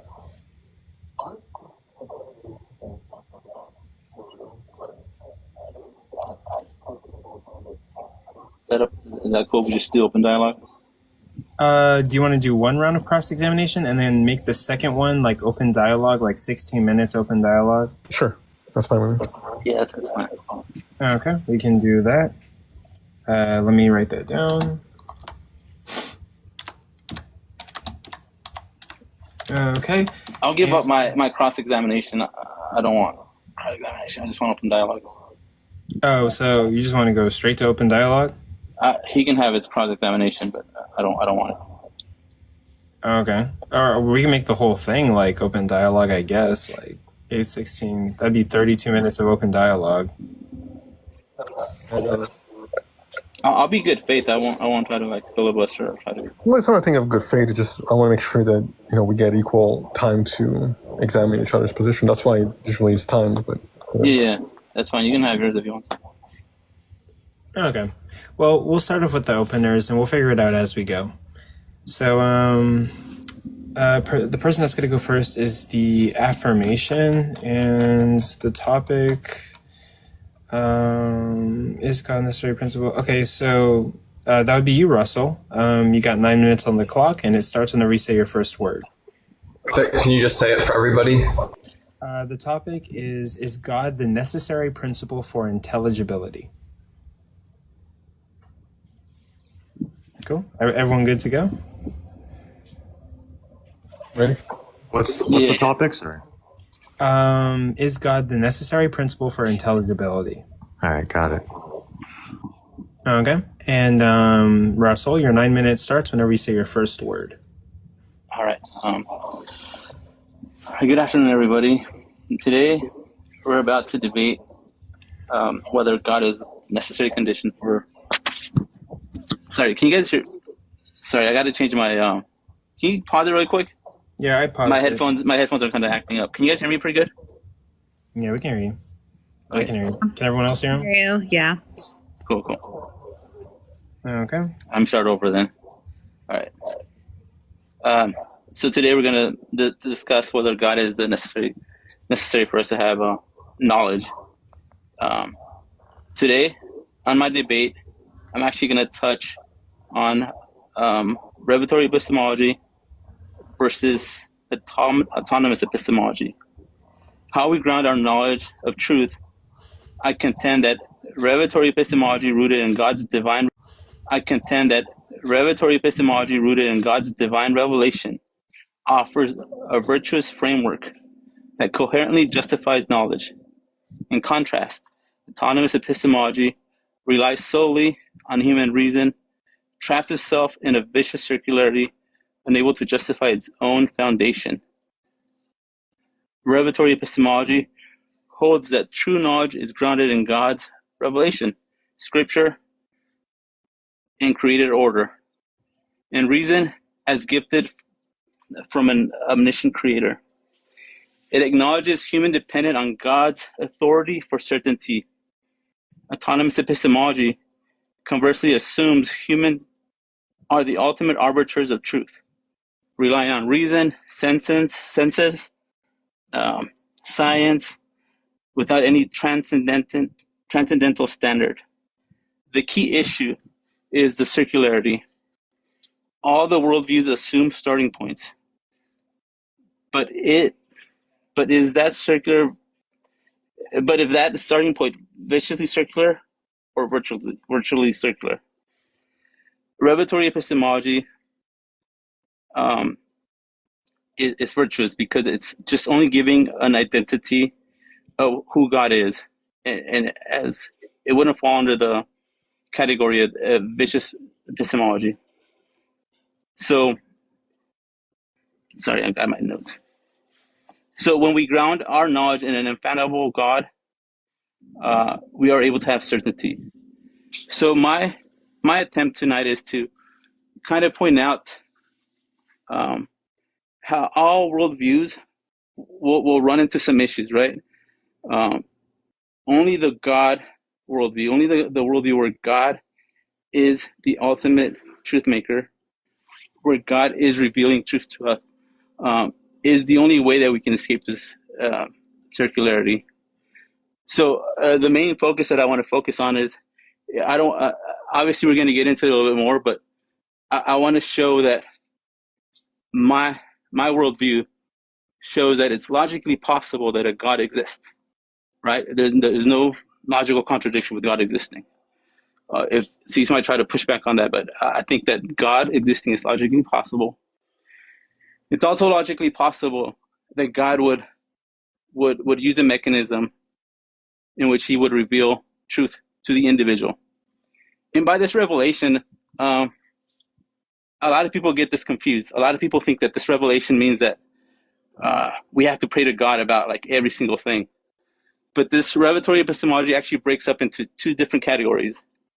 One of them would be general revelation, which is just stuff that we know through logic, through rules that God has imposed in reality, right? Science. This is just general revelation, and everybody has access to this revelation. So even atheists that deny God are able to use this revelatory epistemology. The second category would fall into special revelation. This is something that we would see through prophets, through scripture. And this is logically possible that God would use this system to be able to reveal stuff to us and set up a system where we can know truth. We can know these truth with 100% certainty, because if God would use the system, he would reveal these truth in a way that's impossible for us to deny. One of the critiques that I'm going to expect is that atheists think that we also have fallible senses, that our senses would somehow undermine this revelatory epistemology that God imposes upon us, right? But the way that we overcome this is that we don't only focus on our senses, we also have intuition, we also have spiritual experiences, we also have a priori knowledge. So I want to get into it. I want to show how logical, how strong this position is. But I also want to really attack the atheist position. Under my worldview, I used to be an atheist. The reason why I stopped being an atheist is because I noticed that every single person has a different worldview. So one of my questions to Cease will be, what makes your view more true or better or more objective than Amdir's? Or what makes your worldview better than Mob's, right? What's the symmetry breaker between you and other people? What makes your mind supreme or somehow more truth apt? I really want to get into this. I want to be able to expose atheism as a bankrupt epistemological framework. And I want to defend this position. And with this, I'll end.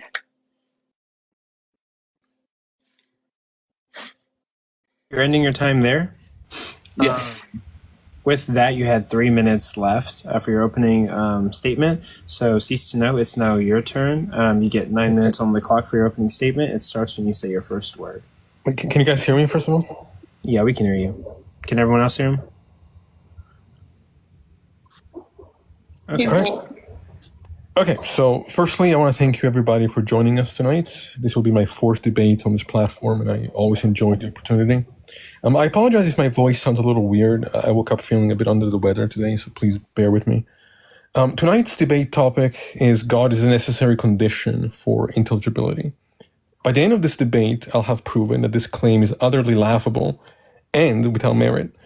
So those who hold this view call the argument the transcendental argument for God, otherwise known as TAG. And here is the argument. If there is a transcendental unity for intelligibility, God exists. There is a transcendental unity for intelligibility, therefore God exists. Before I keep going, I want to make one thing crystal clear to the judges and the audience listening to this conversation. Given the topic, the burden of proof is on my opponent to show that his view is necessarily true, not just possible, which Razal mentioned in the beginning of his speech there, but necessarily true, right? Meaning that for him to discuss my worldview here is utterly irrelevant to proving the necessity of his. The second he shifts the burden of proof onto my worldview, he has already lost. The second he asks to compare my worldview to other worldviews, he has abandoned the point of the entire debate, which is for him to prove the necessity of his worldview. So not only does he have to show that my worldview is false, but that all other worldviews are impossible. Now, my view is that this is an impossible task, which is why TAG is not something that is taken seriously whatsoever in the academic context. First, let's define what we mean by intelligibility. I take that to mean that when something is intelligible, that it possesses the capacity to be comprehended or understood. So here I'm going to go through some of the arguments as to why TAG is flawed. One main issue here is that it confuses objective reality with our subjective perception of it. There is no reason for any of us to accept the idea that for intelligibility, we would require perfect access to objective reality as it is, independent of our subjective experience of it. TAG often implies that if humans are solely the product of evolution, they can't have a reliable understanding of the world.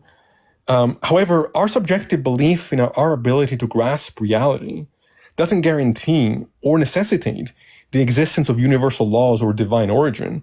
Also, just because we are geared towards survival does not mean that we can't also discover truths about our condition. It's not a dichotomy. I would say that actually the evolutionary process does lead us to be capable of understanding our reality on some level well enough for our survival to be possible in the first place. Now, the claim here is that we can't trust our experience, or that if we rely on our experience to justify it, it's somehow circular. I think this is confused. It's incoherent from my perspective to talk about the capacity to understand outside of the experience of understanding.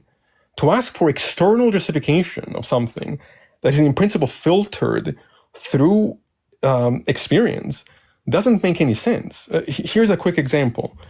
If I have the experience of hunger, that experience is self-evident. There's no external justification here required. Or let's say that we look at something that turned out to be an optical illusion. Well, guess what? Yes, our senses may be limited, but here's a context in which we corrected that error still through our senses. This isn't circular, this is foundational. This is a way to show the reliability of the tool of perception, however limited or flawed. Any claim Razal wants to make against the credibility of the senses is ultimately self-defeating, because it would also apply to his experience about revelation. I have no reason to accept the idea that a God couldn't be a God who deceives, or that what he calls a revelation wasn't some idea instilled in him by aliens, or that his idea doesn't correspond to reality, right? This is just confused. Another issue with TAG is that it's what we call affirming the consequent, which is a faulty form of reasoning. It means that the argument starts with the premise that certain aspects of reality are true, and then concludes that God exists to make those truths possible. Which also concludes that God exists to make those truths possible, without succeeding in justifying the necessity of that God. In other words, it's his view that's circular, not mine. His view relies on the existence of God to prove the existence of God. His view relies on the existence of God to prove the existence of God. For example, if the argument claims that logic exists because God exists, and that God exists because logic exists, that's what's circular. So he confuses what's circular with what is foundational and what is self-evident, and how epistemology can relate to all those concepts. I briefly want to discuss Immanuel Kant, who's a German philosopher of the Enlightenment, when he pointed out something that I think is relevant to this discussion, which he calls the noumena versus phenomena distinction. In his philosophy, phenomena are the objects of our experience, the world as we perceive it, while the noumena are the things in themselves, the ultimate reality beyond our experience. The phenomena is organized by our minds through space and time, making them knowable, while the noumena remains fundamentally unknowable. Although unknowable, the noumena is the ultimate reality that underlines this reality and gives rise to our perceptions. This means that while our senses have our limitations, we can still say something meaningful about epistemology and intelligibility. Keep in mind, I have no reason to believe this underlying reality has to be a God, none whatsoever. Let's address, real quick, I don't know how much time I have, but let's address this concept of unity. The fact that we can't be certain that the patterns we observe remain constant, or that there are these limitations to our senses, or even ambiguity about the correspondence of our experience to an external world, does not equate to a lack of grounding for intelligibility. Understanding our reality well enough to successfully navigate our reality does not require the certainty. While it's true that I can't verify the ontology or the nature of my experience, maybe I'm a brain in a vat, maybe I'm dreaming, I can still derive truths within the context. Even in a dream, I can be certain of what is happening in the dream. So if it's raining, for example, in my dream, it will still be a true statement to say that within my dream, it is raining. Another thing I want to point out real quick, this was proven by Descartes' cogito all the way back in 1637. I think, therefore I am, right? I cannot exist without I cannot think without also existing, as the one entails the other. This means that even if I can't be certain of the nature of my experience, I can still be certain that I exist in some form or another. It's unclear why the theist believes that some transcendental order is required here. I'm sure that we're all used to dreams that can change drastically from moment to moment in very unorthodox ways. And even in a context where that happens, we can still make sense of each moment to moment, even if that order doesn't remain the same all the time. Another flaw that I'll deal with in the time I've left is how his perspective is all completely self-defeating. They're putting out the tools that they're using to even propose or presuppose God in the first place, while simultaneously saying that these tools can't be trusted. It's just one unjustified claim after the other. Perhaps the worst claim is that all this can be grounded and known through special revelation, but Rizal has no way of showing that what he calls special revelation isn't purely imaginary, or like I said earlier, instilled in him by an alien, or just a false worldview. He's done nothing to show the necessity of this God that he claims is the founding for all of this. The last thing I'll say is this. This is just a confusion about what logic is in philosophy. He confuses the map for the territory, right? It may be true that for the map to exist as a description of the territory, that requires a mind. But the territory itself does not require a mind. The territory is what exists, and the map is what we construct to describe the territory. So Rizal is just confused about what the nature of logic is in this conversation. How much time do I have left? 12 seconds. Okay, I will leave it there. Okay. With that, you had 12 seconds remaining. So now this is going to be a little tricky, but Cease, I guess you're going to do your cross-examination. Russell doesn't want his, and then after that, we're going to... Yeah, I actually do want my... Because before we continue, wasn't the topic was that how do we ground our epistemology, like in reference to objective reality? The topic is God a necessary condition for intelligibility? Correct, yeah.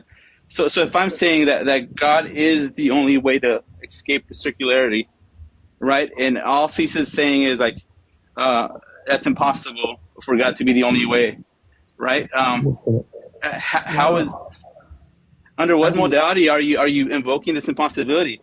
Well, you can hash it out in the cross-examination. Do you want yours? Yeah, let's do this.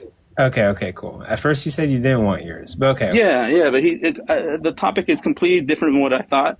If he's going to take this approach of just like, the burden of proof is on Russell to just denounce all other worldviews. I thought we talked about objective reality. Well, hash it out in the cross-examination. That's what they're for. So, but quick question, CoCo. Quick question. One of the reasons why I took this debate is because Cease is very openly, he talks about grounding objectivity. He talks about having but look, under his atheistic worldview, right? Yeah, but like as much as I want to hear all that, like I'm not sure we should do all the meta. Okay. Let's go. Let's just talk about it. But yeah, let's go. Okay. So you get an 8-minute cross-examination. He'll get an 8-minute cross-examination, and then you guys will just do like a 16-minute open dialogue, then 5-minute closers. Your cross-examination will start whenever you say your first word. All right. I'll start right now. Cease. So under when you invoke that it's impossible for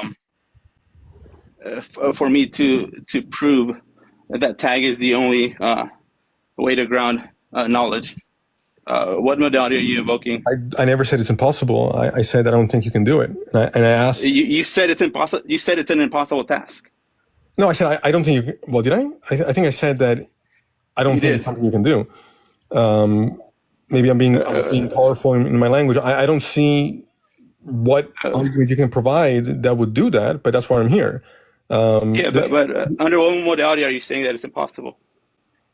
No, I'm not saying it's impossible. I'm waiting to see if you can do it. Cool. All right. So one of the things, would you agree that if we put epistemic worldviews, right, into categories, right? Let's say that atheism falls into a specific category of worldviews. That would be proven that all atheistic worldviews would be incapable to ground knowledge. Would I have to go through every single atheistic worldview to disprove all worldviews, or can I just make a category blanket statement that because they lack this essential property, therefore atheism is disproven as a possible worldview? No, you would have to show that this property is essential to grounding knowledge. You can be an atheist and hold to any number of different epistemologies. There's nothing about being an atheist. Correct. So that's correct, right? You can see, right, that I don't have to disprove all atheistic worldviews. No, you do. I can just show. Hold on. I can just show that there's a necessary property that the atheistic worldview lacks. No, you have to show that any worldview, right, is by definition. Did you understand what I said? Did you understand what I said when different worldviews fall into like categories? So like all atheistic worldviews would fall into a specific category, right? In the sense that atheism entails specific analytical truths, right? Atheism doesn't entail anything in terms of what epistemology you hold to. So you don't think that all atheistic worldviews deny the existence of a God? They deny the existence of a God, but they don't entail any particular in terms of how they ground their epistemology. Hold on. But if I show that some specific property of God is necessary, right? If I'm able to give that argument, then would that naturally just disprove all atheistic worldviews if I'm able to do that? If you can show, look, the topic. It's a yes or no answer. It's a yes or no response. Sorry, ask the question again. If we can bundle all atheistic worldviews into a category, right? The category would be that they don't believe in revelatory epistemology, or they don't believe in a personal God, right? And if I'm able to show that revelatory epistemology is important or necessary for knowledge, would that then disprove all atheistic worldview, all views that fall under the umbrella of atheism? Yeah, you would have to show that your worldview was necessarily true. That's the whole point. Correct. So then I can give arguments as to why revelatory epistemology is a necessary precondition for knowledge, right? Go ahead. No, that's a question. Sure. I don't really know what you're saying. I'm waiting for what part are you confused about? Hold on. I'm asking you a question, though. I'm asking you a question. If I prove the necessity of something, will that then prove that all atheistic worldviews are false. Yeah, if you could show that what you're saying is actually necessarily the case, then sure. Correct. Go ahead. And can I also say, if I run an argument that shows that all atheistic worldviews run into this viciously circular epistemology, right? That negates knowledge of objective reality, would that also conclude that all atheistic worldviews don't have epistemic access to objective reality? None of this, and actually I'll amend my first statement because now I think I understand what you're saying. I think I didn't understand what you were saying. Any failure of atheism or secular epistemologies to ground their perspective would not entail that your perspective was true. So even if you could show that mine or all atheists as a category was false, it wouldn't. Hold on, but if I show in contrast, if I show that revelatory epistemology is necessary or is the only way to escape the circularity, would that then justify the claim that revelatory epistemology would be necessary? When you have both arguments side by side, one pointing out the circularity of atheism, and the other one showing how the Christian God has the ability to overcome the circularity. No, that wouldn't mean that therefore your worldview was true. It would just mean that you didn't run into a similar problem that another worldview ran into. Hold on. Did you listen to what I said though? Yes, I did not. I asked you specifically. Can I then discount all atheistic worldviews if they lack the necessary condition for knowledge? No, what do you mean discount? What are you talking about? Like I said in my opening. Okay. If you were to show, I don't want to hear what you said in your opening, right? I asked you a very specific question. If I show that revelatory epistemology is the only way to overcome circularity within the atheistic worldview, right? If I show that, would then that make all atheistic worldviews false? No. Why not? Because it wouldn't be showing that they're failing to actually correspond to reality just because you found that there was some limitation, any more than showing that one worldview was false. Hold on. I'm not showing by logic, by reason, by laws of by like the laws of logic. I'm not showing that one view is impossible. What is the question there? You're not showing that if my worldview is false, that your worldview is true. If I'm showing contradictions on other worldviews through categories, right? Through umbrella, through like, if I'm showing that none of that would show. This is the problem. Hold on. This is what I'm trying to explain, right? When we run tag, we're making an umbrella statement, right? But when we get into the meat of the argument, we show why each category of different worldviews fail, right? So the atheistic of their epistemology, right? So that we can discount that.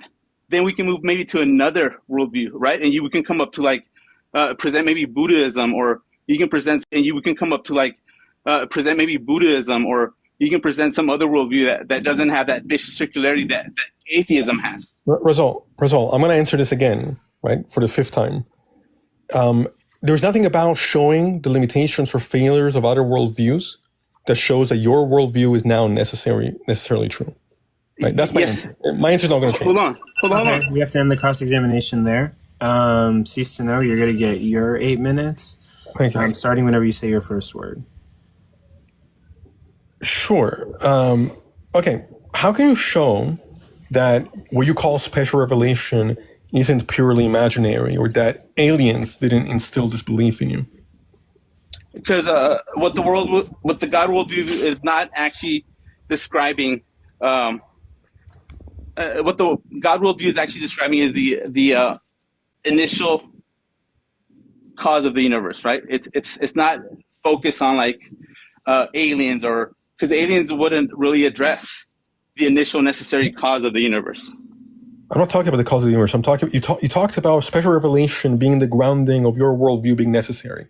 I'm asking you, how do you know that this, what you call special revelation as the belief or the grounding, isn't something that was instilled in you by aliens? No, because we have what is called the Holy Ghost.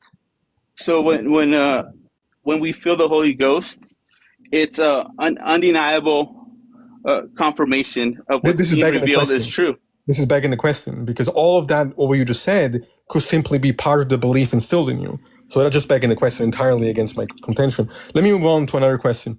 Can you define foundationalism in epistemology for me? Foundationalism, yeah, it would be kind of like a foundation that you would use to ground your beliefs. What is it? Well, what do you mean by foundation there? So it'd be like some kind of framework or something that you would use to validate what it is that you believe. Not exactly. It's the idea that there are beliefs called basic beliefs, which don't need external justification. Could you provide the contradiction in foundationalism for me?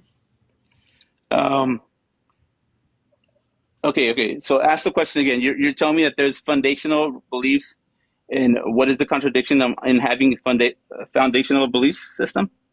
Yeah, what is P and not P? What is a contradiction in foundationalism?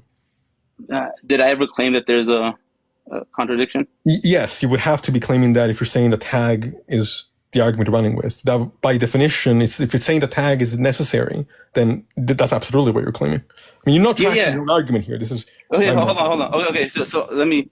Okay, so you're saying that this foundationalism is actually kind of some kind of axiom, a set of axioms that you're using to ground your epistemology? I'm asking you. No, I'm not talking about my own view. I'm asking if you know what it is and what the contradiction is. That's what I'm asking. Hold on. Well, let me. I have clarify. 6 questions here. Can you clarify though? Sure. You have 2 seconds. So are you saying that are you saying that what's wrong with having axioms? No, I didn't say anything about axioms being wrong. Let me ask a different question. Can you define fallibilism in epistemology for me? So fallibilism would be just the view that you don't have to have 100% certainty in your view to have some kind of justified belief. What's the contradiction in that view? I think it's contradictory. Well, no, it's not contradictory only when you claim objectivity. That's the only contradiction that. Okay, it's not contradictory. I want everybody to hear what he just said. It's not contradictory. Okay, let me ask you a different question. Can you define? But this whole argument is messed up because we're talking about objective reality. We're not talking about anti-realism or some other view that you're bringing it up. We're talking about intelligibility, right? That includes. We're talking about knowledge. We're talking about knowledge. Yes. Right. Fallibilism is a theory of knowledge. Foundationalism is a theory of knowledge. Let me ask you another question. So how do you ground your knowledge without certainty? Let me ask you another question, because this is my time to give you questions. Can you define what internalism is for me? No. Please help me understand what it is. No, it's fine. No, I don't need to. Can you define what coherenterism is for me? No. Okay, let's move on to a different thing real quick. Because your contention is also with grounding logic, right?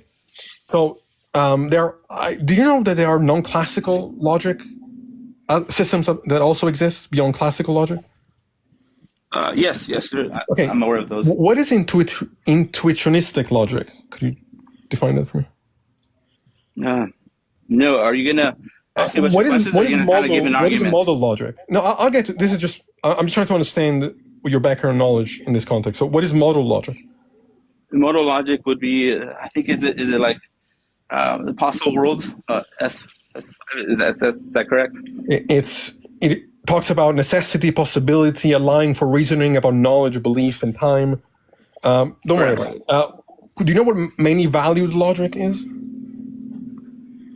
No. I don't. Do you know what fuzzy logic is? I'm aware of fuzzy logic. Yes. What is it? It's saying that there's the variables of like truths, right? What is it? It's saying that there's the variables of like truths, right? The truth isn't just like dichotomous. Talks about how there are different degrees of truths. Yeah, there can be partial truths. where statements can be partially true or partially false. So what I'm trying to point to here in these questions is the fact that you're holding to a view that makes claims about these fields of philosophy, epistemology, these different types of logics. And you seem to be unaware of what these arguments are expressing. You seem to be unable to provide contradictions in any of these world's views.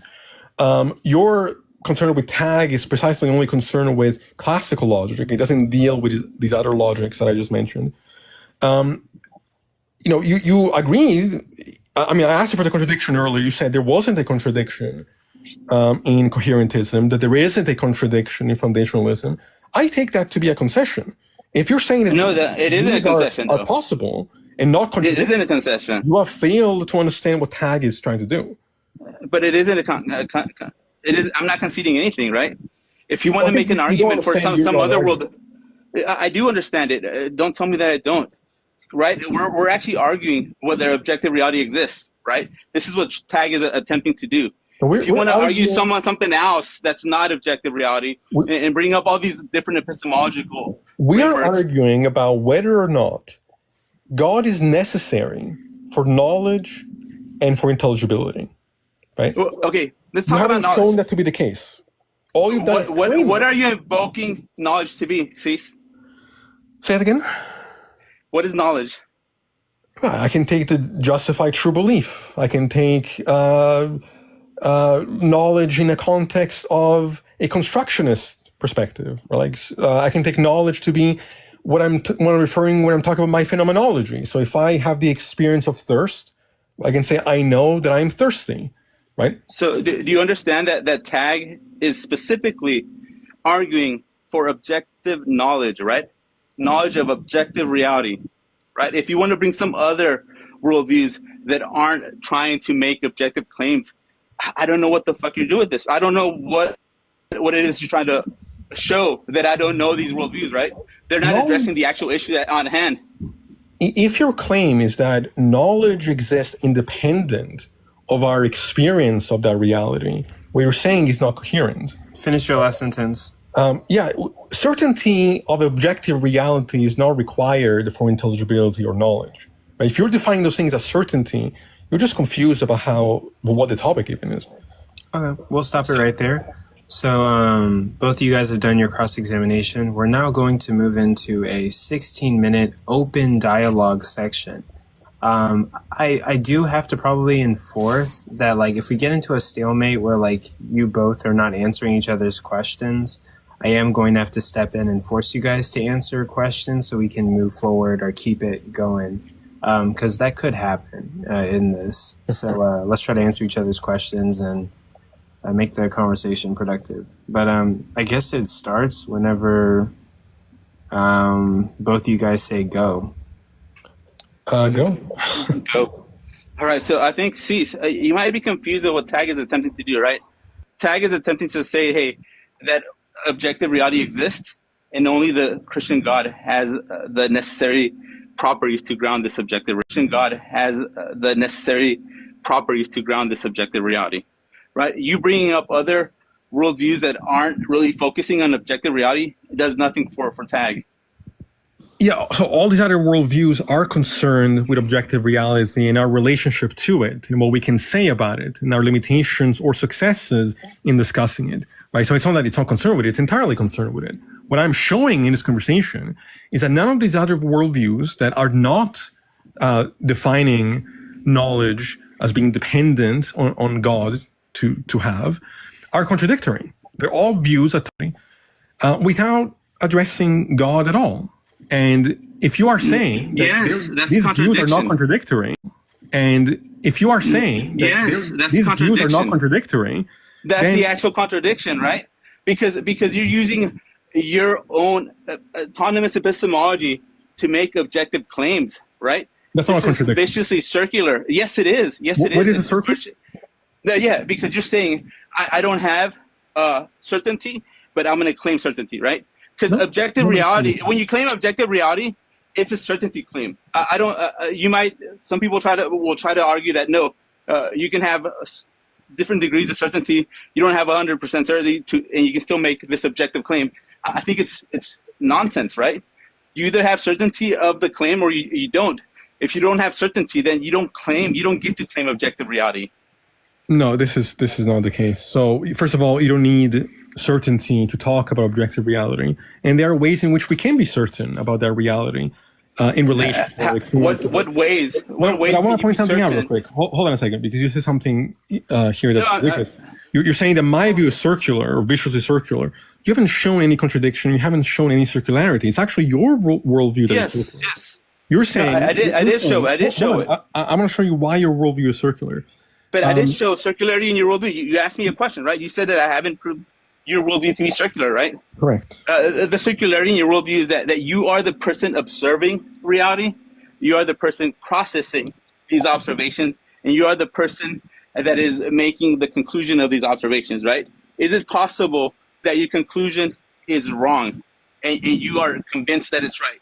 So you have not shown circularity in any of that. Hold on. I'm asking you a question. Is it possible? Is it possible to use your own senses to validate your senses? Yes, that's not circular. It's foundational. That's what I was pointing to. That's viciously circular. No. How would you know if your senses were actually reliable or not? Well, you thought your senses were reliable. You thought your senses were reliable, but they ended up to not being reliable. I gave you, in my opening, multiple examples of this. I can go through it again. One, if I have the experience of hunger or thirst, right, the experience is all that's necessary for me to be able to make a truth claim, which is in this case that I am hungry. There is nothing else required there to talk about a state of affairs. Second, it is your worldview that's circular because you are assuming God in your conclusion about knowledge to begin with. Right, so you're projecting circularity where it's actually your worldview that's circular, not mine. Now, if you're making the claim that it's objectively true that you're hungry and nothing else, this is not the discussion we're having. We're talking about the reality of the universe around us, right? Whether God exists, whether it's physical. This is what we're focusing on. We're not talking about experiences of hunger or experiences, right? You're confusing circularity with what's foundational, right? If I want to see... No, I'm not confusing. You are, absolutely. I'm not. No, I'm absolutely, you're confusing. I'll explain to you why. No, I'm not. If I want to see if a pen works, I pick up the pen and I write with it, right? That's not circular. You literally, we're talking about knowledge in the context of our experience of our reality. Right? See, that's going to let me ask you our senses. Let me ask you a question. Right? Because obviously, if you have some experience, your experience is valid, right? But when we come to stuff like physicalism or idealism or arguments about consciousness, or morality or concepts, universal concepts, right? Mm-hmm. This is what we're focusing on when we talk about these subjects, and you saying I'm not talking about you being hungry. No, we're talking about intelligibility. Hitting your elbow on the door, right? Well, we're talking about the totality of the worldview, right? We're talking about how do you make a claim? How do you make a claim without having anything to actually justify whether something is right or wrong, right?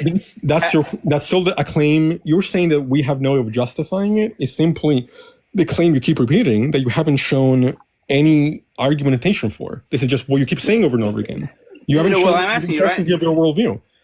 Well, I'm asking you, right? If you make the claim of hey, God doesn't exist, or something is true or not true, how do you determine whether something is true or false? What's the symmetry breaker? Cease. The topic of the debate is whether or not God is necessary in order to make that determination, right? You just saying that God is necessary, but you're saying show that it's necessary. But you're saying that God isn't necessary. Hold on. You're shifting the burden. You're saying that God isn't necessary for these things, right? This is your claim. That you're saying that I haven't proven, right? But then when I ask you, okay, this argument is about objective reality. How do we know what's true, what's not true? I gave an argument that in the past that ultimate truth maker would make truth knowledge possible, right? Without an ultimate truth maker, all reality becomes fragmented, right? Like These your are not view arguments, would they're be claims. different than your view would be different than other people's view, right? These are So just, again, without an ultimate truth maker, what determines truth? Cease? you're stacking. I'll answer that, but I want to point this out to the judges and to the audience. You stack that you're justifying your perspective. Give me 1 second. I'm having an internet issue. Hold on a second. I paused the time so we can fix the internet issue, and people are saying that the audio is lagging.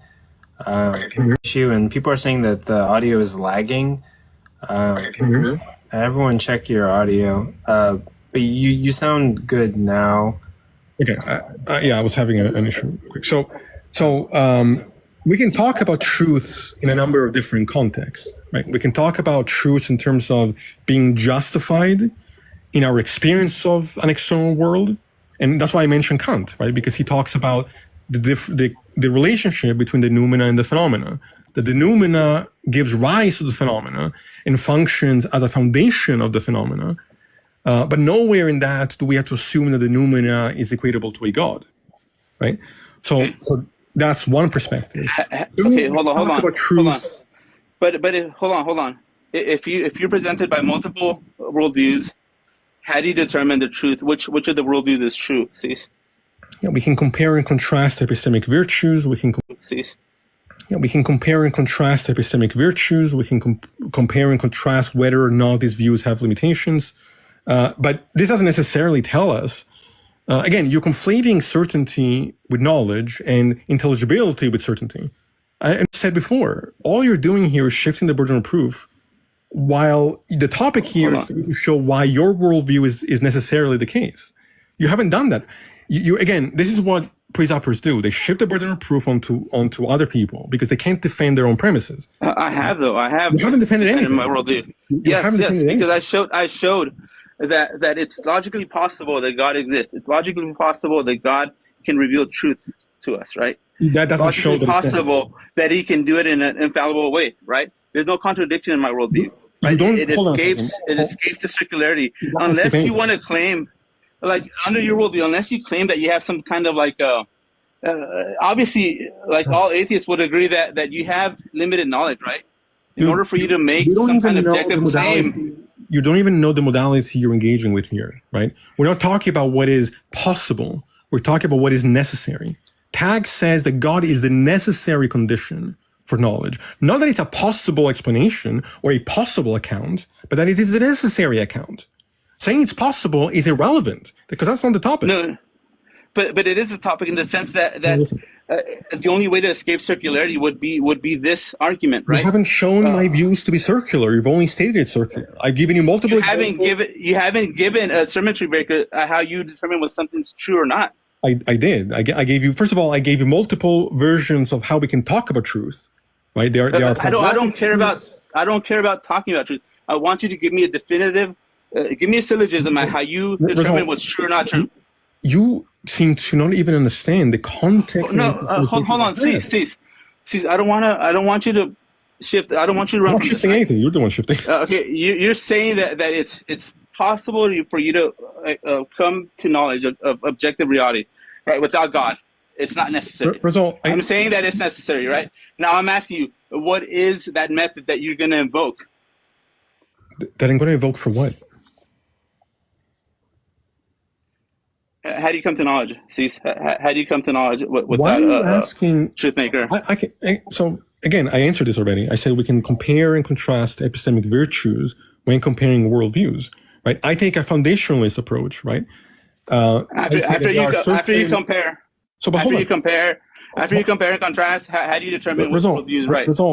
It is after you compare and contrast, how do you determine what which is the argument that to do any of those things, God is necessary? Because that is after you compare and contrast, how do you determine which worldview is correct? What is the argument? That because again, you just said I asked you a question. I asked you, Cease, how do you determine what's true? And you're like, oh, it's easy. I just compare and contrast worldviews, right? And so what what does that mean? Like after you compare and contrast worldviews, then what? So again, you don't seem to be tracking, right? The topic. What are you? No, I'm not gonna let you do that. I'm not gonna let you do that, right? You're not gonna do this little weasel, right? Yeah. You made a comment. You said, I asked you, hey, Cease, how do you determine truth? And you said, well, we, compare and contrast worldviews. And then what, Cease? Then how do you determine after you compare and contrast worldviews? Then what's the method of truth that you seek to validate worldviews? I don't know what you mean by determine what truth in what context here. How do you determine what's objectively true? What do you mean by objective? Do you mean mind independent? Because nobody's making. Why are you asking simple questions? Do you know what objective reality means? I'm trying to get clarification. Do you know what it means? What you're asking? Yeah. How do you determine what's objectively true? By objective, do you mean mind independent? You know what objective means. Dude. Stop asking stupid questions. We can use those words in multiple ways. Okay, how do you determine what's objectively true? Okay, I mean, repeating this question doesn't tell me how you're defining objective. So I'll give you how I take objective, right, in this context. That there are some universals that we can come to an understanding of, right? That there are patterns that emerge, and that we can call this a truth about our experience of the world, right? But again, none of this is relevant, because the topic here is the claim that God is necessary. Right. Okay. My worldview is. I'm not gonna let you weasel. Right. Right. I said that. I said. I gave an argument. I gave an argument. Right.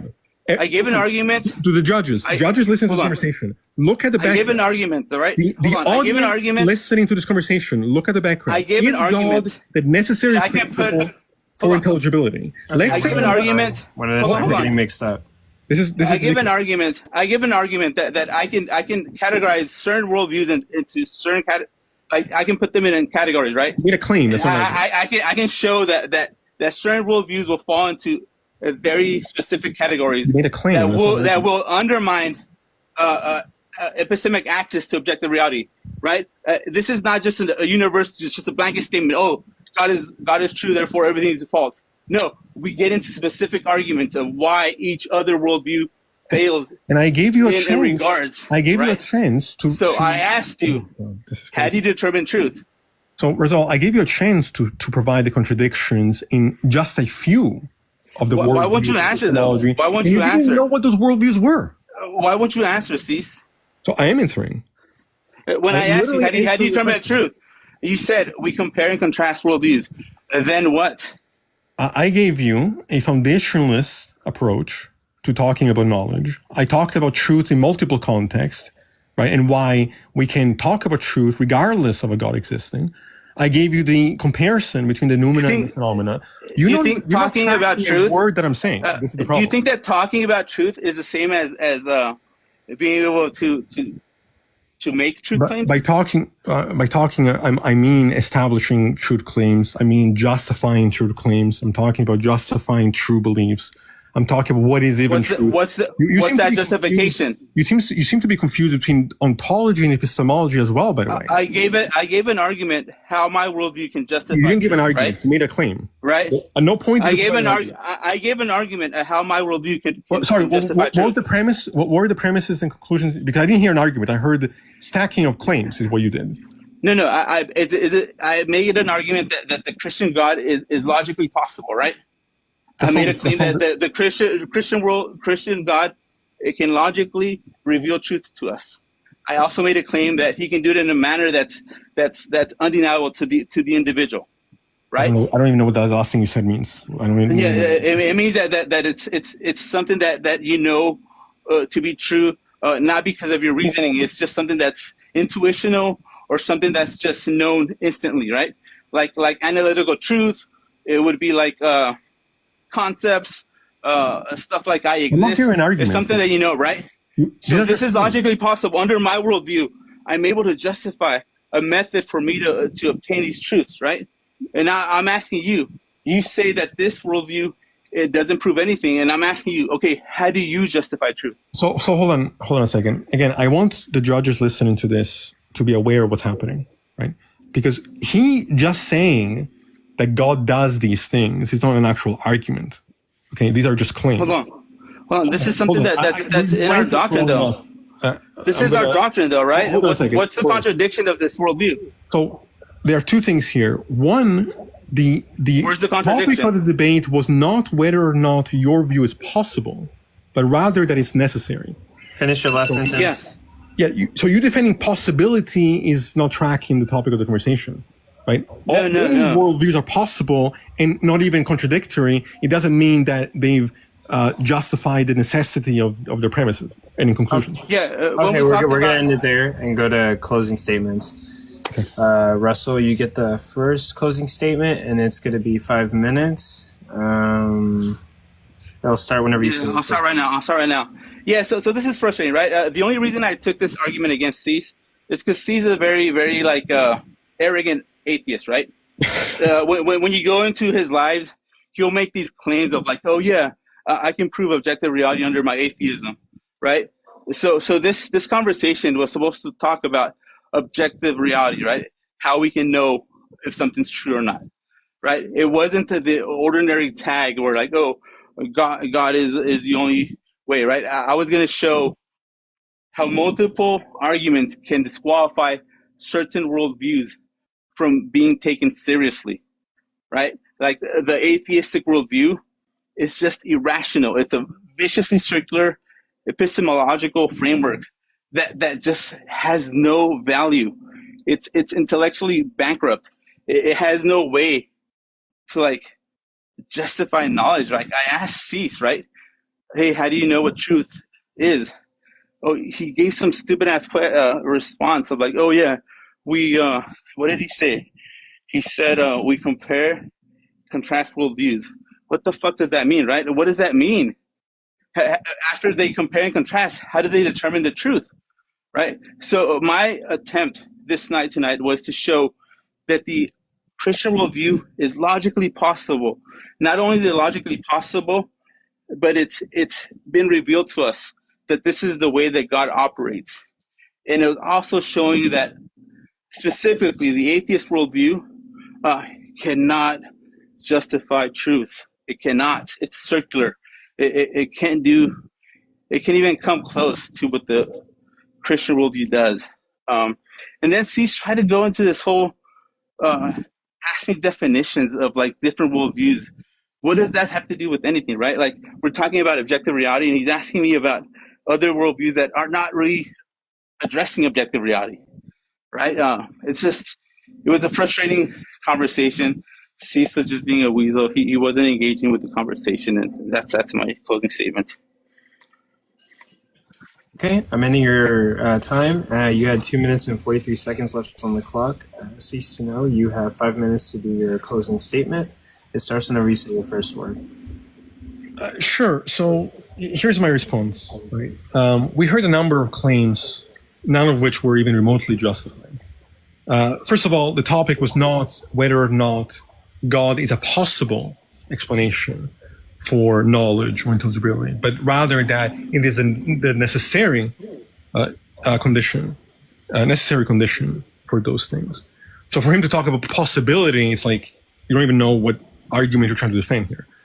Number two, I proved in this debate that you don't even know what epistemology is, because I asked you some of the most popular talked about theories of knowledge, theories of truth. I wasn't moving away from the topic. I asked about those epistemic perspectives. You didn't know what they were. You got, I think, 1 out of 4, and you got the one you got, half right. I asked you for contradictions in those worldviews, which would be the case if tag was true, that all other worldviews have to be contradictory and impossible by definition. You couldn't provide those contradictions. At one point, you even conceded and said that there weren't contradictions in those views. You are severely confused as to what is even happening here. You want to say that I'm arrogant. I think you confuse arrogance for confidence. I'm confident in what I'm talking about because I put in the time to study and learn what these theories are and what is even meant by truth and what is meant by objective reality and what is meant by subjective experience and how all these things relate to one another, right? My worldview and other worldviews are irrelevant to the topic of this conversation. The topic of the conversation wasn't, let's do a worldview comparison, right? I would gladly do that with you or anybody else. right? But that was not the topic we agreed to. The topic we agreed to was, is God a necessary principle for intelligibility and knowledge? Not comparing, because again, my personal worldview about how I account for what I think truth is could fail, and your worldview not be proven. My worldview could fail, and you could still have failed to show that God is a necessary condition for your perspective, right? And I said that in the beginning, I said that from the get-go, right? And so, I predicted that this is what would happen because you've had these conversations before, and you don't seem to learn from your mistakes, right? You cannot shift the burden of proof onto everybody else when the burden is on you to show why your perspective is necessary. Now, you completely avoided and begged the question against my contention about... This was. Hey, stop. It's his closing statement. You can't do that. How much time do I have? I don't know what you're... But 2 minutes and 2 seconds. Yeah, I'll address the revelation issue again, right? He provided no justification for me to believe that his so-called revelation isn't purely imaginary, right? He didn't show that a God could exist who might be an evil God and might deceive on purpose. He couldn't show that it couldn't be possible that aliens didn't instill a false belief in him about this revelation.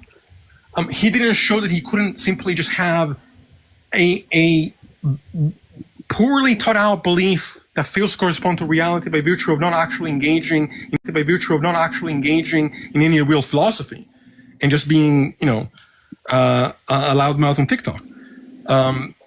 If he understands that there are these possibilities, that these other worldviews are possible, which he said multiple times, right? When I asked for the contradictions in those epistemic perspectives, like fallibilism and foundationalism, he didn't provide any contradictions. He said they are possible.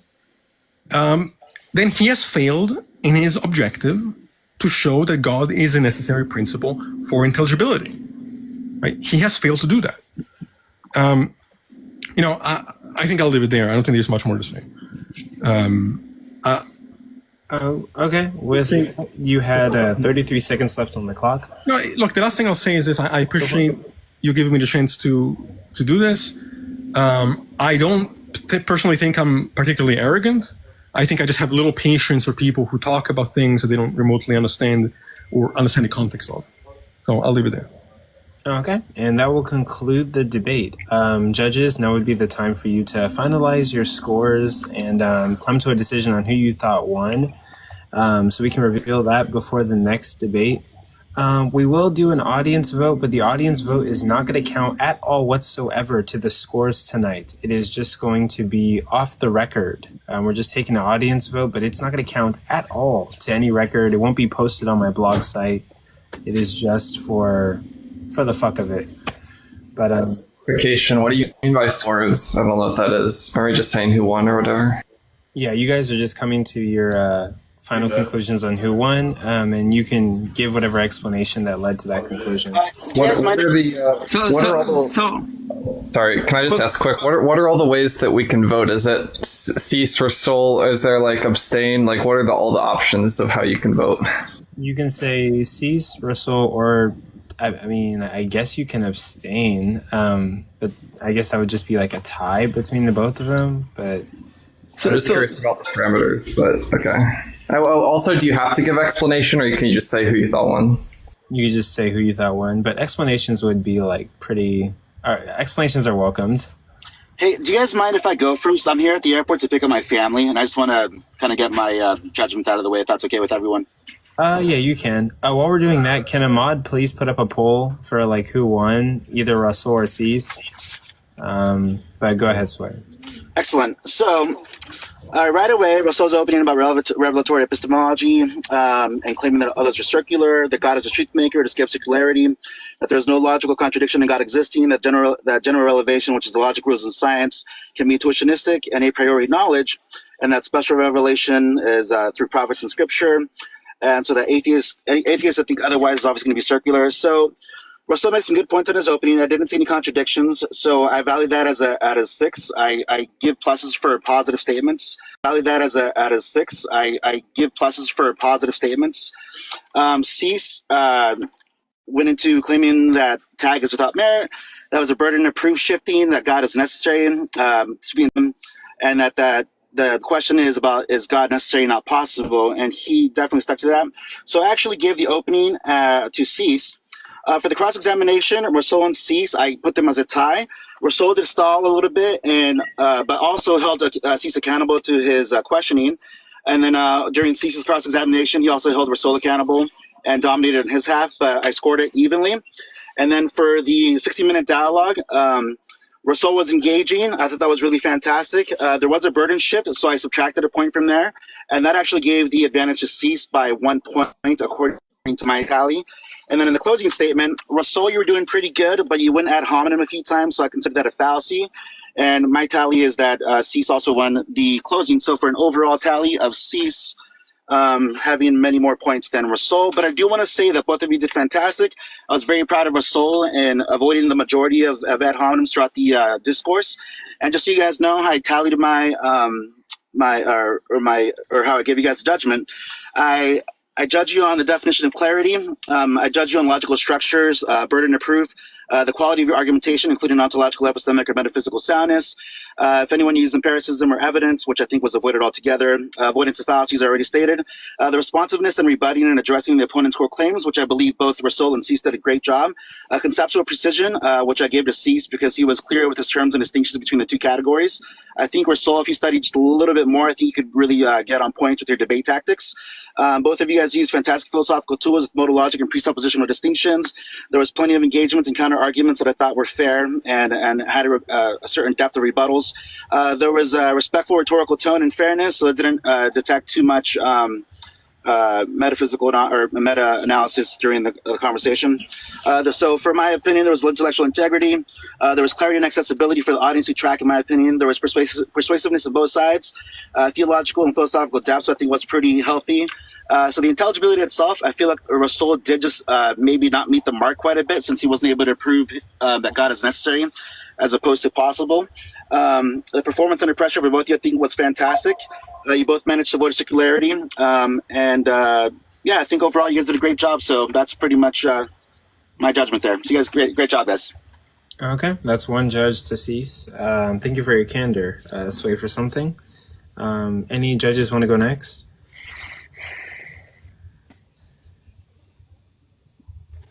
Yeah, Slim does. On the spot like that, don't do that. Wow, that's crazy. Okay, so I mean, I don't disagree with anything Sway said, honestly. I do want to say, like, in the opening statements, like, Rasul, like, you did a pretty good job. But when it came to, like, the cross-exam, I think you should have hit more harder with certain points. If people are making assertions, you should have just attacked the assertion more so than just trying to justify yours. And it was a bit of burden shifting. Since you were making a few assertions within your statements that I feel like Rasul could have countered, but I understand when you're overstimulated and hyper-focused, you kind of just like lose yourself in the whole debate. So I would give it to Cease to know, and only simply because, like, when he was asking you about the different, what's the word I'm looking for? Cease, what was it again? My God. Are you talking about the theories of truth? Yes. When you were speaking about those, I feel like, Rasul, if you had like a little more education on those, you could have countered how those specific things could have been problematic if you're saying that God is necessary. I feel like you should attack more that God is necessary than the whole objective thing. That was a whole different topic. But I still think you did pretty good, and you did hold his feet to the fire on certain things, and you didn't let him run. And same goes for Cease to know. So great job, you guys. Oh, so you're casting for Cease? Cease. Okay. Who wants to go next?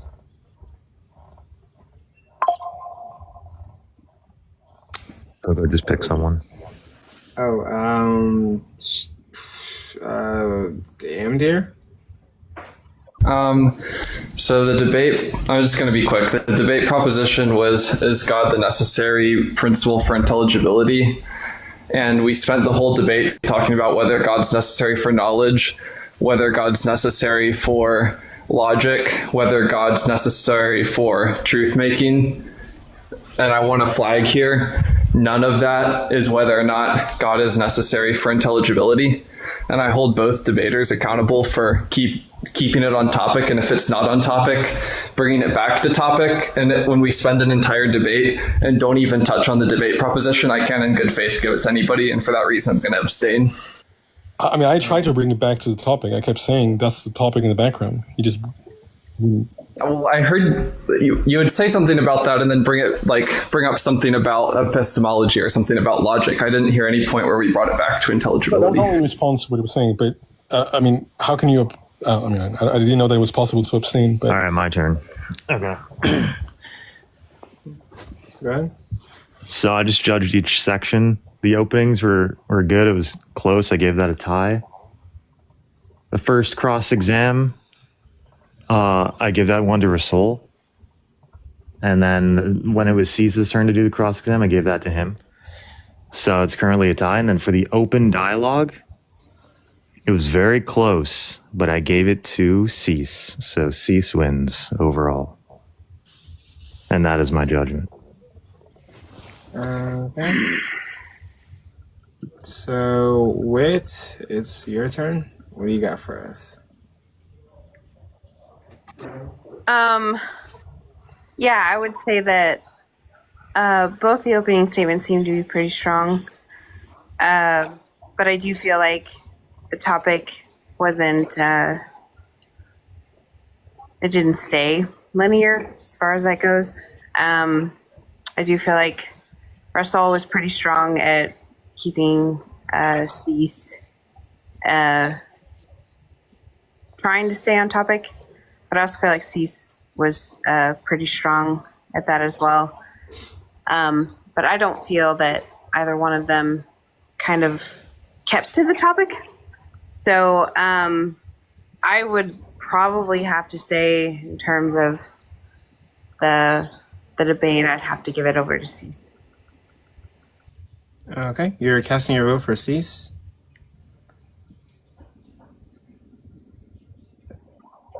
Okay. Well, do you guys want to hear the results of the debate? I'm looking at the judge scores, and officially what we have for the judge scores is Sway for Something said Cease, Slim said Cease, Amdir abstained, Mob said Cease, and Wit said Cease. So by a 4 out of 5 voting, Cease would officially be the winner for this particular debate. I think both opponents did really good. And honestly, I was looking forward to this debate. Out of all the debates, I think it was a very good debate. We're a little bit behind, so we might go over. Can I ask a question quick?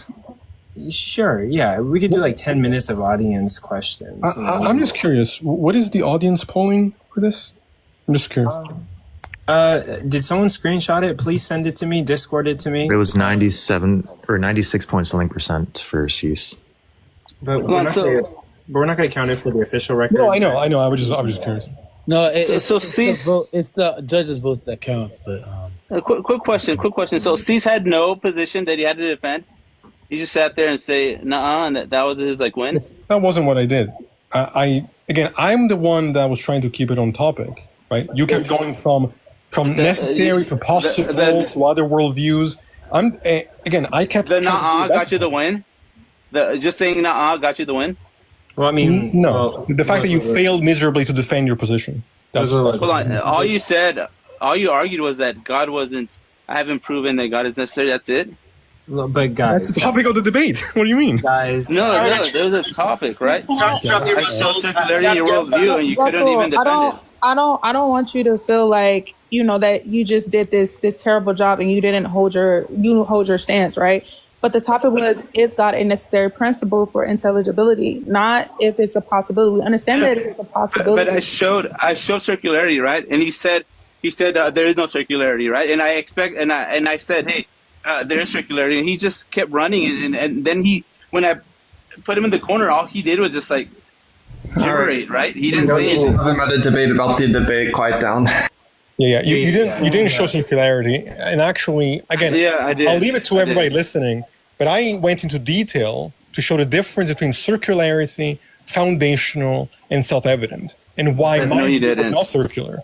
Okay, but guys, It was circular. You didn't do anything. Okay, hey, we sat here for an hour. You guys both agreed on judges. Yep. The judges have submitted their votes. It's an official win for Cease. It's over. That's it. Can we do questions now from If you the? guys want a rematch, we can do a rematch. We're not going to debate about the debate. Just accept the loss, accept the wins, learn from it, and grow.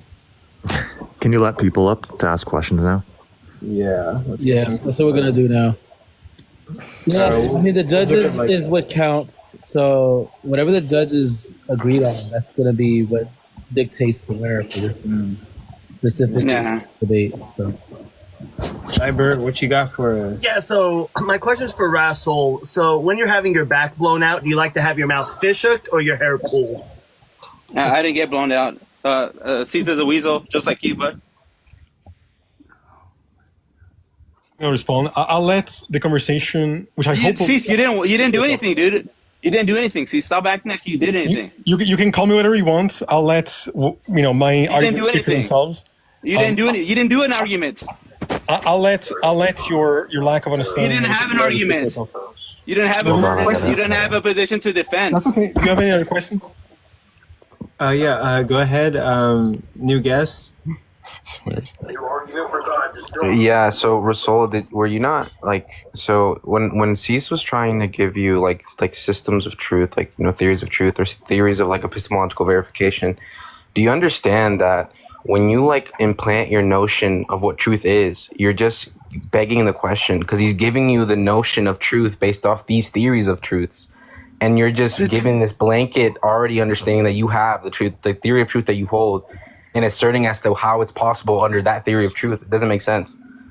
Did you notice when Cease was acting like he didn't know what objectivity meant? Did you notice that? Yeah, part? objective would just be mean that the truth maker is just some indexed by some stance independent thing, but that doesn't pertain to truth. Okay, when you're talking about what truth is.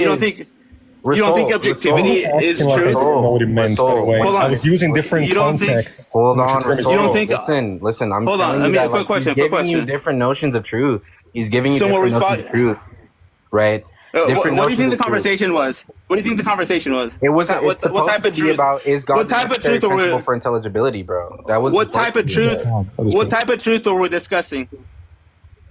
Well, yeah, it depends on your system of epistemological verification, your theory of truth. What type of truth do you think we were discussing in this conversation? You just answer the question again. It just depends, Rasul. I don't know. If you don't study philosophy, why do you put yourself in these philosophical debates? But hold on. The very notion of truth is dependent on the person, on the position being held. You don't think that we were discussing objective truth? Oh Lord! How that's defined and understood depends on the perspective. Yes, it depends on your position. So that's why I was bringing those things up. Look, you are truth has different meanings. Cease. You are Hold on, unequipped. shut the fuck up, dude. You're an idiot, dude. You think objective truth has multiple meanings? In regards to epistemology, you fucking weasel. You think objective truth has different meanings in regards to epistemology? It absolutely does, and even its own objective. Yeah, okay. So tell me how. Tell me how. Rasul, because there are theories as to what leads to truth. There are theories as to what You're unequipped to have this discussion. Cease, shut the hell up. What do you think we were discussing, Cease? Rasul, weasel, dude. This is why I didn't want to. This is why I didn't want to. I knew he was gonna do this, right? I'm not crashing out. You're a weasel, bro. Guys. We got judges. Right, we're not having a debate within the debate. We're just going to ask questions. And then if we answer the questions, then we can move on to another question. Yeah, I'll let Rhaegar go up here. But Rasul, just look, there's different notions of truth and knowledge under epistemology, and different theories of epistemological verification. And you can assert your theory of truth on everybody, bro. That's all. Yeah, this was okay. So that's all you got to say, bro. Russell, you have anything else to say? No. I think it's evident what we're talking about when we talk about objective truth. That's fine. We'll move on to the next question. Okay. Let's go to the next guest. Yeah.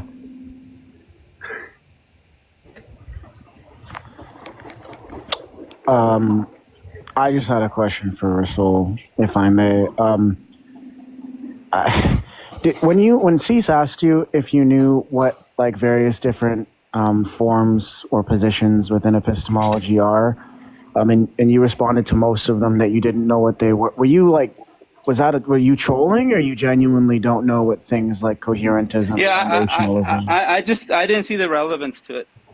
Okay, but you do know what they are, right? No, there's some that I didn't know, but I didn't see the relevance to the whole arguments.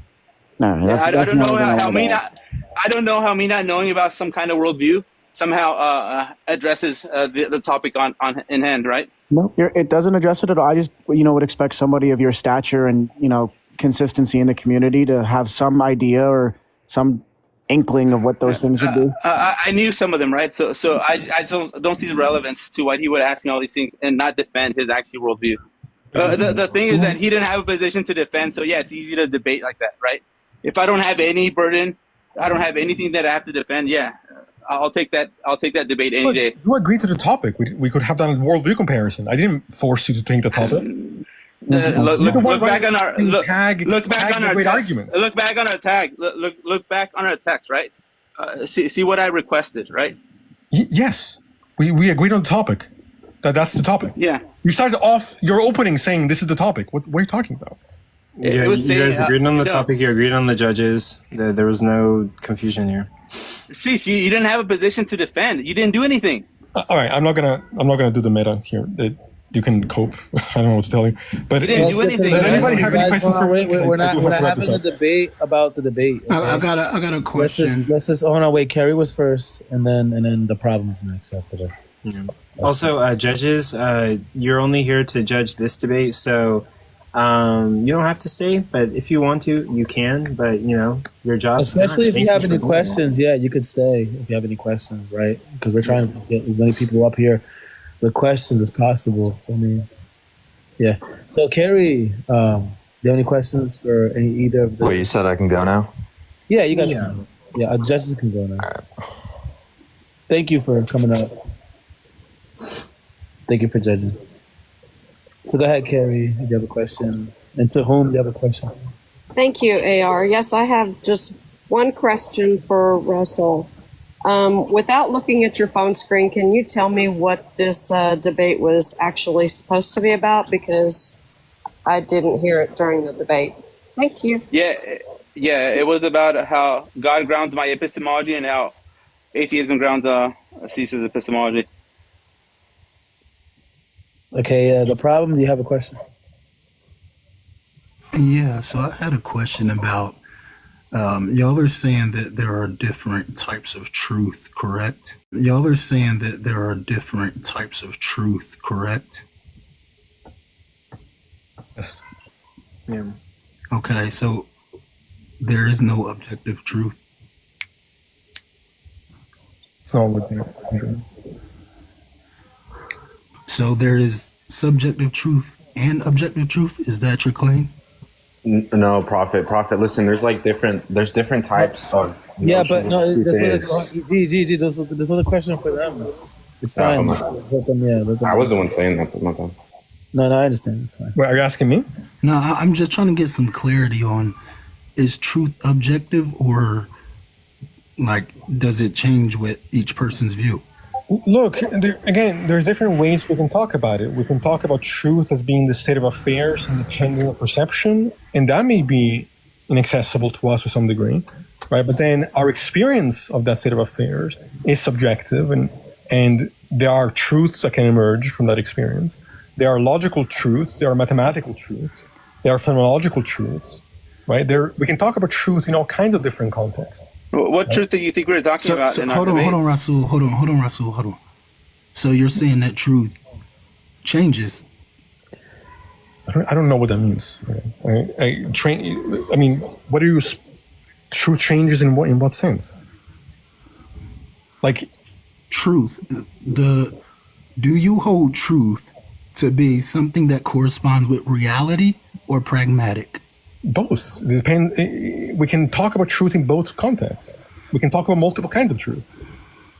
See, I know you want to answer, but I mean, sorry. So you're saying that truth can be pragmatic and it can correspond to reality. Yeah, I'm saying that we use the word truth in different contexts to mean different things, and all I was trying to get to in this conversation was is God the necessary condition for all these truths, right? And he couldn't do that. Okay. Well, yeah. So there's a problem there because if truth can be pragmatic and correspond with reality, those are two diametrically opposing statements, which is breaks the law of non-contradiction. So it's a logical law of fallacy. No, this is. Can I just add? Can I just They're tell them diametrically exactly what you're opposed. trying to explain? Like, listen to problem solver. Look, there's theories of truth as to what truth means, right? The notion of truth that you're trying to espouse. Did he ask you the question, So, Chief? hold on. So, like, whenever you, This guy's not even debating. I'm not.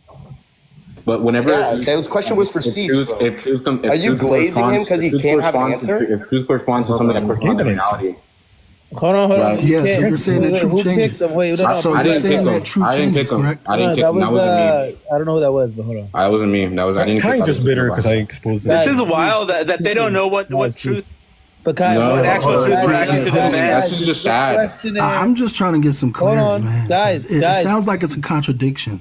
It's not. Wait, hold on. The problem. You were just hold on. Wait. We're not here to have a debate. We're just here to ask questions and get those questions answered. Did he answer your All question?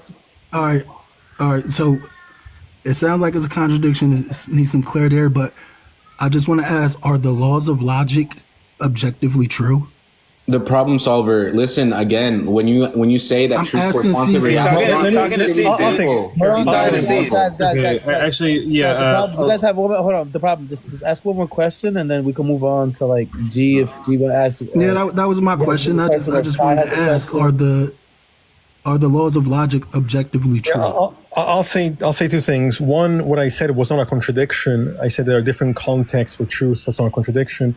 As far as the laws of logic objective, that's an incoherent statement. The laws of logic are subjectively constructed. They are mind dependent. However, what they're describing may be objective if you take a realist position on logic, right? So that's going to break the law. That's going to break the law. That's going to break the law of identity. Also, the law of non-contradiction. No, that's not breaking anything. Both Okay, fallacies. but we need so to- you we just need to deny keep it logical raw. laws by saying that they. I'll explain to you why. Hold on, guys. Please, everybody. Now Mute up. Okay, so we're gonna mute up now. The problem. Did he answer your question? Okay. Okay, but actually, really quick, the problem, you can just DM him, but we should probably start the next. Yeah, debate. we should. Did you come up here for another question, or Kai? Did you come up here for another question? No, just he was like asking. He was asking to see something I said. Hold on, Kai.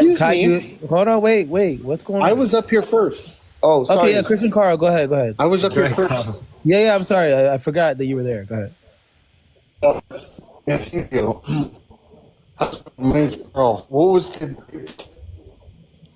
Oh, wait, you're breaking up. You're breaking up, man. But, yeah, we should move on. Yeah, you're breaking up. Honestly, I thought I was gonna make a claim for God's necessity, and Cease was gonna try to counter it. That's what I thought was gonna happen. So, Guys, I got. Cease was gonna try to counter it. That's what I thought was gonna happen. So, Guys, I got to read this up. fuck Does this Kai have a line. question for you? I got to head out. I think Kai wanted to ask me something. Go ahead, Kai. Yeah, just from your paradigm of does truth exist, and in what sense, material or immaterial?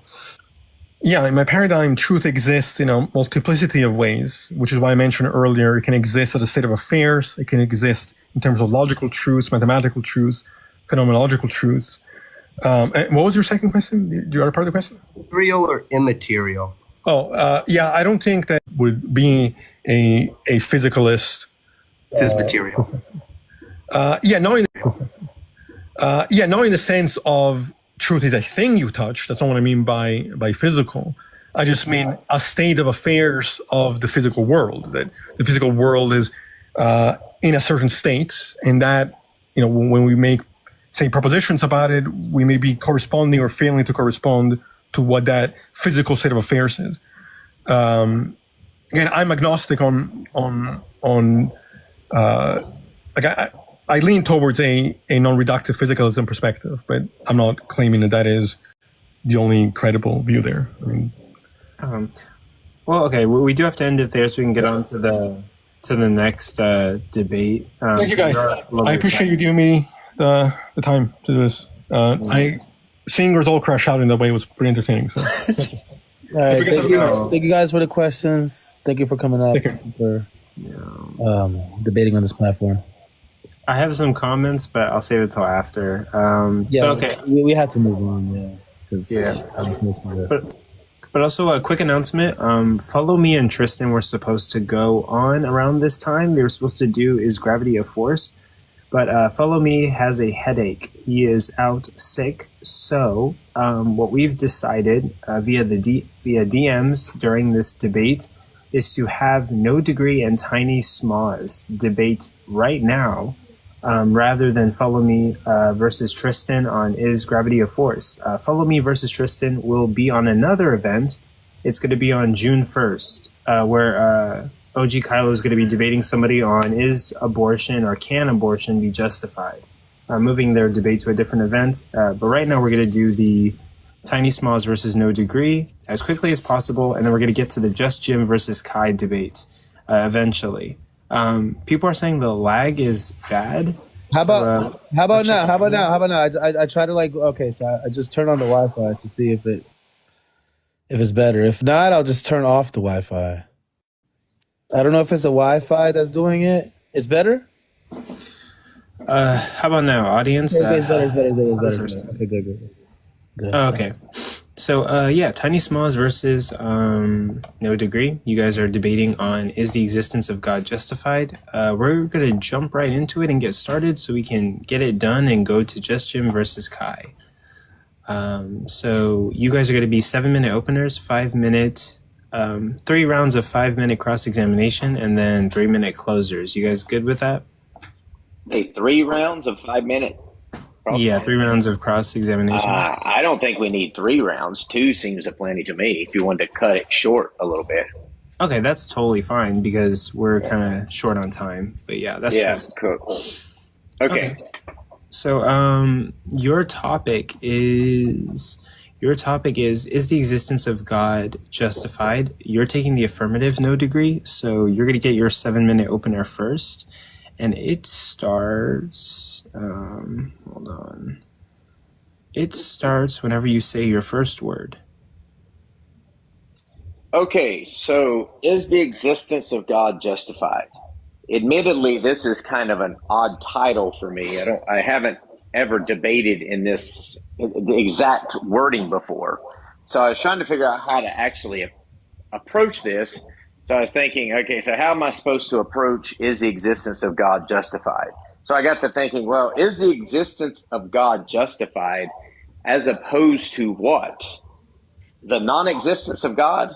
So is the non-existence of God justified? So let's look at these two and compare them. Someone who supposedly thinks the non-existence of God is justified will likely hold to these absurd positions. Getting something from nothing, getting life from non-life, getting order from chaos, getting the immaterial from physical material. These are paradoxical, absurd beliefs we refer to as the 4 miracles of atheism.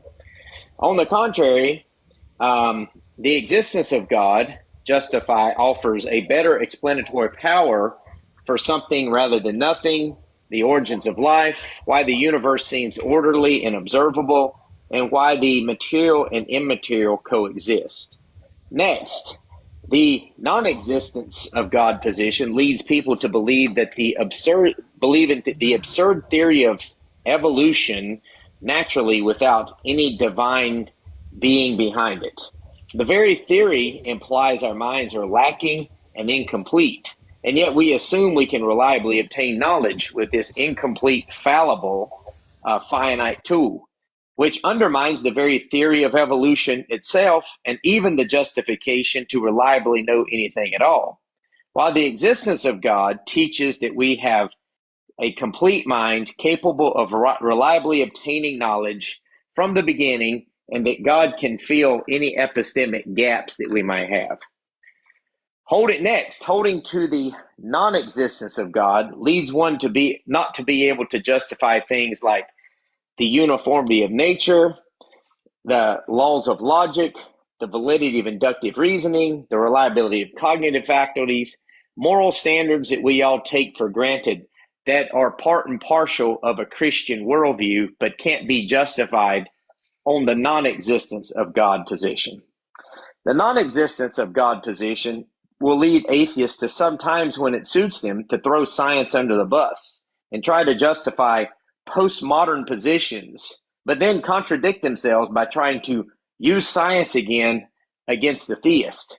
While the existence of God justifies the consistency and reliability in things like science, philosophy, law, and social norms we all take for granted, the non-existence of God leads atheists to reject historical facts concerning Jesus Christ, or explaining them in a way that leads to absurd conspiracy theories, like maybe aliens rose Jesus from the dead, or maybe the Christian worldview and its transformation on the world was the result of hallucinations or self-delusions, or maybe an invention of man to control the masses, to try to explain why Jesus Christ transformed the world. These absurd conspiracy theories that atheists bite off to try to reject Jesus Christ leave them in a position, epistemic position, to where they can't even rule out that their own beliefs and knowledge are not the result of these same things. While the existence of God gives us reasonable explanation for the historical facts of Jesus Christ and doesn't undermine their knowledge, and we can reasonably conclude that Jesus Christ did in fact rise from the dead and that God raised him, thereby showing the existence of God is justified. Holding to the non-existence of God leads one to fall into philosophical problems, things like I like to refer to as the biting the hand that feeds you problem for atheists, where an atheist will deny theism, but then end up holding beliefs and ideologies that has its roots in theism. A more specific example of this would be what I like to call the Christian moral framework problem for atheists, where an atheist will criticize the Bible and Christianity on a more, or theism more broadly, using moral values and beliefs that they gained and obtained by the influence of Christianity on their lives. So they're literally criticizing theism by using theistic beliefs that gave them these beliefs. So they're biting the hand that feeds them here. We also have other problems where an atheist on the non-existence of God view, an atheist cannot rule out solipsism. They cannot rule out that they're a brain in a vat. They basically have to just believe, even though there's no evidence that they're not a brain in a vat. But then they somehow appeal to evidence and wanting Christians to provide evidence to show for them that Christianity or theism is true. So these are just a number of philosophical problems and issues that arise in the non-existence of God position. So when you compare, is the existence of God justified? And then you look at, well, let's compare it to the non-existence of God justification. Then we reasonably conclude that the existence of God is vastly superior and definitely justified, and the non-existence of God leaves the atheist, metaphorically speaking, scared, alone, naked, and confused, without any ability to justify anything. And that is my opening. Okay, with that, you had 43 seconds on the clock. Tiny Smalls, it's now time for your opening statement. 7 minutes, and it starts when you say your first word. Oh, buddy. All right. Today we are going to examine the claim of God's existence and if this claim has been justified. Before we examine this, let's define terms. Firstly, let's define justify as to show or prove to be right or reasonable. This is evidence-based, and this examination of reasons for correctness or sufficiency of a particular belief or set of beliefs, and if it has a justification. Now let's go to the next term, existence. It means the fact or state of living or having objective reality. This would be something demonstrated, something outside of the mind or stance of an individual or group of individuals who hold to a particular narrative. The word God, as defined by the Stanford Encyclopedia of Philosophy, is known as a maximally great being with the attributes of omniscience, or all-seeing and all-knowing, omnipotence, or maximally powerful, omnipresence, or everywhere all at once, and omnibenevolence, or all good. This is the classical Christian definition of this particular God. This is the God my opponent follows. It's the Christian God. This God is known to come from the Holy Bible. This God has been claimed to hold these properties and attributes. And these attributes have not been demonstrated both empirically or philosophically. This is the purpose of this dialectic. Now that we have a definition for God, let's look into another particular definition for a specific word I'd love to focus on. This word is straw man. This is an important word to identify for my interlocutor. A straw man is a fallacy in which you distort or misrepresent the argument or position of your interlocutor during a debate in an attempt to refute their argument. This method of argumentation fails to properly represent the opposition's view, and it does not refute their position. This straw man is an attack on the position and a false representation. It's a fugazi. This is a prophecy I'm making here that this debate we are currently engaged in will have at least one of these straw man arguments to represent the atheist position. This is from prior experience with my current interlocutor. This will happen. It is foretold. This is a prophetic proclamation. The purpose of my argument is as follows: to examine the claim God exists as being reasonable and having sufficient evidence. My position is as follows. I reject the proposition God exists. That's it. Quite literally, the only entailment of my view. Any other atheist can say God does not exist. This is not my view. I'm presenting the view that rejects the claim of the God's existence. It is the rejection of the claim based on the merits of this. It is the rejection of the claim based on the merits of this claim being unjustified, undemonstrated, without proper explanatory power, and without proper execution of evidence in all categories. I am not making execution of evidence in all categories. I am not making the claim God does not exist here. I am making the claim that I am unconvinced of and have not been presented with a violation is. This is an undemonstrated and unjustified position. The onus of this argument is that of my interlocutor, and any attempt to shift the burden onto me is a direction, towards concession.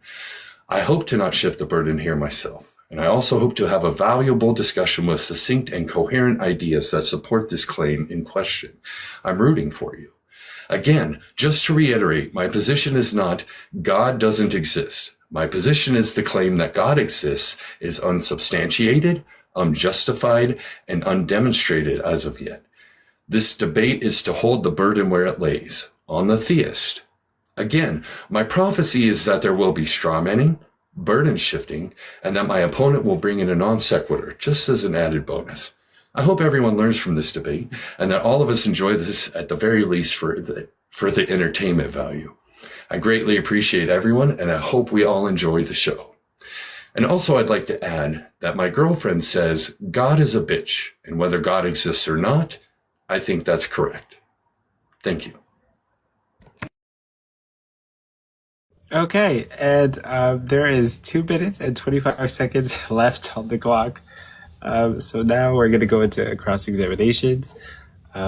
Each cross-examination period is going to be 5 minutes. So no degree, you can start yours. I'll start it whenever you say your first word. Okay, so I guess the first question I would ask based on his opening is, Tiny, is the non-existence of God justified? Not my position. Again, I just want to reiterate, my position as the claim God exists has not been justified. I'm unconvinced of it. Okay, well, my question wasn't that. My question is the non-existence of God justified? Again, that would be a straw man, so I'm not going to engage in that. No, I mean, it's just a direct yes proposition. No. Either it is or it isn't. Well, that's not my position, so I don't know. Okay, so, but you said, and I wrote what you said here, quote, I'm rejecting the proposition that God exists.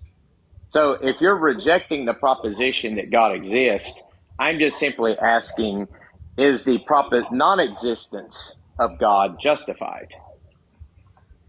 It has nothing to do with anything I said. Okay, so I don't understand. How is it the case that you can say, I reject the proposition that God exists, and then still say, oh, well, I'm not holding to the non-existence of God? That's what I'm struggling to understand here. And if you're not holding to it, then, I mean, why would you reject the non-existence of God at that point? Prophecy is foretold. So again, my position is not that God doesn't exist. Okay, so you're not rejecting the non-existence of God. So you're saying that there's no justification for the non-existence of God. Is that what you're saying? I'm saying that the position God exists is still in question. My question here is, since you're, according to you, saying I'm rejecting the proposition that God exists, I'm asking you, are you holding to the what is the title of this debate? The non-existence of God. Are you saying that that is justified?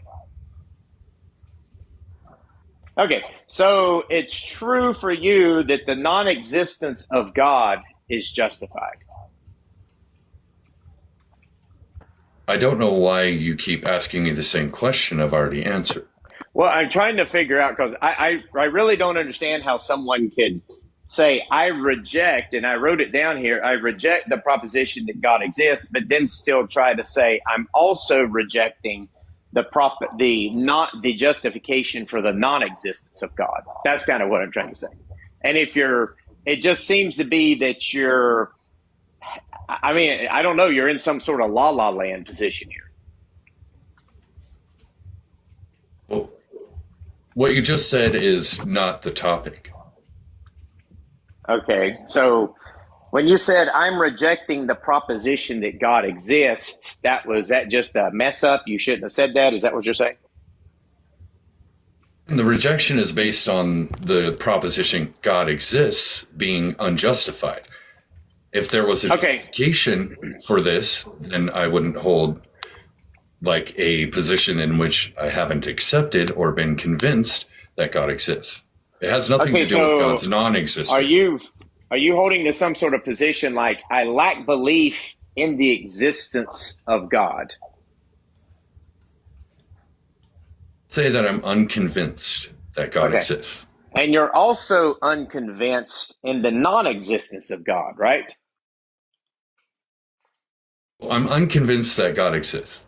Finally. Yeah, and you're also unconvinced in the non-existence of God, right? Because you're saying that the non-existence of God lacks justification. Well, I'm just trying to figure out here. Obviously, the title of the topic is the existence of God justified? And I assume you're going to say no, the existence of God is not justified, which kind of implies the non-existence of God is justified. So that's kind of where I'm trying to go here. But you're not saying the non-existence of God is justified. So I'm just trying to figure out what's going on. Waiting to be convinced that God exists. Okay, but are you waiting to be convinced that God does not exist as well?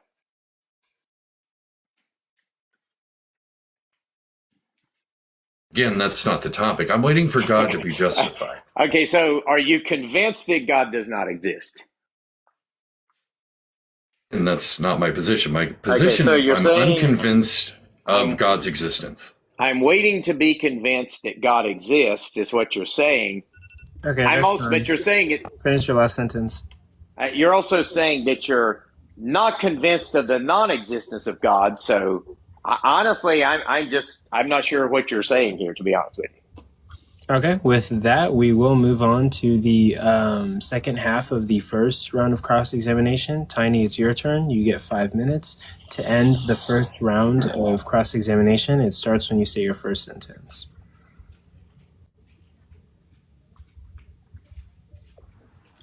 Okay, so again, this debate is all about the onus of the theist. So if you could please provide some sort of evidence that supports the God that you believe in and its existence, please. Well, I think the minimal facts argument for Jesus Christ and his impact on the world is very good evidence for the existence of the Christian God. And that God raised him from the dead. Since God raised him from the dead, then God exists. So you want me to give him more detail of that? I'd like to know what the evidence for the resurrection is outside of the Gospels.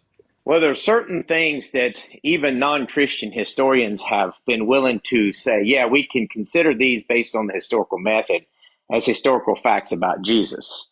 One being that he was unalive. Obviously, he was a historical person who was unalive by Pilate in the first century for being some sort of political rebel, as Bart Ehrman says. That his disciples who were following him went, after this kind of went into this time of scared fleeing to all of a sudden claiming to have experienced the resurrected Jesus, which transformed them into boldly proclaiming the resurrection in Jerusalem, which led to people changing their beliefs, Jewish people who changed their primary day of worship from Saturday to Sunday. And this spread, the resurrections, this story of the resurrection spread. And later, James, well, apparently maybe not too much later, but James, Jesus' brother, converted, and then afterwards, Paul. So this historical data that we have, I believe, leads one to reasonably believe that Jesus rose from the dead, and otherwise would lead an atheist to reject it into having to bite such philosophical bullets that they can't even rule out that their own beliefs are not the result of the same things that they're rejecting Christianity for. Okay. Was any of that supposed to be evidence for the resurrection? Yes. Evidence is just simply something that increases the probability of something being true. Evidence is just, it's not actually really hard. Hold on. Did you back up any of those claims with any historical facts? Because these were all claims that you made. Do you have any support for these claims? Well, I could give you quotes from what scholars have said about these things, if that's what you're wanting. Okay. So do you think that this is the only God that's possible?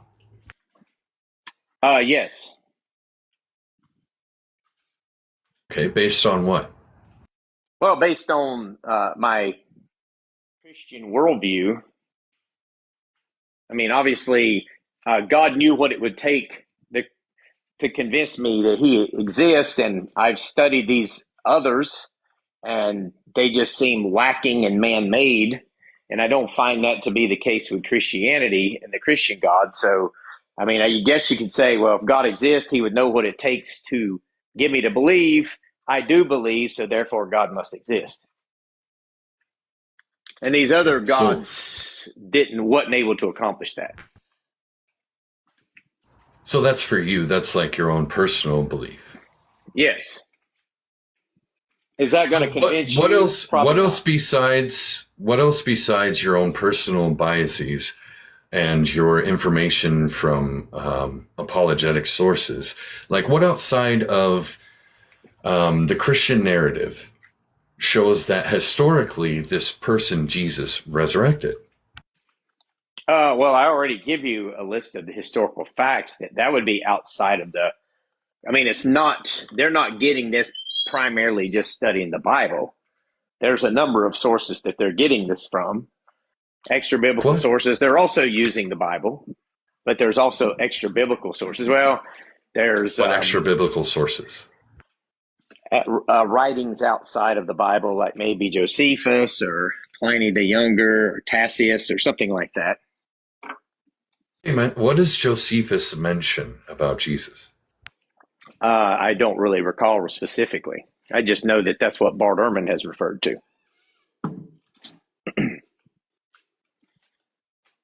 Haven't really done much research into these claims? No, I haven't. Or? I haven't read Josephus. No. Okay, we're going to call it and move on to the second round of cross-examination. No degree. Your cross-examination will start whenever you say your first word. Well, I think, kind of continuing on for this, the historical, I'm sure you heard of Gary Habermas's minimal facts argument, haven't you? Oh, no, I haven't. Okay, so Gary Habermas is a philosopher, theologian, and he wrote a paper, I believe it was his doctoral dissertation, and what he did with this was he took, during that time period, the 1970s, these certain minimal historical facts about Jesus that was either kind of viewed as a consensus at the time and stuff like this. And he said, okay, when you put these facts together, the reasonable explanation here is that Jesus rose from the dead. And basically, if you reject that, you have to come up with alternative explanations for these facts. So I guess my question would be, what would be your alternative explanation from Jesus raising from the dead? Clarify on what these facts are, please. Sure. From Jesus raising from the dead. Clarify on what these facts are, please. Sure. He's used any number of different facts, but usually it's something like Jesus unalived by crucifixion, that his disciples went into despair and lost hope, that his disciples sometime after that, shortly after that, claimed to have experienced the resurrected Jesus. And some of them, the more controversial one is the tomb empty. The tomb was empty. It was found empty. Now that's a more controversial one, but there are even non-Christian scholars who say, yeah, they believe as a historical fact the tomb was found empty. They went from a, defeated followers to proclaiming the resurrection of Jesus Christ. Jewish people who had the Sabbath, their primary day of worship, started making Sunday their primary day of worship off of this. This was spread in Jerusalem where it began, which means it would be easy to refute it if it wasn't true. And then you have James, who converted at some point later, who was a skeptic, his own brother. And then you have Paul, who was a persecutor of the church, who also converted on the claim that he had some sort of experience with Jesus himself later on. And this basically resulted in the spread of Christianity across the world. So the obvious question is, with these really uncontroversial facts here, what would be a better explanation than Jesus raising from the dead? There's a myriad of different explanations. It could be just a misinterpretation of the events that people had. It could be people's memories. It could be, different opinions. It could be a number of things. It could be that there were multiple people that this person was supposed to be. It could have been a myriad of very simple naturalistic explanations. It could be that this tomb was never there. There was never Jesus in the tomb. Don't you think that to accept these others, like maybe self-deception or self-delusion, hallucinations, or maybe something used to control the masses and stuff, wouldn't you say, if you were to believe that and you see the influence of Christianity on the world, that would be a conspiracy theory that would make something like the flat earth look like child's play in comparison? Wouldn't that be fair to say from a Christian perspective, someone saying, okay, well, if they're trying to explain this outside of the resurrection, then these conspiracy theories are pretty extreme. So it's reasonable to think that this is a really elaborate conspiracy theory, much more than even flat earth. Wouldn't you agree? Say that there's still contention over this person actually even having a tomb. I would still say that there's contention between the linkage between this being a supernatural event or a divine event and this person actually raising from the dead, or it's just a human embellishment, kind of like how they did with King Arthur. It could be a myriad of different explanations that are naturalistic, I mean, it doesn't mean we should jump to the conclusion that this was a divine, interaction, especially with a minimal set of facts. And even if these facts are as presented, it still doesn't support a God existing. Okay, we have to stop it there. Time's up. Okay. So, Tiny Smalls, now it's your 5-minute cross-examination to end the second round and to go on to final closing statements. Your 5 minutes starts when you say your first word.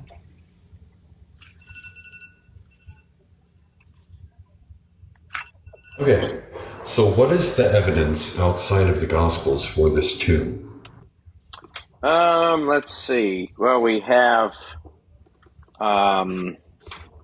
you said, what is the evidence outside of, what'd you say now? Repeat that question. Gospels, outside of the Gospels.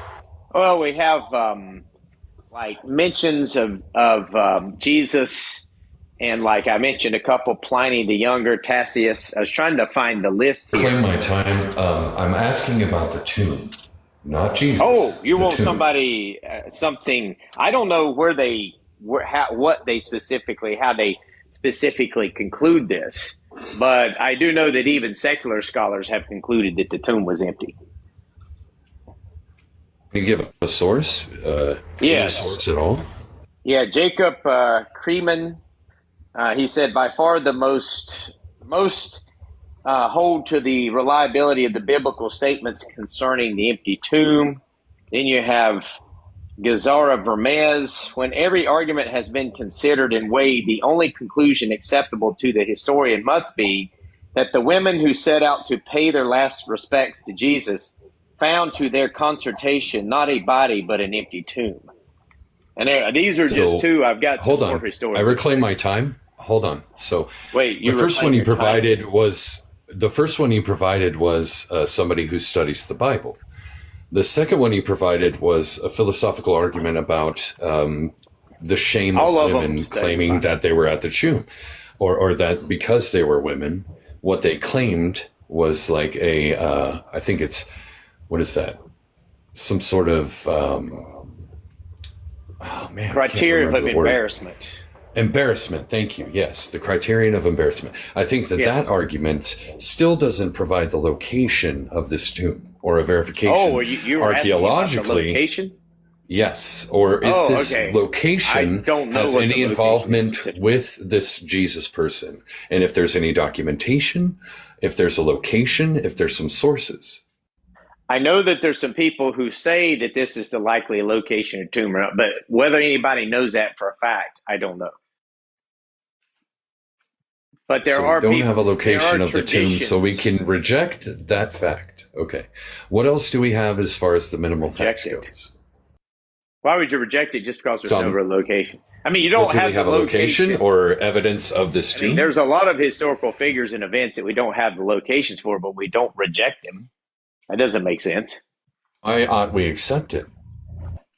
Well, I'm just simply saying here, I guess they accept it based off of what they have studied, what's been written, and things like this. But I don't think it needs to be rejected just because you don't know where it's at. Because there'd be a lot of stuff in history we would reject if that were the case. If there's no location for the tomb, then how do we know that this person came out of the tomb?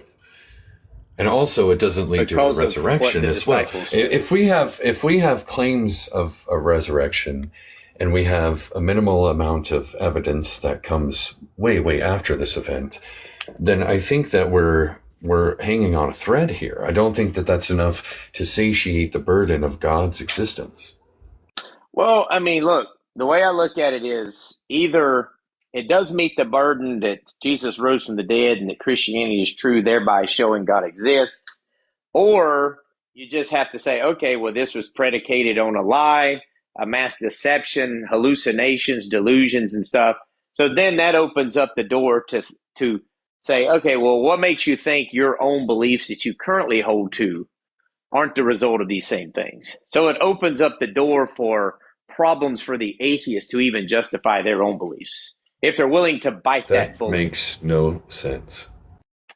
Well, you're biting a bullet and saying that this could have happened on this grand scale. And your beliefs, like, let's say you hold to the theory of evolution. What makes you think the theory of evolution isn't the result of self-deception, This is a non autocorrection, sequitur. things like that? So Well, I'm again, just saying we're that it trying applies to to show everything. how Jesus's existence, resurrection, is verified, and you haven't provided a shred of evidence. Well, I mean, look, when you take the historical method and you see, hey, these are what historians, even non-Christian This is the historians, historical method of verification. Yes. We have independently verified sources for an event. Now, when it comes to a supernatural event, it's even harder to demonstrate that. It's even harder to prove that. So we need a hell of a lot more evidence than just personal testimony, claims of supposed eyewitnesses, which are not confirmed to be firsthand, and alleged, implications of it. Okay, well, maybe we, as far as Jesus and his crucifixion, things like that, you have sources. Here's a list here: John, Paul's epistles, Hebrews, 1 Peter, Clement of Rome, Ignatius, Finish Justin. up your sentence. We have to end the round. Oh, well, I have actually quite a few lists here of sources about Jesus' crucifixion, so I don't think I need to read all those. We can move on to final statements. Each person is going to get 3 minutes. Starting with you, No Degree. It starts whenever you say your first word. What did you say, 3 minutes? Yeah, 3 minutes. Okay. Well, I mean, I think this debate is a bit of the topic is the existence of God justified? And I think, yes, absolutely it is. I mentioned in the opening statement all the problems that arise if you think the non-existence of God is justified. Now, my opponent was not willing to say that the non-existence of God was justified, which I believe leaves me as the winner here, because as my position is, I'm at least holding to one and actually providing evidence to back it up. Provided lots of examples in my opening, and he is, even after quoting word for word, I'm rejecting the proposition that God exists, was still unwilling to say, okay, well, the non-existence of God is justified. So I don't understand how you can make that proclamation. I'm rejecting the claim God exists without thinking that you would have justification. But since he doesn't have justification, because he's not saying he holds to the non-existence of God and believe there's evidence for it, then that seemed to be just kind of what I would say blowing smoke and not really meaning what he said. So since the idea of a debate is you have opposing views, I was actually expecting to hear an argument for the non-existence of God or why God doesn't exist. Instead, all I heard was, okay, well, he's going to straw man, he's going to do this, this, and this. And I really didn't hear any argument here, any forthcoming argument. And I was the one that did all the legwork, did all the intellectual heavy lifting. And my opponent just simply seemed to be contradicting himself, seemed to be saying, I'm rejecting God existing, but I'm not rejecting that God exists. And with that, I think the audience should unanimously vote me as the winner of this debate as opposed to my opponent. And I yield the rest of my time. Okay, with that, there's 40 seconds on the clock. Tiny Smalls, you get your 3 minutes for closing statements, and it starts whenever you say your first word. As is foretold in my opening statement, the prophecies have been fulfilled. The strawmanning, the non sequiturs, it has been written. The burden shifting is real. The shifting of the burden, saying that I have to provide an argument for the non-existence of God, is exactly as predicted in the balls of the omen, the bauble of truth that I observed before this conversation took place. I saw that this man was going to strawman the shit out of me. And he did. I said at the beginning, the rejection is based upon the lack of evidence, the lack of justification, the lack of substantiation, and I think that that's warranted. It's also not my position that God does not exist. It's my position that I'm unconvinced of the proposition God exists. I laid out a blanket for you, a little picnic, and I offered you all the little sandwiches. I offered you the bags of chips, the apples, whatever you wanted to bring on this picnic. We could have brought fried chicken. We could have got some potato salad without raisins, of course, because that's just ridiculous. And you could have ate and you could have demonstrated God, but you failed. You followed my prophecy to a T. You strawmanned, you produced non sequiturs, you shifted the burden. This is what I predicted in my opening statement. And you followed through beautifully. And for that, I applaud you. Also claiming victory, that is kind of very humble of you. I don't even know what sarcasm is. I also think that maybe one day you'll humble yourself to realize that you have been defeated, not just here, but in many other debates. And to say that you have won these debates, I think that maybe you should get a second opinion. And with that, I concede my time. Okay, and with that, there's 50 seconds on the clock. But yeah, that'll be the conclusion of that debate. Thank you guys for being here. I see that there's a poll up. Okay, thank you for whoever put that poll up. Thank you for whoever put that poll up. Thank you, mods. You guys, Jesus, I can't even put it into words. You guys are awesome. Killing the game. Or unaliving the game. But yeah, thank you guys for debating. We got a couple minutes before Just Jim versus Kai, and that'll be the last debate of the evening. They're going to start at about 11:20 p.m. Central Daylight Time. So we got about like 12 minutes. Any comments, questions, concerns? Cyber, hey. Hey, yeah, so I just have one question for No Degree, and it's going to be, when we look at the historians you listed, we know that Josephus and Tacitus have been interpolated into. We know that the term Christ is a title meaning anointed one, and we have other individuals utilizing that term. With this said, can you name, going back to what Tiny asked, can you name a single non-Christian source that supports the existence of Jesus, Paul, or the disciples? Go ahead. Yeah, I actually had a list I was reading out just a few minutes ago. Do you remember? Well, keep in mind, they need to mention the term Jesus specifically, because we know that Christ is a title, right, with other people have also been referred to as Christ, not just Jesus. Well, we're talking about Jesus of Nazareth, obviously. Well, yeah, so you'll just need to provide me a source that is actually going to use the name Jesus, Paul, or any of his disciples. I won't accept Christ because, again, Christ can have alternate meanings to include Serapis. Well, so, I mean, off the top of my head, I don't know if I can think of one, but it does seem weird that you would have that, because I think one can reasonably conclude that it's talking about a specific Jesus, a specific Christ. Doesn't, because of some of the things maybe said that maybe wouldn't necessarily apply to any others. So, quick question, just so we can get on to the other question. What you're saying is that you don't have a list that historically supports that these individuals actually existed? No, as far as what I was running here was the minimal facts argument. You don't really Well, need that's not to do my question that. I asked. The question I asked, though, is do you have anything that historically supports, as a non-Christian source, that Jesus, Paul, or the disciples existed?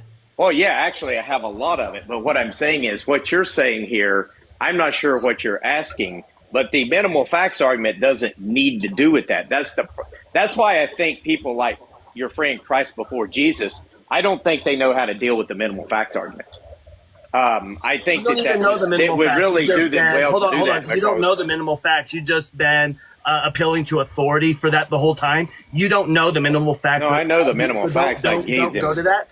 But that's why I literally gave the list of them, and the fact that this is I would offer him some constructive criticism. If he wants to be taken seriously, he needs to deal with Gary Habermas. But I don't think he can deal with Gary. Yeah, we can move on. Everybody has dealt with Gary Habermas. Anyways, cool. Yeah, so no degree. You said that your argument was a minimal facts argument, right? Well, that wasn't my argument for the debate. No, I just gave. But he wanted the most to know compelling. The most compelling evidence you have for the resurrection appears to be Gary Habermas's minimal facts argument. Is that correct? It was the one that I gave to show that if you reject it, you would have to come up with things. Moving on. So cool. So the answer would be yes. So because we're trying to save time here, so you brought the empty tomb. Yes. You're aware that the empty tomb is not a part of Gary Habermas's minimal facts argument, correct? Yes, I'm aware of that. Cool. So then why did you include that as part of the minimal facts argument? Did you remember me saying that that's a controversial one?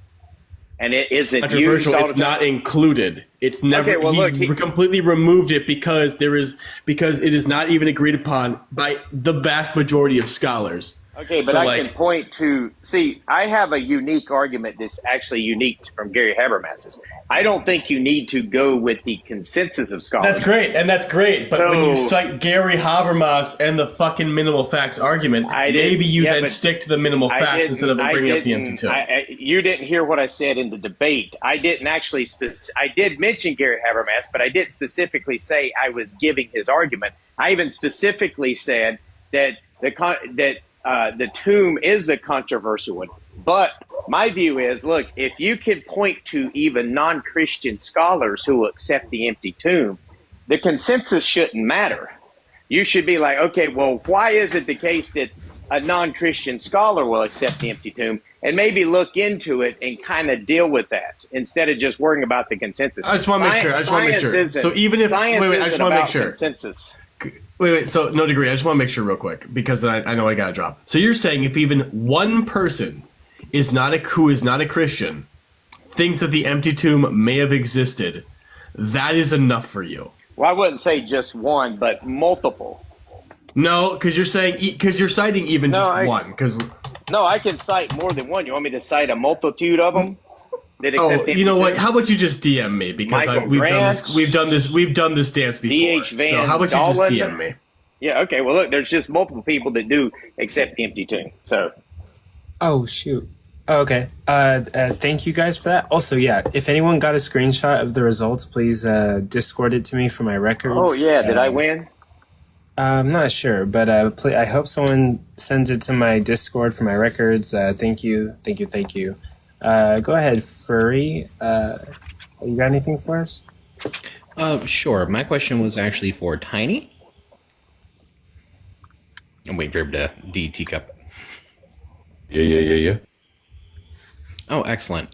So I was wondering if if you could just restate the specific straw man that you felt No Degree was pulling here, because I think that some people who maybe joined late didn't hear it. Sure. So he was saying that if I'm an atheist, I hold to the position that God doesn't exist. And I don't hold to that position.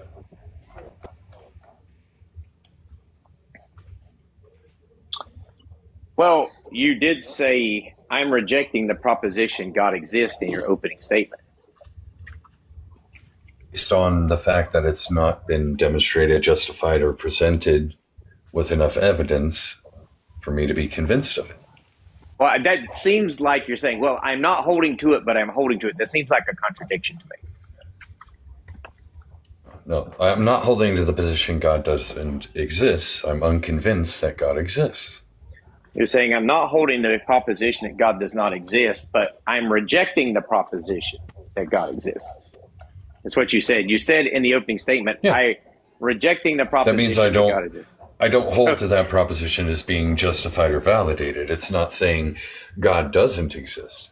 Okay, so rejecting it, you don't think is... See, my problem was rejecting it implies you're holding to the proposition that God does not exist. You understand the confusion there, right? You're straw man. I agree. Well, I just think words mean words, right? That's what a And the word famous straw man atheist is what you're trying to say says right on now. here. And saying Words that mean I hold to the words. position that God doesn't exist. Okay, well, look, I don't want to debate it anymore, but that's just kind of the confusion I was concerned about, deeply concerned about. I agree. You're confused. I agree. Okay, next person in the mix. What you got for us? So Tiny, are you pre-asserting that God doesn't exist, but you hold the worldview that there is no evidence of God to exist? So your evidence is relying on a pre-assertion? Is that the claim being made, No. Tiny? No, I haven't been presented the sufficient evidence for me to be convinced that God exists. But is the evidence of God existing dependent on your belief? Depending on the evidence. But if the evidence of God existing is not dependent on your belief, what is there to actually prove to you? Just unconvinced of God's existence. I just want to see the evidence that supports God's existence. That's it. There's no evidence. Or there's lack of evidence. I would love you to provide evidence for that claim. No, I'm saying there's lack. Right, I'm you're holding the same. a fallacy. I'm stating the same claim that he's making. You just committed a fallacy. That's the equivocation fallacy. You want to define the fallacy for me. So again, in your claim, you're asserting that there is no God that exists, yet you also No, I said there's no evidence. Exactly. If there is no evidence for you to claim That doesn't mean there's no God. Exists, yet there is evidence that You can God say does that exist. there's What is your minimal claim? evidence or very weak evidence, but it's not convincing evidence. That's what I'm saying. It's not dependent. gracious, That's what I'm saying. It's not dependent on whether you believe or not. Evidence is. Okay, but how do we move on? Because we're running out of time here. Oh, did I come to a fucking? Oh, sorry. Can I swear on this panel? Guys, right? Like we ask a question, then we move on to the next person. Yeah, we got to get through A bunch of new people joined. That's the problem, including myself. So I apologize. I have a question for Tiny here. I know I think you did this in the beginning, but how did you define justified or justification? What? It's a question for Tiny. Like I ask him how. Can you guys hear me? I was just asking him how to define like justification. To show or prove to be right or reasonable. And how? And how you define reasonable? I guess. But I guess I don't know. I guess my problem with this is that I'm not too sure that no degree didn't do his job here. But that's why I want to know how we're going to cash out these terms. If you want to keep disseminating, words inside words inside words, it's going to be it's going to be way too long, man. Wait, you decide reasonable, something that is of reason. Okay, define reason. Yeah, how long is long? Keep going and going and going with that, dude. Wait, Till we hit a brick wall. Are we asking questions? Define go. What do you mean by define? Hey, yeah, we are. Wait, who's asking whom a question? We have to hold on. Wait, let's try to. No, whom is asking who a question? By the way. But we do have to get there. We're guys, it's 12:20. That's what I'm trying to say. Exactly. Yeah, we're on the dot, so we have to move on. That's it. Time's up. Final one. Who's All got right, it? Teeny. No, that's it. Time's up. No, that's it. No, Time's It's up. a final one. It's over. We gotta get to. All right, guys. My bad. Coming up, we have more bullshit. questions right now. We have to move on. But thank you guys so for much. being here. All right. Maybe some other time we'll get the questions answered. Man, hope I come sooner next time. Have a good night, guys. No way, Nate did. Who the hell got that? Who the hell got that? Come sooner. Tiny got it. Nate did. Yo, That's big Tiny right there, bro. Thank you. yo, Nate did. Send I me really one. appreciate that. Thank you so much. What's the score? 4-0? That's 4-0 right on? Hey, we're running late. 12:20 is my time. Let's go. I got stage. Yeah, See that's y'all. true. That's true, guys. We do Thanks have to be for the respectful of their debate. time. Now we're Well 1 said, minute Jim. late into the debate. Let's go. Wait, That's crazy. are we going to keep going with a new debate, or we're done? We're done. Yeah, hey, we need- hey, let's go. Let's continue to the new debate. We need Kai up here. Okay, Kai, come on up. Let's go. Let's start the debate. Where's Kai? Yeah, is he in the request? He is. Okay. Debate doesn't start until Jim is unmodded. He loves that mute button. Yeah, see, look, you hold the No, unjustified Jim belief won't- that I'm going to use my mod powers the same way that you hold the unjustified belief that God exists. Are you serious? Yeah. Again, Jim. Like, look. This is I'm not going to use my mod power. Look, this is bad faith look, already. The moment if this is how you guys are AR, the moment, if this is how you're engaging, if you want, I could just take away. Yeah, I have time, right? The moment, look, how about we do this? How about we do this, Kai? As a moderator, how about we do this, Kai? It's done. How about we do this, Kai? The moment that I use you're the not mute button- moderator. It's simple. Look, you're not allowed to mute. The moment that I use my mod powers, time. I forfeit the debate. How about that? Good. Yeah. The moment that I use my mod powers, I forfeit the debate. Forfeit. You already lost the debate. Right when the topic is, does God exist? You already lost. Okay. Of course God exists. Okay. That's why you're We'll running. see. That's why We'll you want see to stay about mod. that. Because God guys, exists, bro. Simple. Yo, guys. We're not. Let's get some order. So, Kai, do you have a contention? Okay, do you agree? He's not allowed to. Okay, mod me. No, I'm just gonna. Yeah, mod me. If you want to be moderate, I'm a moderator. Just for the sake of the debate, I'm going to. Kai came in crying already. It's crazy. Okay. Just for the sake of the debate, I'm going to demod Jim. Just for the sake of the debate, and then I will give him the mod powers back. Okay? How about that? Now, are you happy? Like, look. The onus is gonna. I say what? No, hey, wait, G, stop, please, don't. You don't have to. Look, the onus is going to be you on mods to be able to moderate the overspeaking that Kai typically does. Okay. And I'm pulling up the format. They did request a certain format, so we're gonna have 5-minute openers, 2 rounds of cross-examination, and then a 10-minute open dialogue, and then 5-minute closers. You guys are okay with that? Yep. Okay. Cool. I guess we're gonna get started. So the proposition is, does God exist? Kai, you believe that he does, so you have the affirmation, so you're gonna go first. You have a 5-minute opener that starts whenever you say your first word.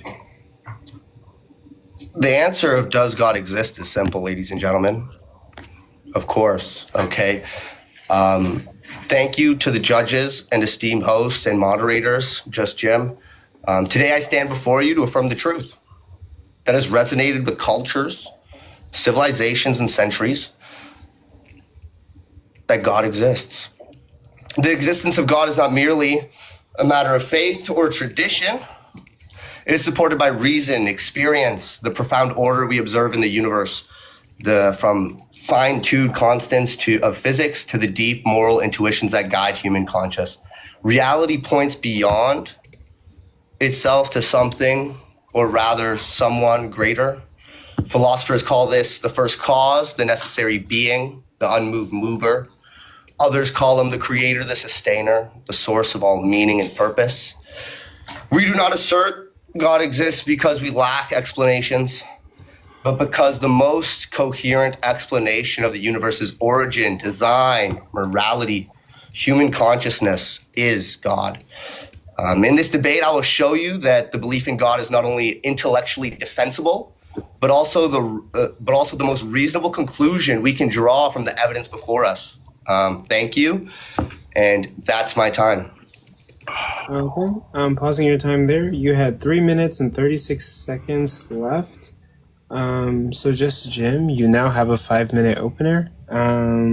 It'll start whenever you say your first word. Sounds good. Well, I want to thank everybody that's still listening and has stayed in throughout these debates for this last one. So look, I want to say that to engage meaningfully in the question of does God exist, we must first be clear on what is meant by God, right? We're not debating whether people have some type of spiritual feeling or whether the word God can be stretched into some type of deeper metaphor for unity. What we're debating here is whether a real, metaphysically distinct, intelligent, personal agent exists. And typically this is conceived as some type of omnipotent, omniscient, and morally perfect being who created and sustains the universe. So this is a concept at the core of classical theism and of my opponent's Christian worldview. This God is not merely a useful fiction, but a metaphor for nature, or a metaphor for nature. He is meant to be a literal being who exists independently of us. Now, in this debate, my position is not going to be merely a lack of belief in such a being. I'm going to take a stronger stance that the hypothesis of God exists is not justified, and that naturalism offers a superior explanatory framework for reality. I'm going to support this position with three main points. First, that the God hypothesis fails to meet the standards of good explanation. Second, that it is epistemically unstable and methodologically problematic. And last, that the concept of God itself is either incoherent or unnecessary. Now, first, this hypothesis is not the best explanation of anything we observe. Both in philosophy and science, we assess competing theories by how well they explain phenomena based on criteria such as explanatory scope, coherence, predictive utility, and parsimony. And on every one of these metrics, the God hypothesis performs poorly. Whether we're discussing the origins of the universe or anything that we see, we have powerful evidence-based naturalistic accounts. These models are grounded in a testable framework and they improve over time. By contrast, invoking some timeless, immaterial, disembodied mind that creates the universe and intervenes in history gives us no explanatory mechanism, no predictive power, and no independent justification. It's not an inference to the best explanations, it's an inference to mystery. Secondly, this God hypothesis is epistemically unstable. It's not falsifiable. There's no evidence that could be provided that goes against it. It's ad hoc and it shifts to avoid disconfirmation. And it violates all standards of epistemic responsibility that we apply in every other domain. Like if somebody were to tell you that there's an invisible, all-powerful mind who is controlling your coffee machine, you would rightfully ask for evidence. But when this claim is expanded to encompass the entire universe, we are told that skepticism is arrogance. That's not a standard, that's special pleading. Even in Bayesian terms, the prior probability of such a being is extraordinarily low due to its conceptual complexity, and the posteriors remain low in the absence of confirmatory evidence. Invoking this God adds metaphysical weight without any kind of empirical traction. And lastly, this concept of God is not even necessary in many forms, not even coherent. Classical attributes like omnipotence, omniscience, timelessness generate logical problems. These aren't profound mysteries. They're conceptual contradictions dressed in theological language. Now, my opponent may appeal to some type of fine-tuning or moral argument, but he faces a clear burden to show that the concept of God is internally coherent, that the world requires an explanation that only God can provide, and that this explanation is better than all naturalistic alternatives. Unless those conditions are met, the rational response is not agnosticism, it's rejection. I want to emphasize that this is not an argument from ignorance. I'm not saying we don't know, therefore no God. What I'm saying is that we do know. We know enough to reject the God hypothesis as unnecessary, unhelpful, and unjustified. The history of explanation has marched steadily away from the divine agency. We see this in things like thunder, disease, morality, even the cosmos. Once thought that they required God, now they are better understood without invoking him. God is no longer the best explanation. He's the least parsimonious one. Therefore, I'm going to conclude that the answer to the question, does God exist, is no. Not merely because we lack the evidence, but because we have no better explanation and better standards now that we can accept over God. And will that conclude your opening statement? That's it. Yep. And you had 12 seconds on the clock. So now, Kai, it's your time to do your first 5 minute cross-examination. It starts when you say your first word. Yeah, are you open to the possibility that a God could exist? Or do you rule that out entirely? Well, I made clear what the notion of God that we're talking about is. And if the notion of God what you're talking about is, let's wait, whoa. I want to take my time back. He didn't answer the question. You made a notion of a contradictory God that you're saying I don't believe in. If we define God as a contradiction, I grant that. But again, the question is, are you open to the possibility that a God could exist? Or do you rule that out? Yeah, not the type of God that's typically understood under is a logic okay let me make this clear. Is a logical possible the logical possibility of a God, can that happen, or are you saying that God is logically impossible? Yeah, like I said, not if we're talking about the type of God that I explained in the beginning. I didn't listen to you, because the definition of God isn't the definition Jim gives it. Okay. God, if you didn't listen, that's God. If you didn't listen, this is my time. That's Jim. a tracking error on your part. This is my time, Jim. God, simpliciter is just a title. Right? God is a concept, what people might cite as the ultimacy of their worldview. Under natural pantheism, everything that exists is God. Would you agree? Sure. Okay. Does everything exist? Does something exist, Jim? Things exist, yeah. Okay. Therefore, God. Would that follow? Sure, if you want to equivocate on what God means. Wait. In the first 5 minutes of my cross-exam, the debate is over. He conceded God. Now, what God do you want me to prove, Jim? Going forward to this debate, already you conceded God? Absolutely. So, like, if you were paying attention, which you weren't, like you said, tracking error on your part. Yep. When we're talking about God, it's not interesting to talk about gods that are going to be compatible with an atheistic worldview, right? All you're doing is equivocating by calling your Coke can God, right? And that's not interesting. When we're talking about God, the majority of the world who holds to a God belief holds to a notion of God, which I explained. Yeah, your notion, I deny a law. That's fine. I deny plenty of gods. But what you conceded here is under a natural pantheist framework, God exists. Did you not just say that? So do you know that the majority of pantheists... Wait. Can I ask you this question, Jim? I'm sorry. Answer the questions I asked. Did you not concede under natural pantheism that God exists? No, what I conceded was that things exist, and pantheism says that they call things God. So under their view, would logically they're calling things that they're God calling exists. Things. Yeah. So like I said, am I lost here, guys? Just Jim. Let's be intellectually honest. You said this logically follows God exists. Well, no, I said it follows that they think God exists. Right? But again, that's not the notion of God that we're debating here, right? Because if the notion of God that we're debating is that like my computer exists. We can debate your definition of whatever you want to call it. Well, it's not my definition. Look, it's not my definition. Jim, there are different types Jim, this is my 5 minutes. You can ask me all the hard questions in your 5 minutes. We followed that you just conceded the natural pantheist God exists. So on the prompt of the debate, does God exist? He said, this God exists. End of debate. No, I did not. I did not say that. Jim. Everything else from here is secondary. Let's make that clear. Sure. So if you want to strawman and be dishonest, yeah, you could say what was dishonest? What was strongmanning? That you conceded your God questions, exists? your line of questions were Jim. Let's make this clear. Oh, okay. All you're saying here is my understanding of God is contradictory, so I disagree with it.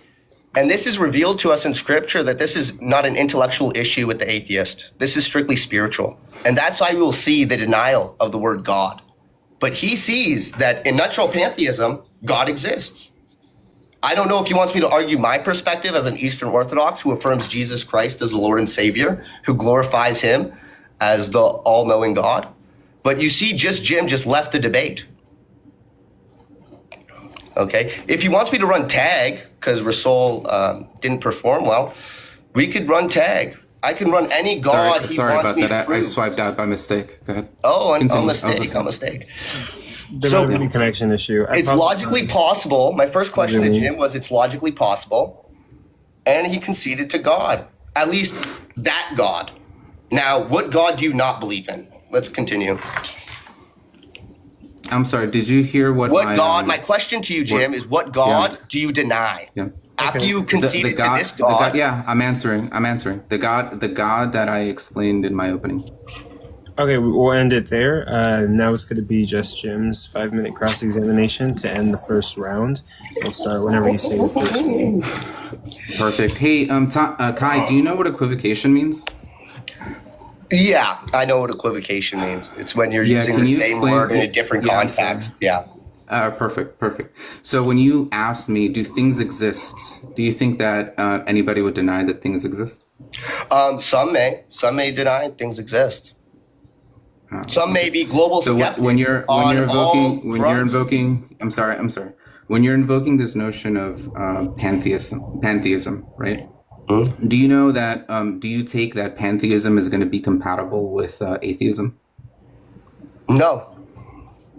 Yeah. In what way would pantheism not be compatible with atheism? Not global atheism.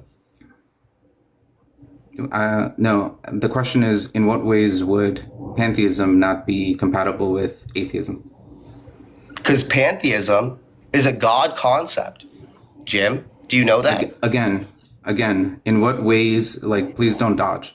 In what ways would pantheism, as they're understanding what quote unquote this label of God is, right? Yeah. How is that not compatible with what the commitments that an atheist holds? What commitments do an atheist hold? I don't know what commitments every atheist holds. Oh, well, you just mentioned that an atheist holds certain commitments when you invoke this notion of global atheism.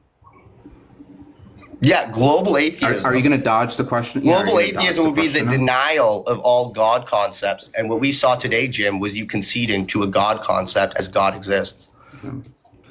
Do you think that all atheists holds to global atheism? I don't know, Jim, what atheists hold to. Okay, perfect. Okay, thanks. Is my position that I'm sorry. Please, it's my time. Am I debating the position of global atheism? On the topic, does God exist? Yeah. I'm just taking the affirmative that God does exist. I'm sorry. And we see that in I'm sorry. Can you please answer the question? Am I taking the position of global atheism? I would assume denying all God concepts is God. Okay, so is it the case? No, I wouldn't even take. I'm sorry. Jim. Hey, I'm sorry. I was quiet. I said sorry. During your cross exam. Yeah, that's fine. Under my opening, right, I was pretty clear the type of atheism and denial of God that I'm taking, right? And I'm not taking this as my own definition of God, right? We could look at the global religious demographics. Do you know what percentage of people who hold to a God concept are Christian globally as of 2025? All of them? Christians? All of them Christians? If you're affirming God, you're indirectly affirming the one true God. I'll make this simple. 31% of the world population who say they're theists hold to Christianity. 24% to Islam, 15% to Hinduism. Right? This encompasses a great majority of the world who is religious that holds to the notion of classical theism. So when we invoke this notion of God, even in philosophical terms, what we're talking about is some type of real personal agent who has these omni properties. Nobody's really interested in equivocating the notion of, does my cup exist? And therefore I'm calling my cup God, and so God exists. Because that's a joke. Like, this is why debating you is laughable, if that's the notion that you think that we're debating here. It is laughable. The denial of God's existence is laughable. Yeah. So again, let me ask you, do you think that I'm debating global atheism? Jim, I'm debating God. That's a yes or no. That's a yes or no question. I'm taking the affirmative, Jim. That's a yes or. I'm sorry. Please don't prevaricate. Don't dodge. That's a yes or no question. Am I debating global atheism? You could be agnostic for all I care. Look, am I debating global atheism? You could be agnostic. Okay, so look, that's 3 times that I asked Kai, and Kai is just dodging, no. Not engaging. I'm sorry. Please. Kai has refused to engage and answer, right? If I was debating global atheism and I were to deny that this God concept in all forms exists, then yeah, he would probably have a concession from me. But that's not the type of atheism End of that I'm debate, debating. guys. That's not okay, pay attention. Tracking error number 2. That is not the type of atheism that I'm debating. I'm debating a very specific notion of God that is accepted throughout the world of theism. Finish right? your last sentence. I'm not debating deism or global atheism. I'm debating this very specific notion of God. Okay, with that, we're moving to the second round of cross-examinations. Kai, you get 5 minutes. It starts when you say your first word. Yes, my question to you is it more intellectually honest just to say, I don't know? Or to say, I know? No, it's not. Why is that? Yeah, so I presented 3 points in my argumentation in terms of why it wouldn't be intellectually honest to say, I don't know. Like why I say that the rational response is not agnosticism, but is a rejection of the notion. Very nice. So I don't know where to go in this debate. I saw him continue. If he wants to argue a specific concept of God, we can do that in the future. I got a concession from him on a natural pantheist view of God existing. So with that being said, would you concede that God exists under a natural pantheist framework?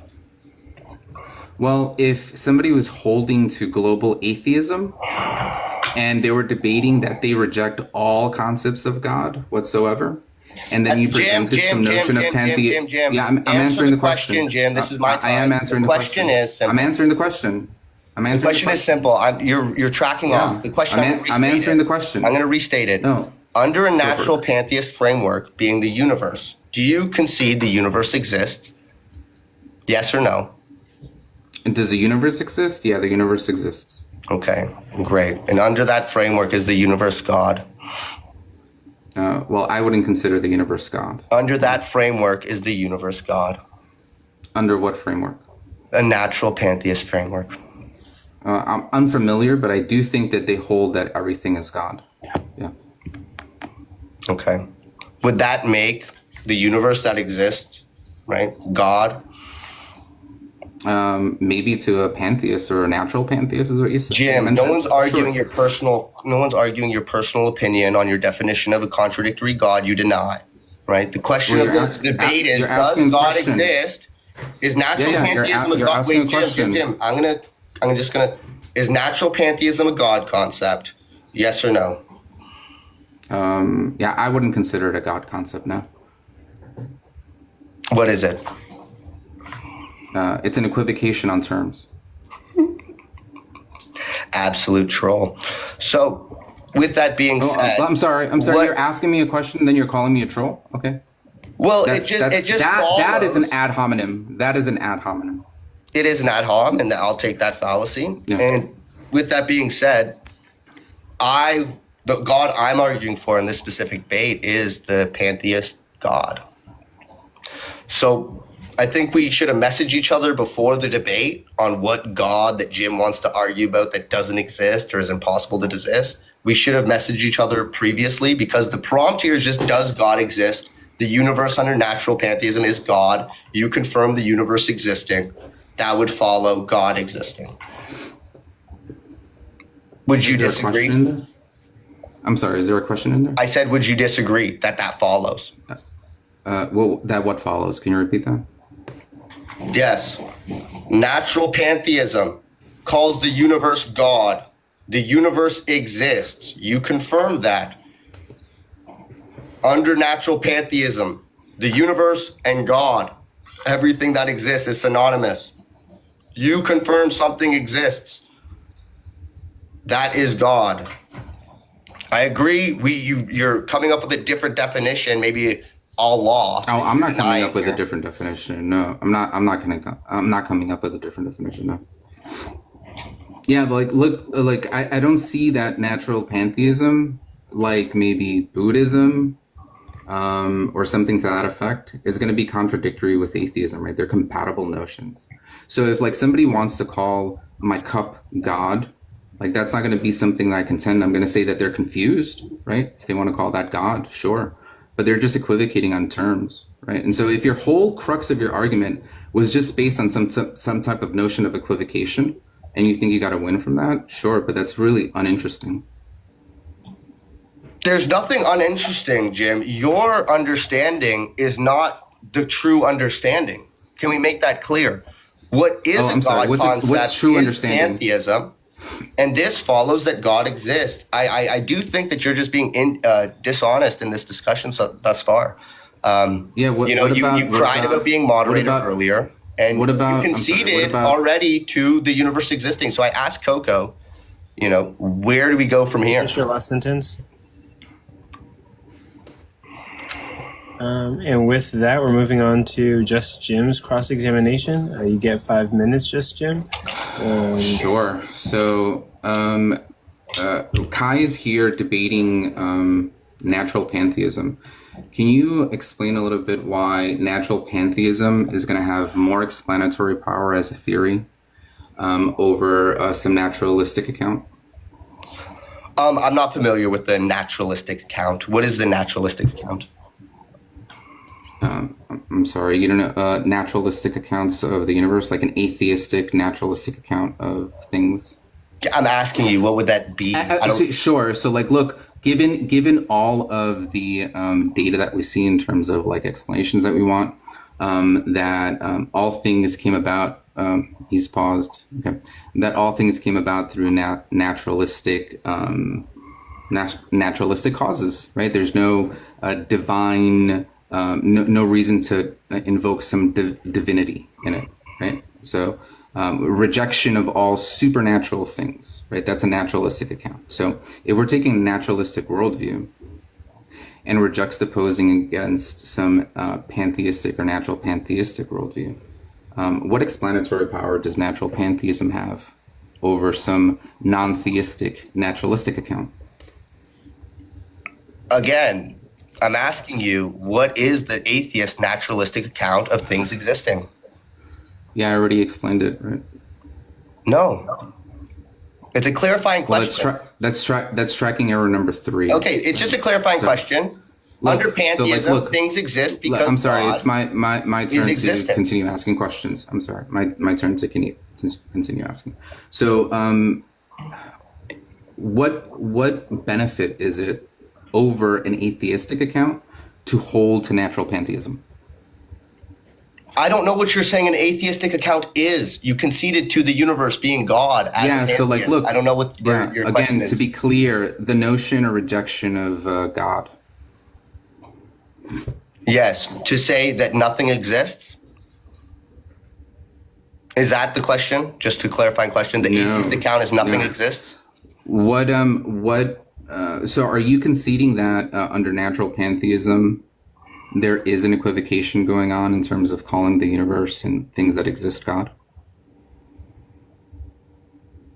No. Okay, great. So then there's something else, right, that's happening that is not an equivocation? Are you referring to some sort of supernatural natural distinction? Well, if there's no equivocation going on, what does this God concept offer that a non-God account would not offer? Again, the not God account would be saying nothing exists. Would you agree? No, that's not what they're saying. They're saying that God does not exist. Okay, and if God is everything that exists, I'm just a clarifying question. I'm sorry. Jim, Yeah. If God is everything that exists, the denial of God would be the denial of everything that exists. I'm reclaiming my time. Thank you. I think I've been pretty clear in explaining this like 3 times. Now you're just wasting time, right? Because you know that you have no account or understanding of what natural pantheism is, right? So the question again is, if you're going to dodge and this round of cross-exam like you dodged last round of cross-exam and never answer a question, right? This round you're dodging again. What does natural pantheism offer that positing God that a non-theistic or an atheistic account that rejects God offer? If nothing exists, they can't offer an explanation. For one to offer an explanation, they must exist. Would you agree? I'm sorry, that's were you answering or asking me a question? Yeah, the answer, right? So that would be can you please answer the question? Can you please answer You're saying, the question why does this asking me offer questions? explanatory power? I'm saying for you to have explanatory power, there must be God under natural pantheism, as everything exists.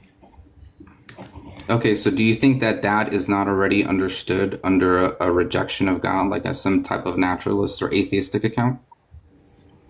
So are you denying that things exist? I'm sorry, can you please answer the question without asking These the are question? clarifying questions. It's not a clarifying question because you've already asked this and I've already answered. So again, does that offer more explanation rather than the account that an atheist holds? Look, I know you're running. I know you're running. You're running the clock, right? Because you're running. Finish that. So now it's open That's dialogue. ad hom fallacy.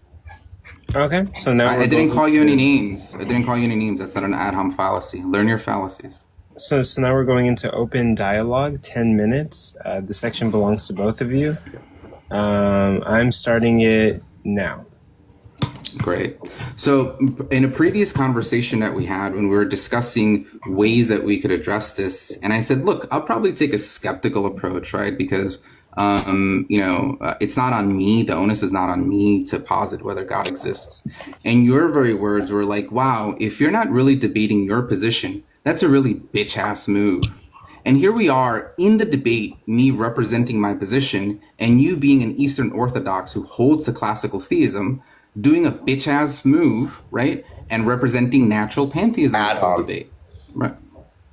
No, those are your own words. Those are my words. I'm just repeating your words.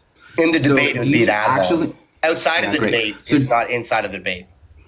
That's an ad hom. inside of the debate. Okay, look. So an ad hom, for your Fallacious. information, That's a fallacy. is. I'm sorry. He's being bad So faith look, and fallacious. An ad hom, This is an ad open hom- dialogue. Yeah, that's fine. An ad hom, so that you know, is when I call you names, and in virtue of calling you names, reject your argument. Right? And that's not what I'm doing. I'm just calling you names implicator. I made it very clear here. I see someone said, don't worry about the comments. yeah, this is, does God exist? Just Jim. And you conceded that things exist under natural pantheism. That is God. Very simple. Okay. I can go now into this debate when you concede to God existing to secondary arguments on what that God is. Is it the universe? So under natural, is there a creator-creation distinction? These are all secondary arguments after you concede to God and that something exists. When you're in your global skeptic situation, I'm sorry. I don't know what to tell you.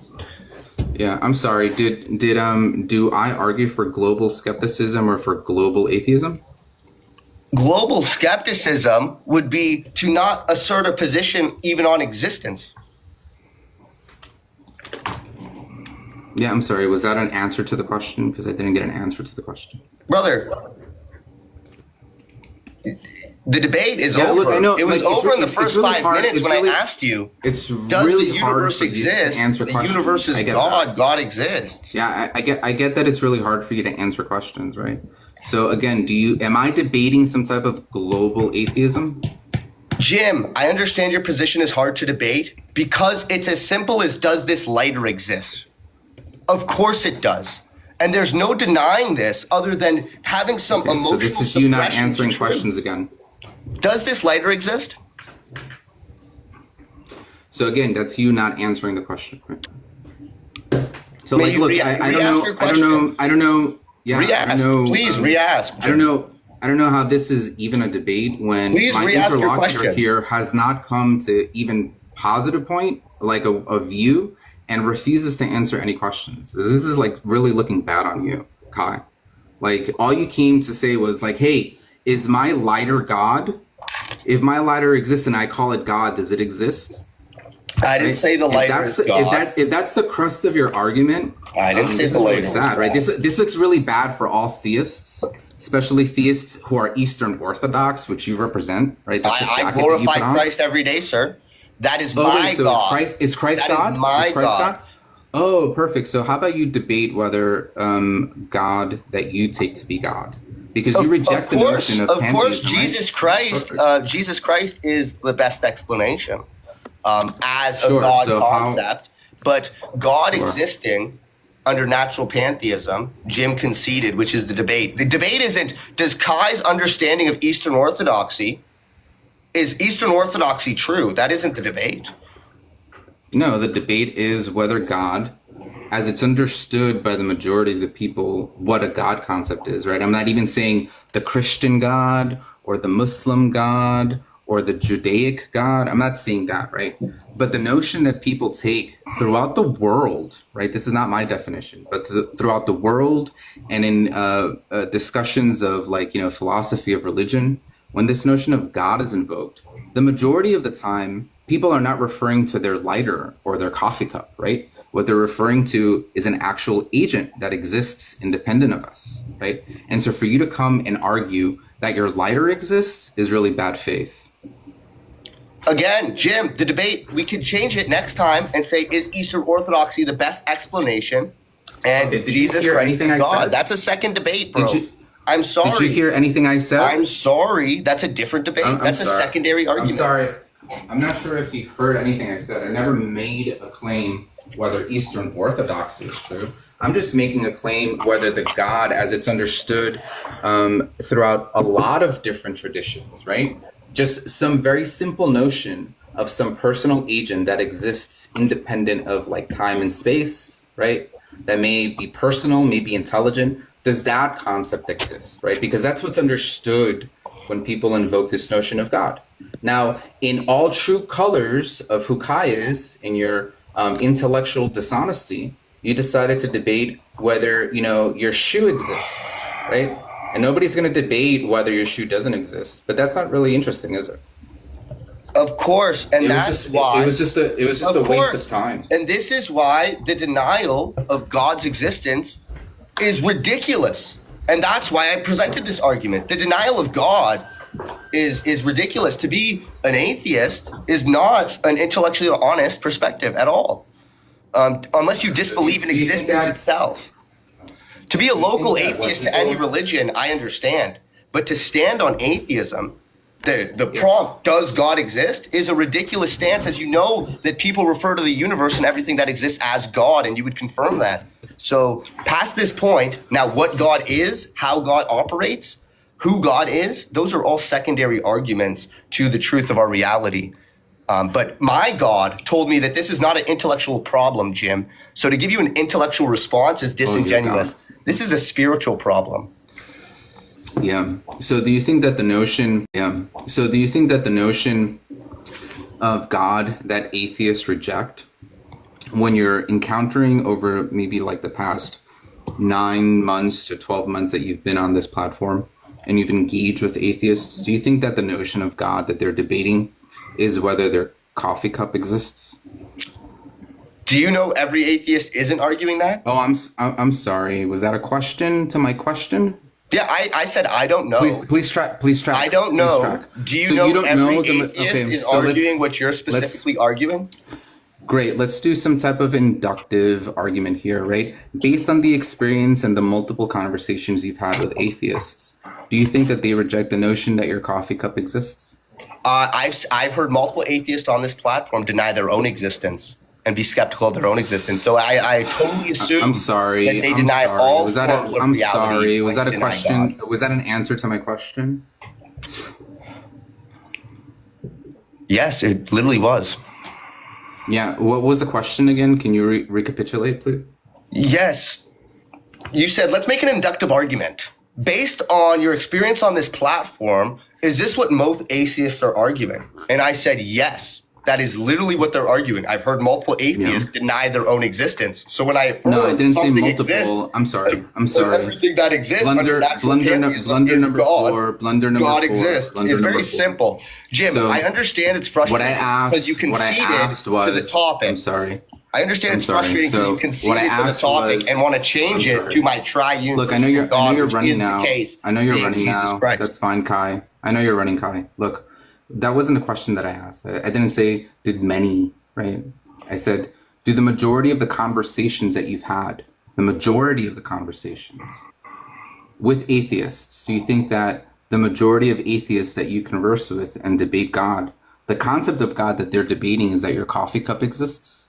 That was a question. Not that, hey, Kai, have you had many conversations with, few atheists who deny that? That wasn't the question, right? The question was, do the majority of atheists that you encounter deny that things exist?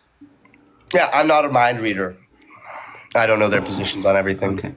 So this is the third round where Kai just refuses to answer questions and is just being intellectually dishonest. I've answered at this point, I don't know. At this point, I don't know. At this point, I think. Look. It seems as if though you're really scared to engage your position because you know that bringing up something as trivial as does my Coca-Cola can exist, right? Is just going to be undeniable, right? But you're afraid to actually debate your own God is position. undeniable. You know why? I'm sorry. And that I'm is sorry. the point I presented today. I'm sorry. That God is undeniable. I'm sorry. So, look, it seems as if though you're afraid to actually debate your own position because you I know can debate that my position. my statements. My position is easily your defendable. God hypothesis. That's your not the God debate. Is Kai's personal position not the on best God? What explanation. Kai thinks God is. The point is, does God exist? Great, sure. As I say, does Kai's understanding of Eastern Orthodoxy exist? Okay, that would be the end of the open Very dialogue. simple. So now we're going into closing statements. Kai, you would go first, and your 5 minutes starts whenever you say your first word. Thank you, host. Thank you to my opponent. I think he performed very well. Overall in this debate, the topic is, does God exist? My opponent here wants to put a definition which he thinks doesn't exist, right? I gave him the understanding of a definition of God does exist under natural pantheism. He conceded in the first couple minutes, and that's why the debate wasn't so exciting, right? He conceded to God's existence. And from that matter, we can, if he wants a second debate on a transcendental mind existing, those are all secondary arguments, sir. But thank you, and that's my time. Okay, I'm stopping the time there. You had 4 minutes and 14 seconds left over. Just Jim, now is your closing statement. You get 5 minutes. It starts when you say your first word. Yeah, look, ladies and gentlemen, what can I say about this debate? Look, when we return to the proposition at hand, does God exist? It was really clear that what we were not doing was debating some vague spiritual sentiment, right? Or some psychological comfort belief, or the fact that my coffee cup exists. That's not what we were doing, right? What we were doing was evaluating whether some metaphysically real, personal, all-powerful, all-knowing creator, as it's understood throughout the world who holds to theism, right? Whether that actually exists. And I think that my opponent took the less intellectual and easiest route, right? Equivocated the whole time, refused to answer any questions. And this just shows how bankrupt theism really is, right? Their inability to be able to meet the standards of presenting good explanations or presenting some type of epistemic stability to their notion, right, just becomes very hard to do. And so as I close, to say God exists is to make a profound claim about the nature of reality, not just that reality exists, but that something else exists. And an extraordinary claim like this demands extraordinary justification, not just the fact that I look around and I see my computer and my shoes and therefore God. That's just that those kinds of justification in this debate has not been met. My interlocutor did not meet his burden of the dialectic. And so therefore, to the question, does God exist, is clear, right?